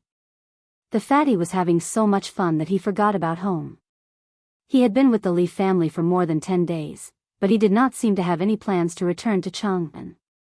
In the fatty's opinion, the Li family ate well and lived comfortably, not at all worse than Chang'an. The only thing he was not used to was that he could not go to Ping Kong Lane to drink wine with prostitutes. But in front of delicious food, these were all tolerable. As the 2 of them were playing chess, they heard a commotion outside. Li Heng hurriedly ran in. Lang Jun, we've been surrounded by villagers outside. They say our ducks have caused trouble. I've invited the village chief to the central room in the front yard. Quickly go and take a look. The ducks have caused trouble? Li Wangyu thought for a moment and understood what was going on. It seemed that the old village chief and villagers had already noticed the ducks eating the locusts. They were here to denounce him. In this regard, Li Wangyu was not worried at all. He leisurely followed the old housekeeper to the central room in the front yard. Old village chief, what's the matter today? Xiao Lang, let me ask you, did you buy so many ducks to eat the locusts? Now, many of the locusts in the fields have been eaten by your ducks. How can this be? The old village chief's face was as dark as water. He interrogated as soon as they met. If these words were heard by a modern person, they would be baffled. Was it not a good thing that the ducks had eaten the locusts in the fields? Wrong. In the eyes of the simple citizens of the Tang dynasty, the appearance of locusts was a punishment sent by the locust god. How could they be hunted down and killed? If that was not the case, why would the bigwigs in the imperial court and the Confucian bigwigs say that the only way to kill the locusts was by virtue? My ducks ate the locusts in the fields? Hee, don't mention it, don't mention it. This is what I should do. Li Wangyu replied with a cheeky smile.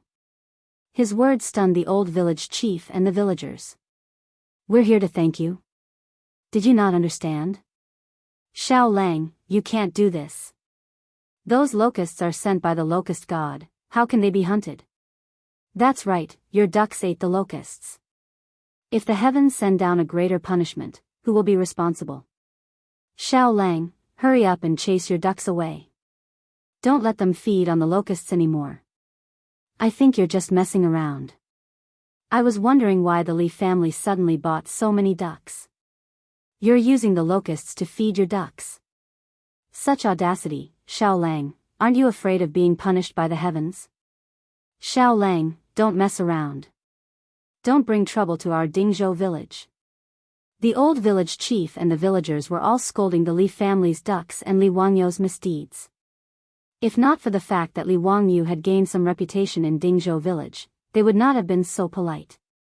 His beautiful superior heard the news and immediately rushed to the front yard. When she heard that the old village chief and the villagers not only did not appreciate the Li family's kindness, but also blamed Li Wangyu, she was so angry that her face turned white and her expression froze. What an ungrateful dog biting Lu Dongbin. Did the Li family have nothing better to do? They spent so much money to buy so many ducks. Li Wangyu even went to Chang'an to gather so much food. Wasn't it all for the sake of the 100 villagers of Dingzhou village? The locusts that destroyed the crops did not blame them, instead, they kowtowed and burned incense. Li Wangyu wanted to save them but was humiliated by them. As expected, a pitiful person must have a detestable side. Chapter 100. Li Wangyu was not in a hurry to explain himself. He waited for the villagers to finish. When they finally quieted down, he said slowly, "What does the ducks eating the locusts have to do with me? I am not the one eating the locusts. The locusts are a gift from the locust god, so why can't the ducks eat the locusts because of the duck god's order?" His words stunned the villagers. What did he mean by that? What the hell was the duck god? It was not my order for the ducks to eat the locusts, right? It was their own doing. Since the locusts were eaten by the ducks, it means that the duck god is more powerful than the locust god.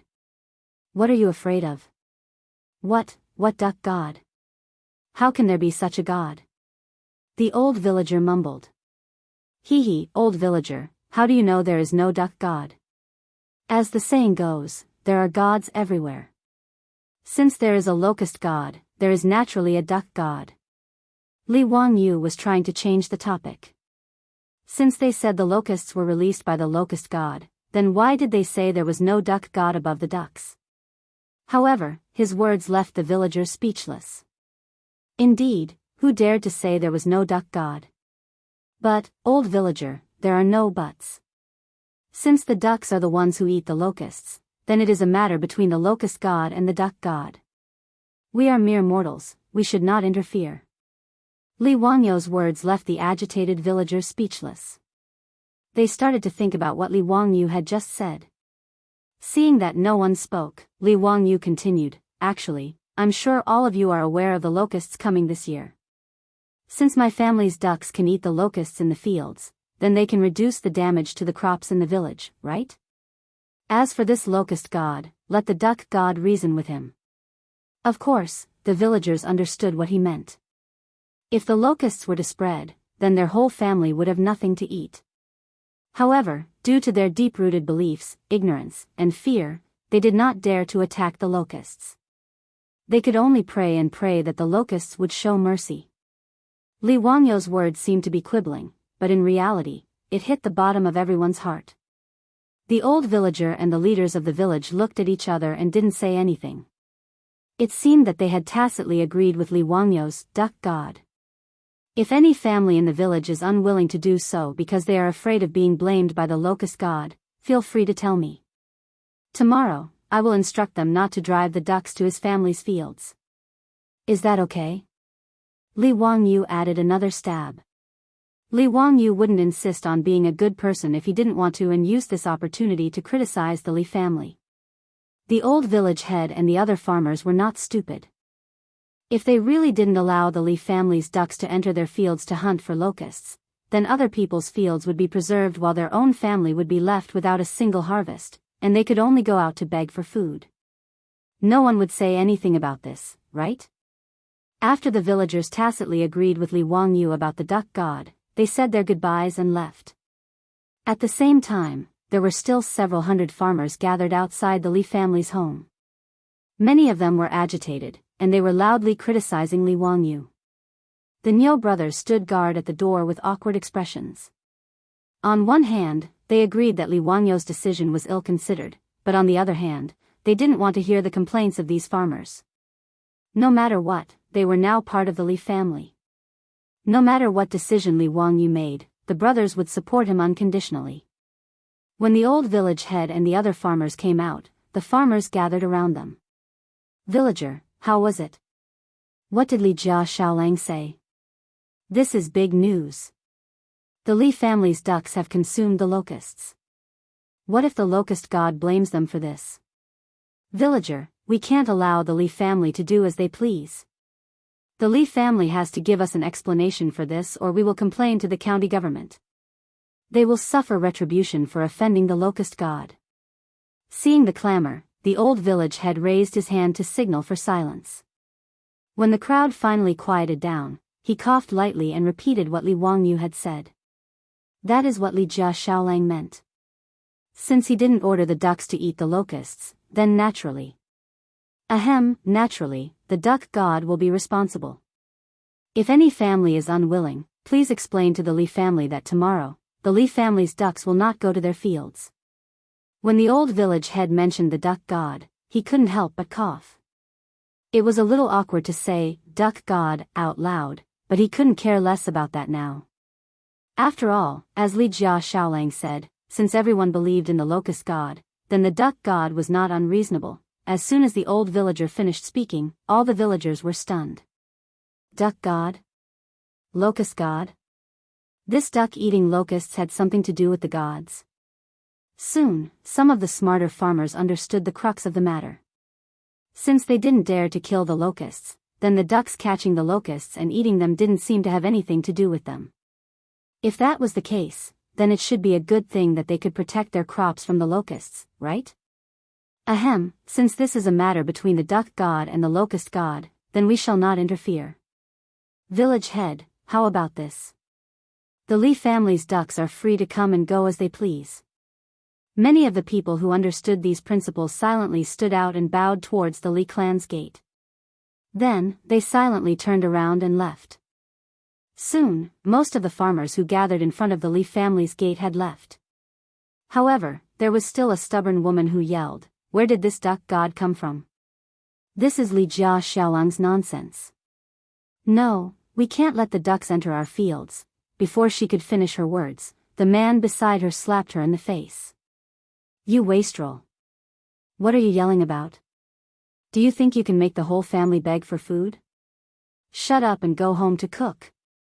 After slapping his wife, the man turned to the village head and chuckled, "Hee hee, village head, don't listen to this crazy woman. Our fields will remain the same.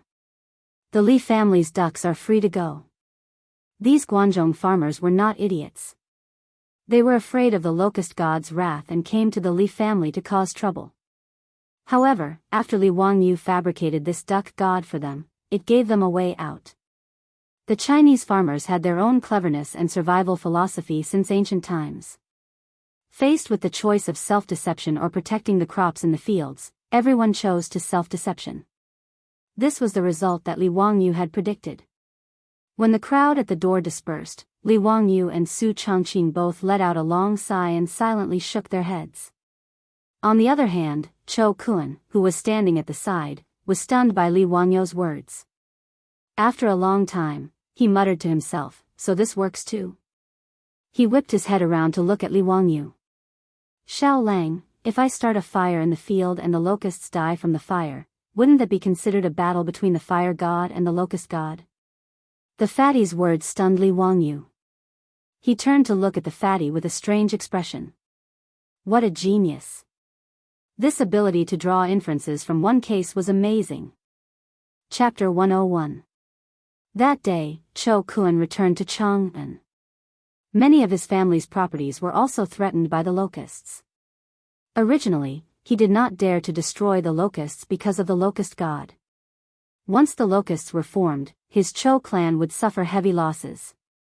Now, with Li Wangyu's inspiration, since no one dared to oppose the locust god, then he would invite other gods to do it. On horseback, Chou Kuan told Li Wangyu, "I will repay you generously in the future." Then he galloped back to Chang'an City. Li Wangyu, on the other hand, was slightly worried. Chou Kuan's thanks wouldn't be sending him a few Hu girls, would it? That would really be a premature end. While Li Wangyu was lost in his thoughts, he did not know that someone was plotting against him. Hu County, Li Clan. A group of elders and clan leaders of the Li clan were gathered together to discuss Li Wangyu. The name Li Wangyu had recently become famous in Hu County. But in the ears of the elders of the Li clan, it had a different meaning.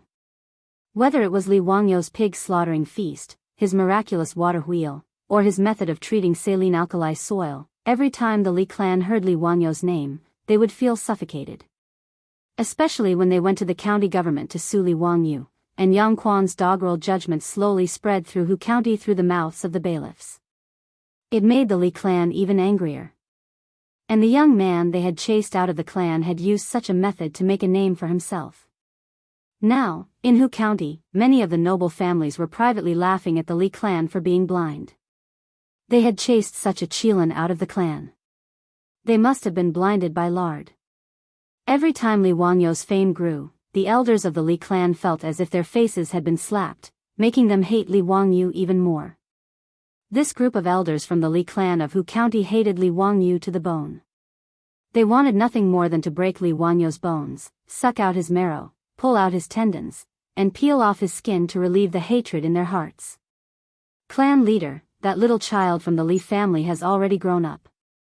In the future, if he were to become an official and half a nobility, then our Huxian Li clan won't be able to survive. Isn't that so? This kid is not easy to deal with. We have to be careful. Li Zhou, that bastard, is quite capable of giving birth to a son. I heard that the county gave him 300 mu of saline alkali soil for free, and all of it was transformed into fertile land. TSK, 300 mu of paddy fields. Isn't that so? That little bastard even built some water wheel. The county also gave him 20 oxen for plowing. I also heard that the little bastard went to Chang'an and brought back several hundred dan of grain. His house is almost full. If it were up to me, we shouldn't have been so merciful. We should have just killed him for disobedience. There are no outsiders in his house, so who would dare to cause trouble for us? Don't forget that our Li clan is a relative of the imperial clan. This was a vicious and merciless elder who directly wanted to take Li Wangyu's life. The old clan leader of the Li clan slapped the table. Enough. What's the point of saying this now? Who among you has a way to deal with this kid? This. Everyone was speechless for a moment. This Li Wangyu had already been removed from the clan. If they wanted to use the clan's name to suppress him, then it would be impossible.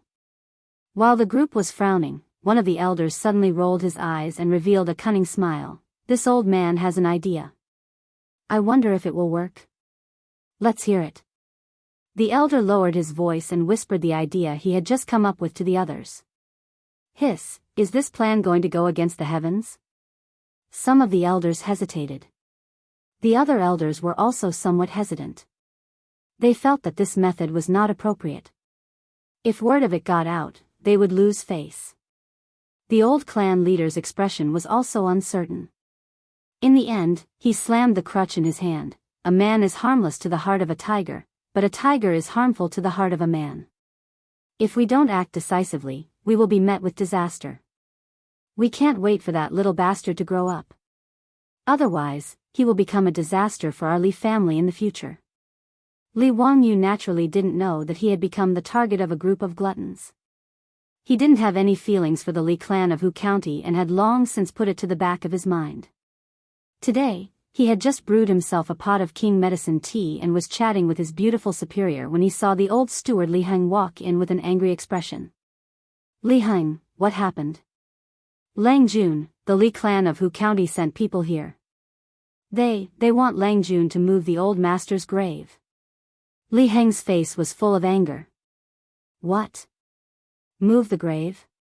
Based on what? Li Wangyu jumped to his feet when he heard this. The ancients attached great importance to the dead. As the saying goes, the dead are the most important and should be buried in peace. Rashly digging up a grave and moving it was a great taboo. If Li Wangyu did this, he would be reprimanded for being unfilial and would be cursed behind his back. The Li clan of Hu County, they wanted to slap Li Wangyu's face. Li Heng's old face swelled red. The Li clan said that Lang Jun and the old master's names have already been removed from the clan. You shouldn't bury the old master in the Li clan's ancestral grave and ruin their feng shui. They dare. Li Wangyu slammed the table and said angrily, tell Niu Yong and Niu Wu to throw out the Li clan's people. If they dare to come again, just throw them out. Li Heng agreed and prepared to tell the Niu brothers to kick them out. However, he was stopped by Su Chongqing. Wangyu, let's ask the old village chief first. Su Chongqing advised, the matter of the clan's graveyard is not small. The Li clan's ancestral grave is in Dingzhou village. The old village chief should know the key to this. It's not too late to make a decision after asking. Li Wangyu took a deep breath and calmed himself down. He turned to Li Heng and said, help me ask the old village chief to come here. Not long after, Li Heng brought the old village chief back. Li Wangyu greeted the old village chief and didn't say anything. The old village chief spoke first. Xiao Lang, do you have a grudge against the Li clan of Hu County? Li Wangyu was stunned. He thought for a moment and shook his head. No, there is no grudge. It's just that they wanted to expel me from the clan, so there was a small conflict. The old village chief shook his head and said to Li Wangyu, Xiao Lang, Li Gong's grave must not be moved. This is not only a matter of your Li family's face, but also a matter of feng shui. As the saying goes, the poor don't change the door, the rich don't move the grave. Little Lang, you've made the Li family prosper with each passing day. How can you casually move eunuch Li's grave? Feng shui. Li Wangyu was a little stunned. He didn't believe in feng shui. Moreover, what did the Li family have to do with feng shui? Was it because Li Zhou's grave was well buried that Li Wangyu traveled 1,000 years and came to the Tang dynasty? His beautiful boss asked, old village chief, the Li clan forced us to move the grave. What's their explanation? Well, if you want to be serious, the Li clan does have the right to make you move the grave. After all, Li Gong was buried in the Li clan's ancestral grave. Now Xiao Lang and Li Gong have been expelled from the clan. If they want to force you to move the grave, you can't stop them. The old village chief's words made Li Wangyu's heart cold. Was there no other way for the Li clan to force him to move the grave?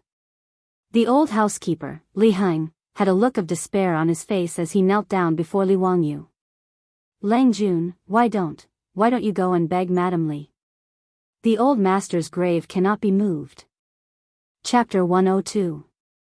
Li Heng's words made Li Wangyu and Su Chongqing look at each other in silence. Forget it. I'll go see the Li clan's people and see what they want. Li Wangyu walked towards the front courtyard. In the main room of the Li clan's front courtyard, a young man with an arrogant expression was waiting impatiently. When he saw Li Wangyu appear, he let out a cold snort. Humph, Li Wangyu, you're quite arrogant. You made me wait for so long.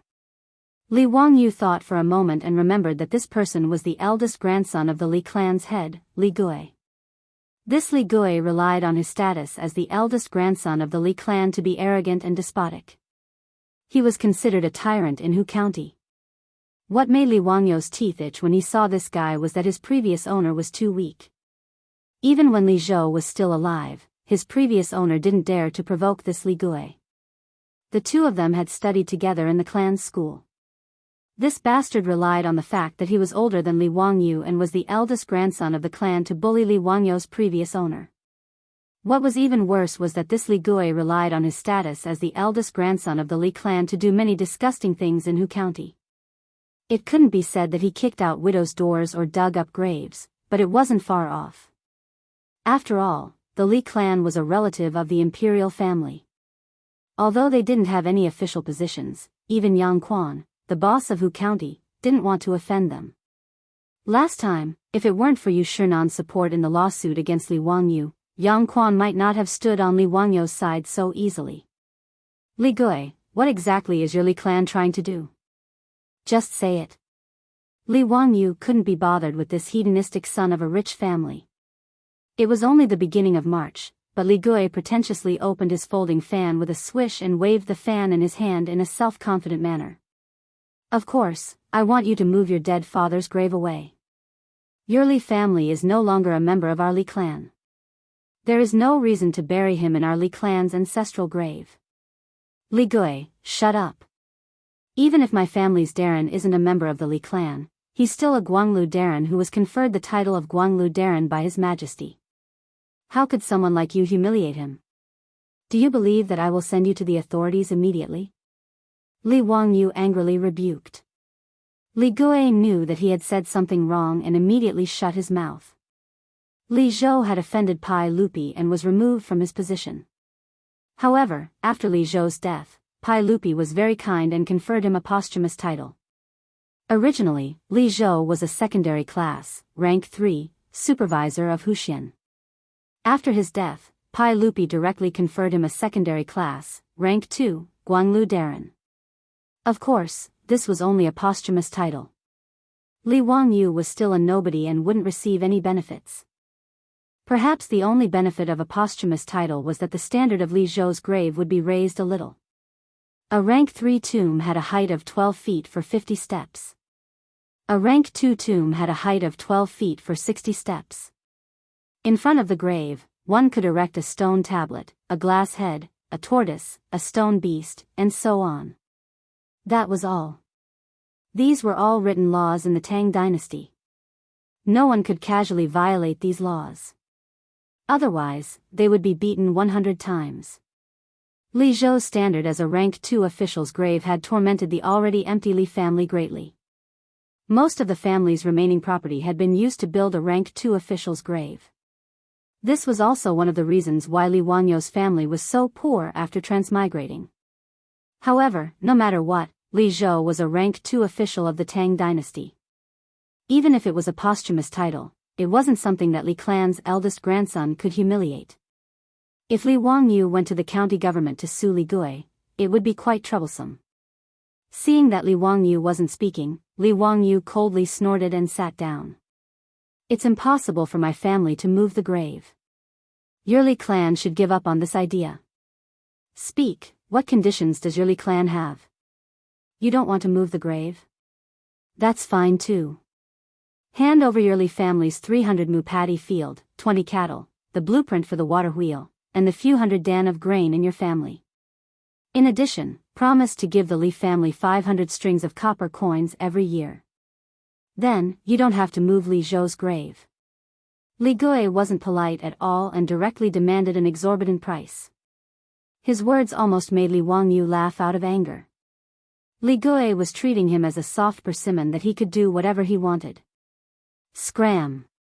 Li Wangyu replied with this one word. For a glutton like the Li family, there was nothing to talk about. Li Wangyu was scolded by Li Wangyu. Then, he suddenly stood up and gloomily said, Li Wangyu, I'll give you 3 days to think about it. If you don't move the grave in 3 days, our Li family will forcibly send people to dig it up. You dare? Li Wangyu angrily said. Hee, then let's wait and see. Li Gui threw down these words and turned to leave. Li Wangyu clenched his fists.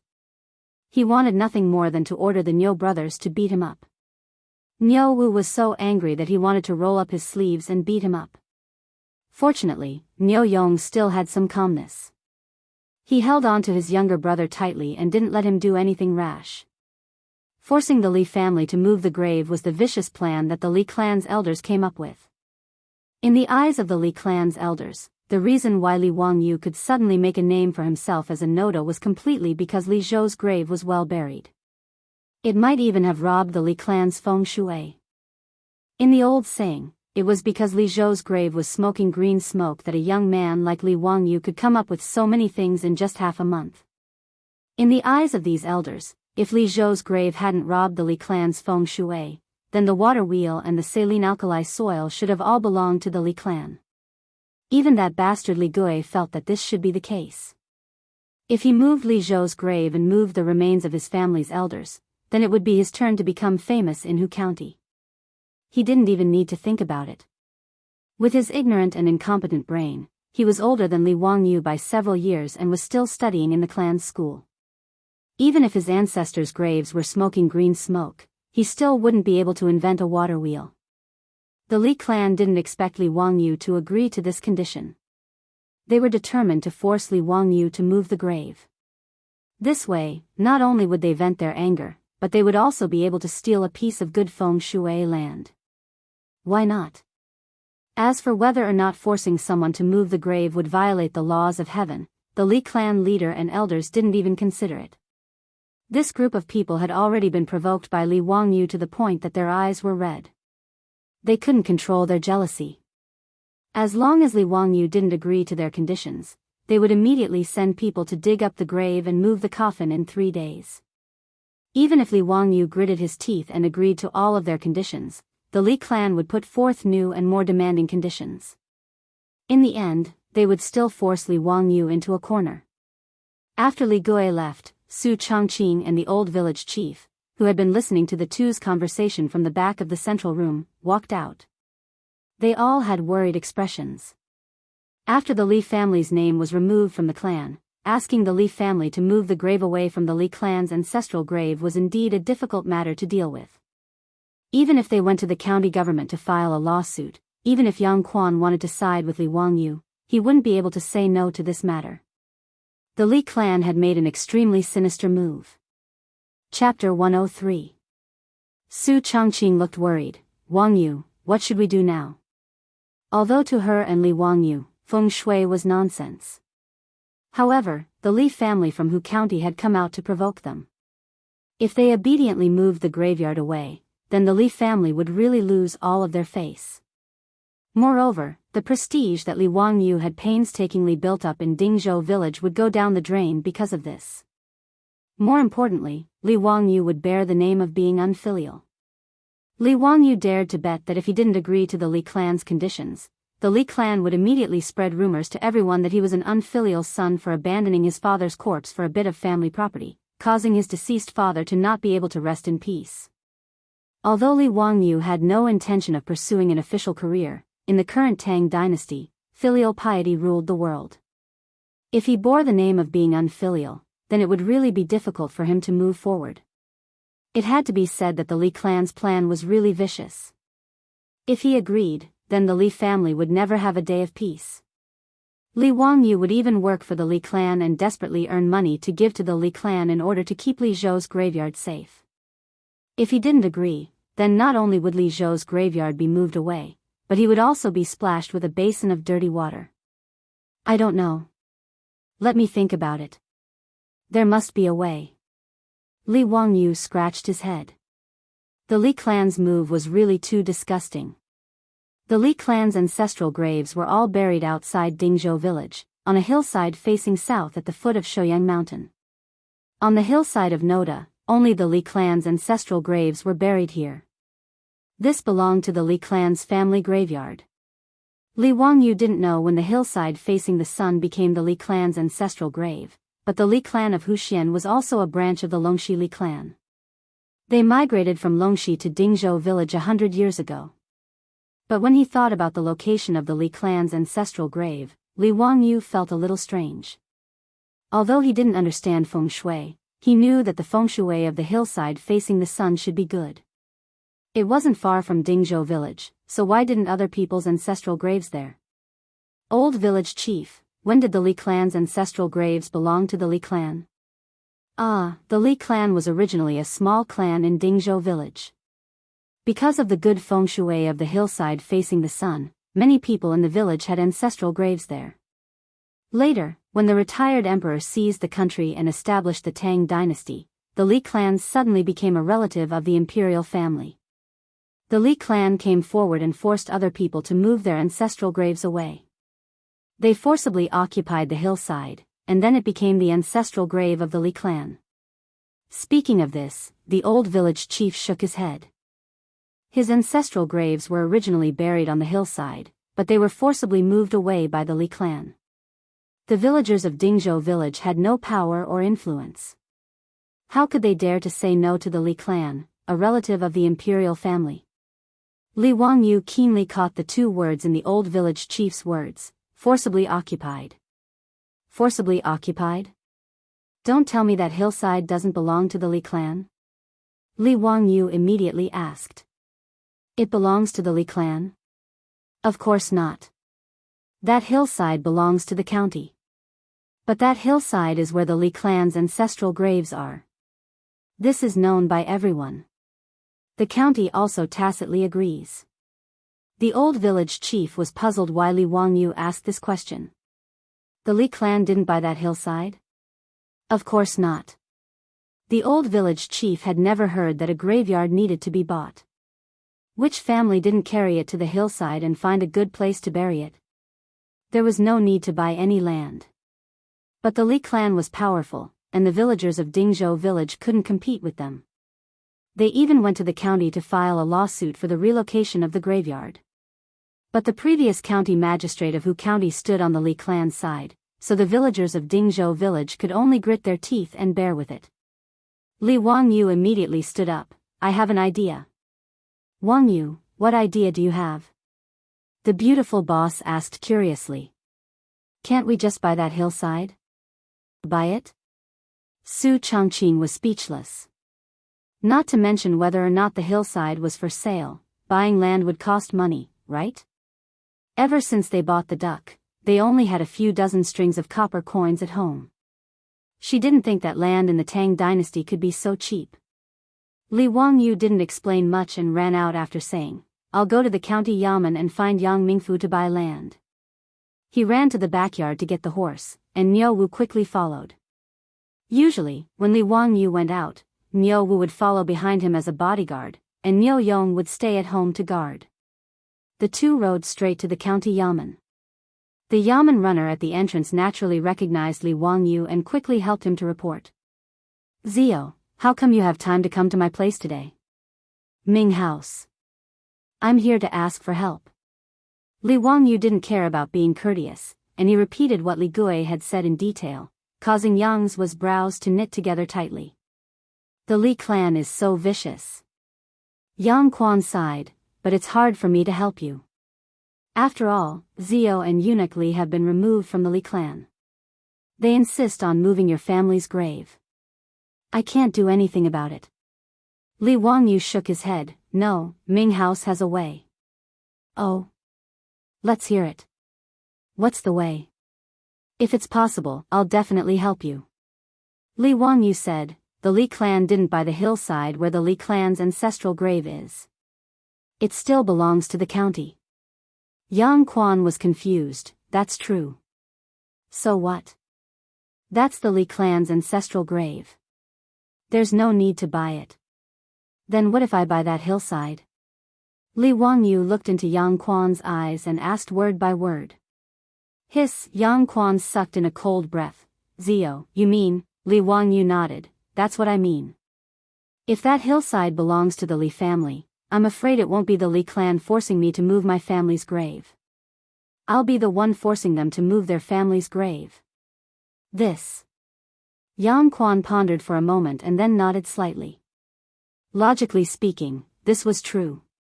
Although the Li clan occupied the hillside outside Dingzhou village as their ancestral grave, according to the law, that piece of land didn't belong to the Li clan. However, the Li clan was a relative of the imperial family. No one would take them seriously, and no one would offend the Li clan because of this. Zio, have you thought it through? If you do that, you'll have completely fallen out with the Li clan. What's the difference now? I've never thought of going against the Li clan. They're the ones who are forcing me. Ever since they expelled me and my father from the clan, they no longer treat me as a member of the Li clan. Yang Quan understood the situation and could only sigh. This Li clan was truly a disgrace to the imperial family. They weren't worthy of being a part of the family. I can sell the land on the hillside to you. The county has records that you can buy and sell it for a price of 1,000 strings of coins. Yang Quan didn't even need to look up the information to know the value of that land. As a diligent official who was close to the people, he had memorized all the large and small land data in his mind. Li Wangyu knew that the price wasn't expensive. The price of a hillside was usually 1 mu. That hillside was at least 1 mu. 1,000 strings of coins was a very fair price. It was fair, but Li Wangyu didn't have any money right now. He still owed the county government more than 1,600 strings of coins. Li Wangyu smiled at Yang Quan. Ming House, lend me some more money. Chapter 104. What Li Wangyu said made Yang Quan want to slap him. You still owe the county more than 1,600 strings of copper coins, and now you want to borrow more money? Yang Zhua didn't need to think to know that Li Wangyu couldn't take out 1,000 strings of copper coins. He wanted to continue borrowing money from the county. Yang Quan shook his head. Zio, it's not that I don't want to help you, but I can't lend you any more money. Ming House, just borrow 1,000 strings of copper coins for a year. I will return the 1,600 strings of copper coins, and you can calculate the interest. Is that okay? Li Wangyu started to coax. Borrowing money from Yang Quan was the only way he could think of. Originally, he wanted to borrow money from the Chiu family, but because of the locust plague, the Chiu family used all their funds to stockpile food. Li Wangyu estimated that the Chiu family might not be able to take out 1,000 strings of copper coins now. No. Zio, your family's debt has not been repaid. How can I lend you such a large amount of money? Even if I agree, the county magistrate will not agree. No matter how Li Wangyu promised that he would repay the debt within a year, Yang Quan did not agree. He was not deliberately making things difficult for Li Wangyu, but he really could not do it. In the Tang dynasty, loans needed collateral. Back then, because Li Zhou was still in office, he and the secretary Lu Xiao provided a guarantee for Li Zhou to borrow money. The county magistrate would naturally do them a favor. But now, Li Wangyu still owed so much money to the county. If he wanted to continue borrowing money, this was not something Yang Quan could decide. Li Wangyu saw that Yang Quan really did not agree to lend him money to buy the land, and he could not help but feel a little dumbfounded. If he could not buy the land on the hillside, then he really did not know what to do. Could it be that he would bring the Niu brothers to risk their lives against the Li clan? Seeing Li Wangyu's distressed expression, Yang Quan suddenly twirled his beard and smiled. Actually, I can point you in the right direction. Ming House, hurry up and say it. Li Wangyu immediately perked up. Hee, it's true that I don't have the money to lend you, but someone can lend you money. Who? Yang Quan said, my division commander. Yu Shinan? Li Wangyu immediately realized that Yu Shinan was indeed rich. Last time, in order to seduce him into continuing his studies, Yu Shinan even offered to help him pay off his debt. However, Li Wangyu really didn't want to borrow money from the old man. He was afraid that he would be forced to walk on the right path. Li Wangyu was really afraid of Yu Shinan. Although he knew that Yu Shinan was doing this for his own good, he really didn't want to be an official.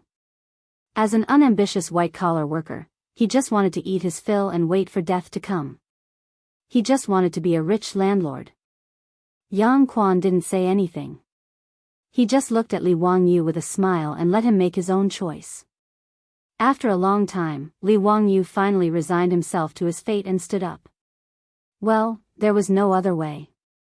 If he died, then so be it. He could only thicken his skin and go to Cheng and to borrow money from Yu Shinan. Ming House, may I ask where Master Yu lives in Cheng'an? Bu Zhengfang. 2 hours later, Li Wangyu and Niu Wu had already appeared outside Cheng'an city's Bu Zhengfang. They politely informed the Yu Mansion's gatekeeper of their names and asked to see Yu Shinan. Yu Shinan was a lower third-rank official. Although he was not very prominent, he was still a high official of the Tang dynasty. However, the Yu Mansion's gatekeeper didn't put on the airs of a high official. Although Li Wangyu was dressed in white, the gatekeeper politely asked him to wait for a while and went to inform the Yu Mansion's gatekeeper. Not long after, the Yu Mansion's old servant, Yu Tang, came out with a smile and invited Li Wangyu into the mansion. Yu Shinan didn't treat Li Wangyu as an outsider and received him in his own study. Zio, it's rare that you would take the initiative to come to my door. Yu Shinan said with a smile as he stroked his beard. Although Yu Shinan was already in his 70s, he was still full of energy and his face was glowing. It was no wonder that Pai Lupi didn't allow him to resign and return to his hometown. Li Wangyu respectfully bowed to Yu Shinan, then took off his boots and sat down on the table with his legs crossed. Master Yu, I've missed you since we parted at Crooked River Pool, so I came to visit you today. Li Wangyu was too embarrassed to directly say that he was here to borrow money, so he could only change the topic. Yu Shinan was old and shrewd. He looked at Li Wangyu with a smile and seemed to see through his thoughts. Huh, what a nice visit. You little bastard, you didn't show your face after Crooked River Pool. Are you hiding from me? Why did you come here today? Li Wangyu was indeed hiding from Yu Shinan. This old man was too eager to get him to become an official. However, this wasn't what he wanted, so he could only hide from Yu Shinan for now. When he saw Yu Shinan that day at Crooked River Pond, he understood 70 to 80% of the situation. This poetry gathering was most likely something that Yang Zhua and Yu Shinan had discussed. They wanted him to use this opportunity to make a name for himself. Li Wangyu naturally appreciated the old man's good intentions, but he was afraid that Yu Shinan would force him to become an official, so he didn't dare to visit. If he hadn't been forced into a corner today, Li Wangyu wouldn't have walked right into the trap. Hee, Master Yu, what are you talking about? I really missed your earnest teachings. This tea is personally made by the old immortal, Sun Simiao. It's good for the mind and heart. It's both medicine and tea. It's very hard to come by. I'm here to deliver this tea to you, Master Yu, as a gift. Li Wangyu hurriedly handed over the Medicine King tea that Sun Simiao had made. This was something he had specially asked Niu Wu to fetch for him after he had borrowed some money from Yu Shinan. It was to be a gift to Yu Shinan. Is that so? Then many thanks, Ziyu.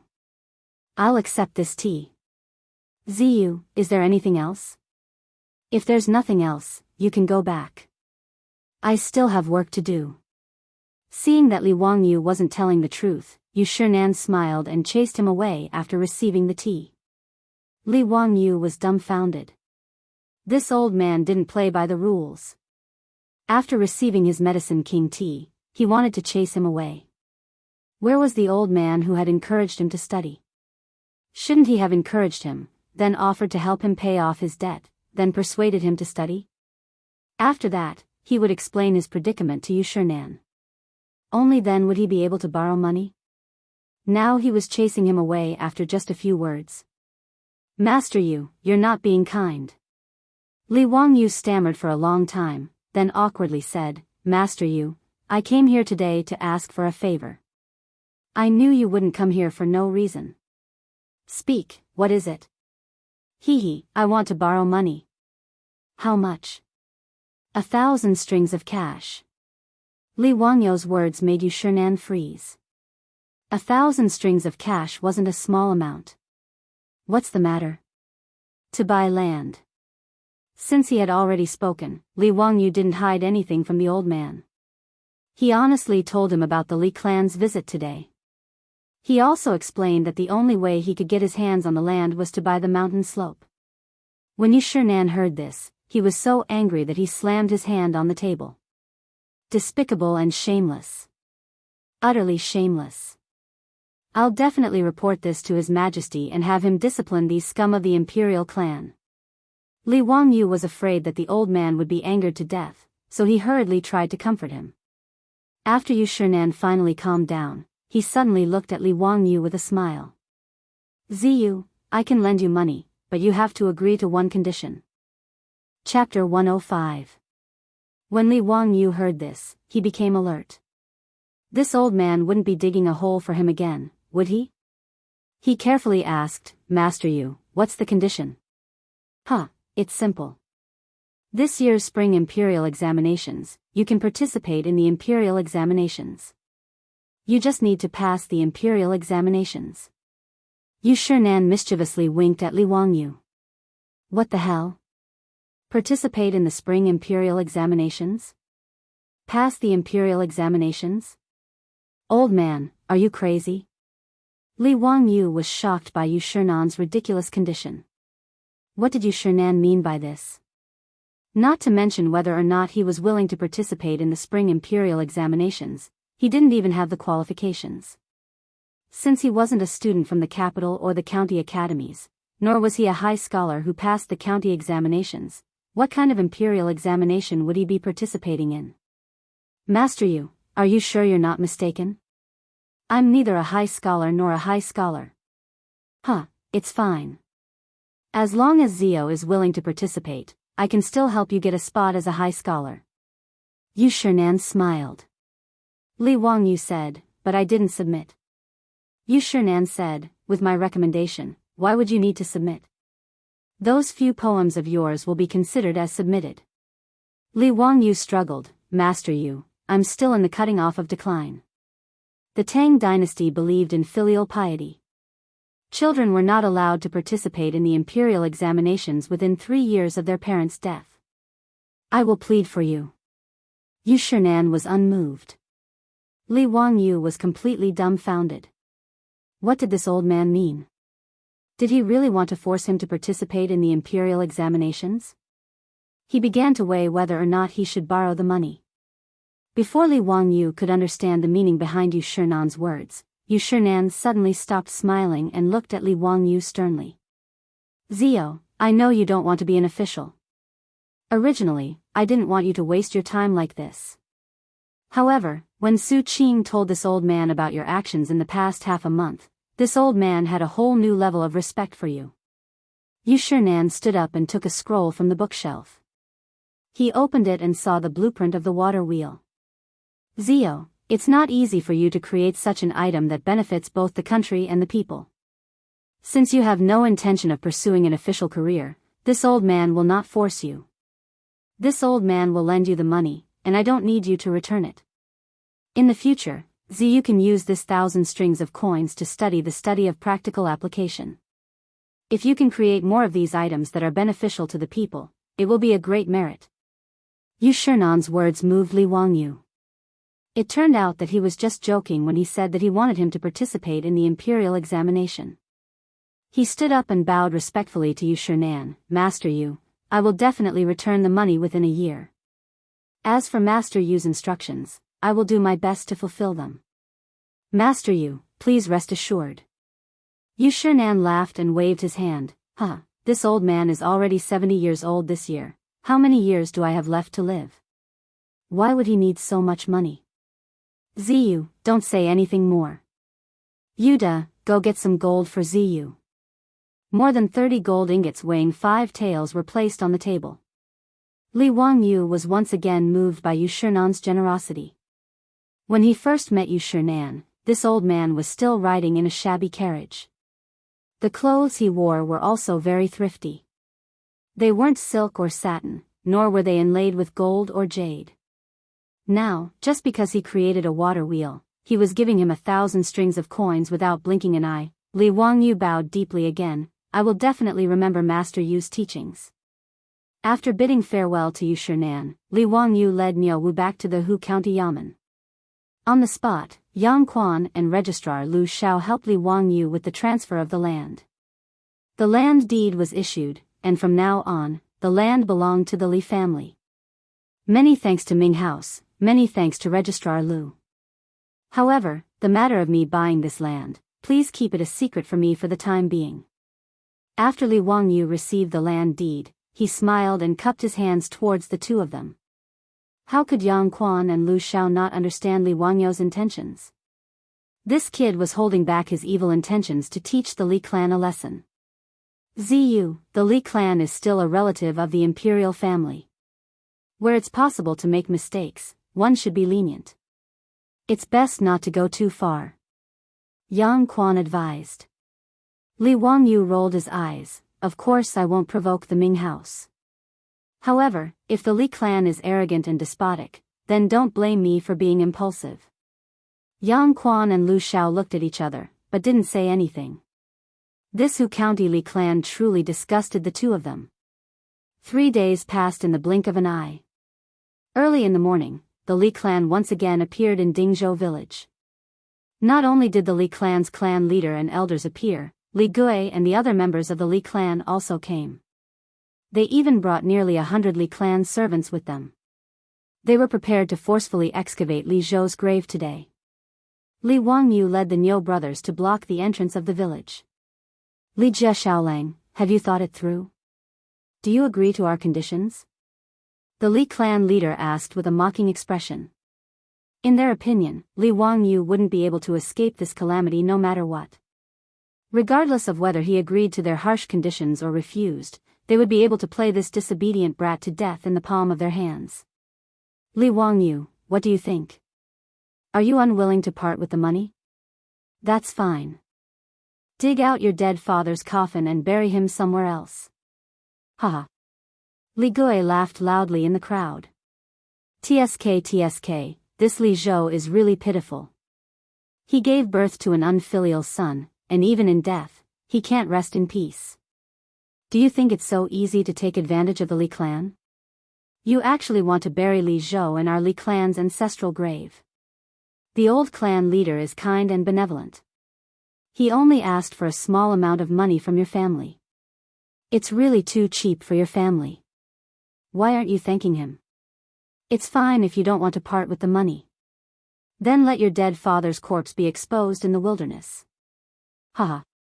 Before Li Wangyu could say anything, a group of Li clan members impatiently opened their mouths and began to humiliate Li Wangyu and the long-dead Li Zhou. Their words made Li Wangyu's face even more ashen. Even the Niu brothers behind him were so angry that they clenched their fists and the veins on their necks were bulging. As expected of a group of blood-sucking Taotais with no sense of shame. Li Zhou had done his best for the clan when he was alive, but after his death, he was treated like this. This Li clan of Hu County really deserved to die. Li Wangyu coldly snorted, let's see who dares to touch my clan's lord's grave. Huh, this is the biggest joke in the world. You and Li Zhou have already been expelled from our Li clan. How can Li Zhou still be buried in our Li clan's ancestral grave? Naturally, we need to move the grave. Even if the heavens are broken, our Li clan is still in the right. How can a little child like you stop us? The Li clan elder immediately retorted. That's right. If you don't agree to our Li clan's conditions, then today, Li Zhou's grave must be moved away from our Li clan's ancestral grave. Ignorant brat, who do you think you are? Do you think we won't move it just because you say so? If you don't agree to our Li clan's conditions today, we will definitely dig up this grave. The Li clan leader raised his hand to stop the clansman's clamor. Li Jie Xiaolang, this old man will ask you one more time. Those conditions, do you agree or not? Niu Wu, Tell me, it's broad daylight. How can there be someone who hasn't woken up yet? Li Wangyu ignored him and smiled at Niu Wu. Perhaps it's because his daydream is too beautiful and he doesn't want to wake up. Niu Wu immediately agreed. The two's words caused the Li clan to become furious. The Li clan leader's eyes flashed with a cold light. He prepared to order his clansmen to force their way into the village and dig up the grave on the hillside behind the village. The Niu brothers naturally wouldn't give way. It looked like a conflict was about to break out. However, they saw that Dingzhou village was suddenly in a hubbub of voices. The old village head was leading a group of villagers and rushing out, blocking the Li clan's path.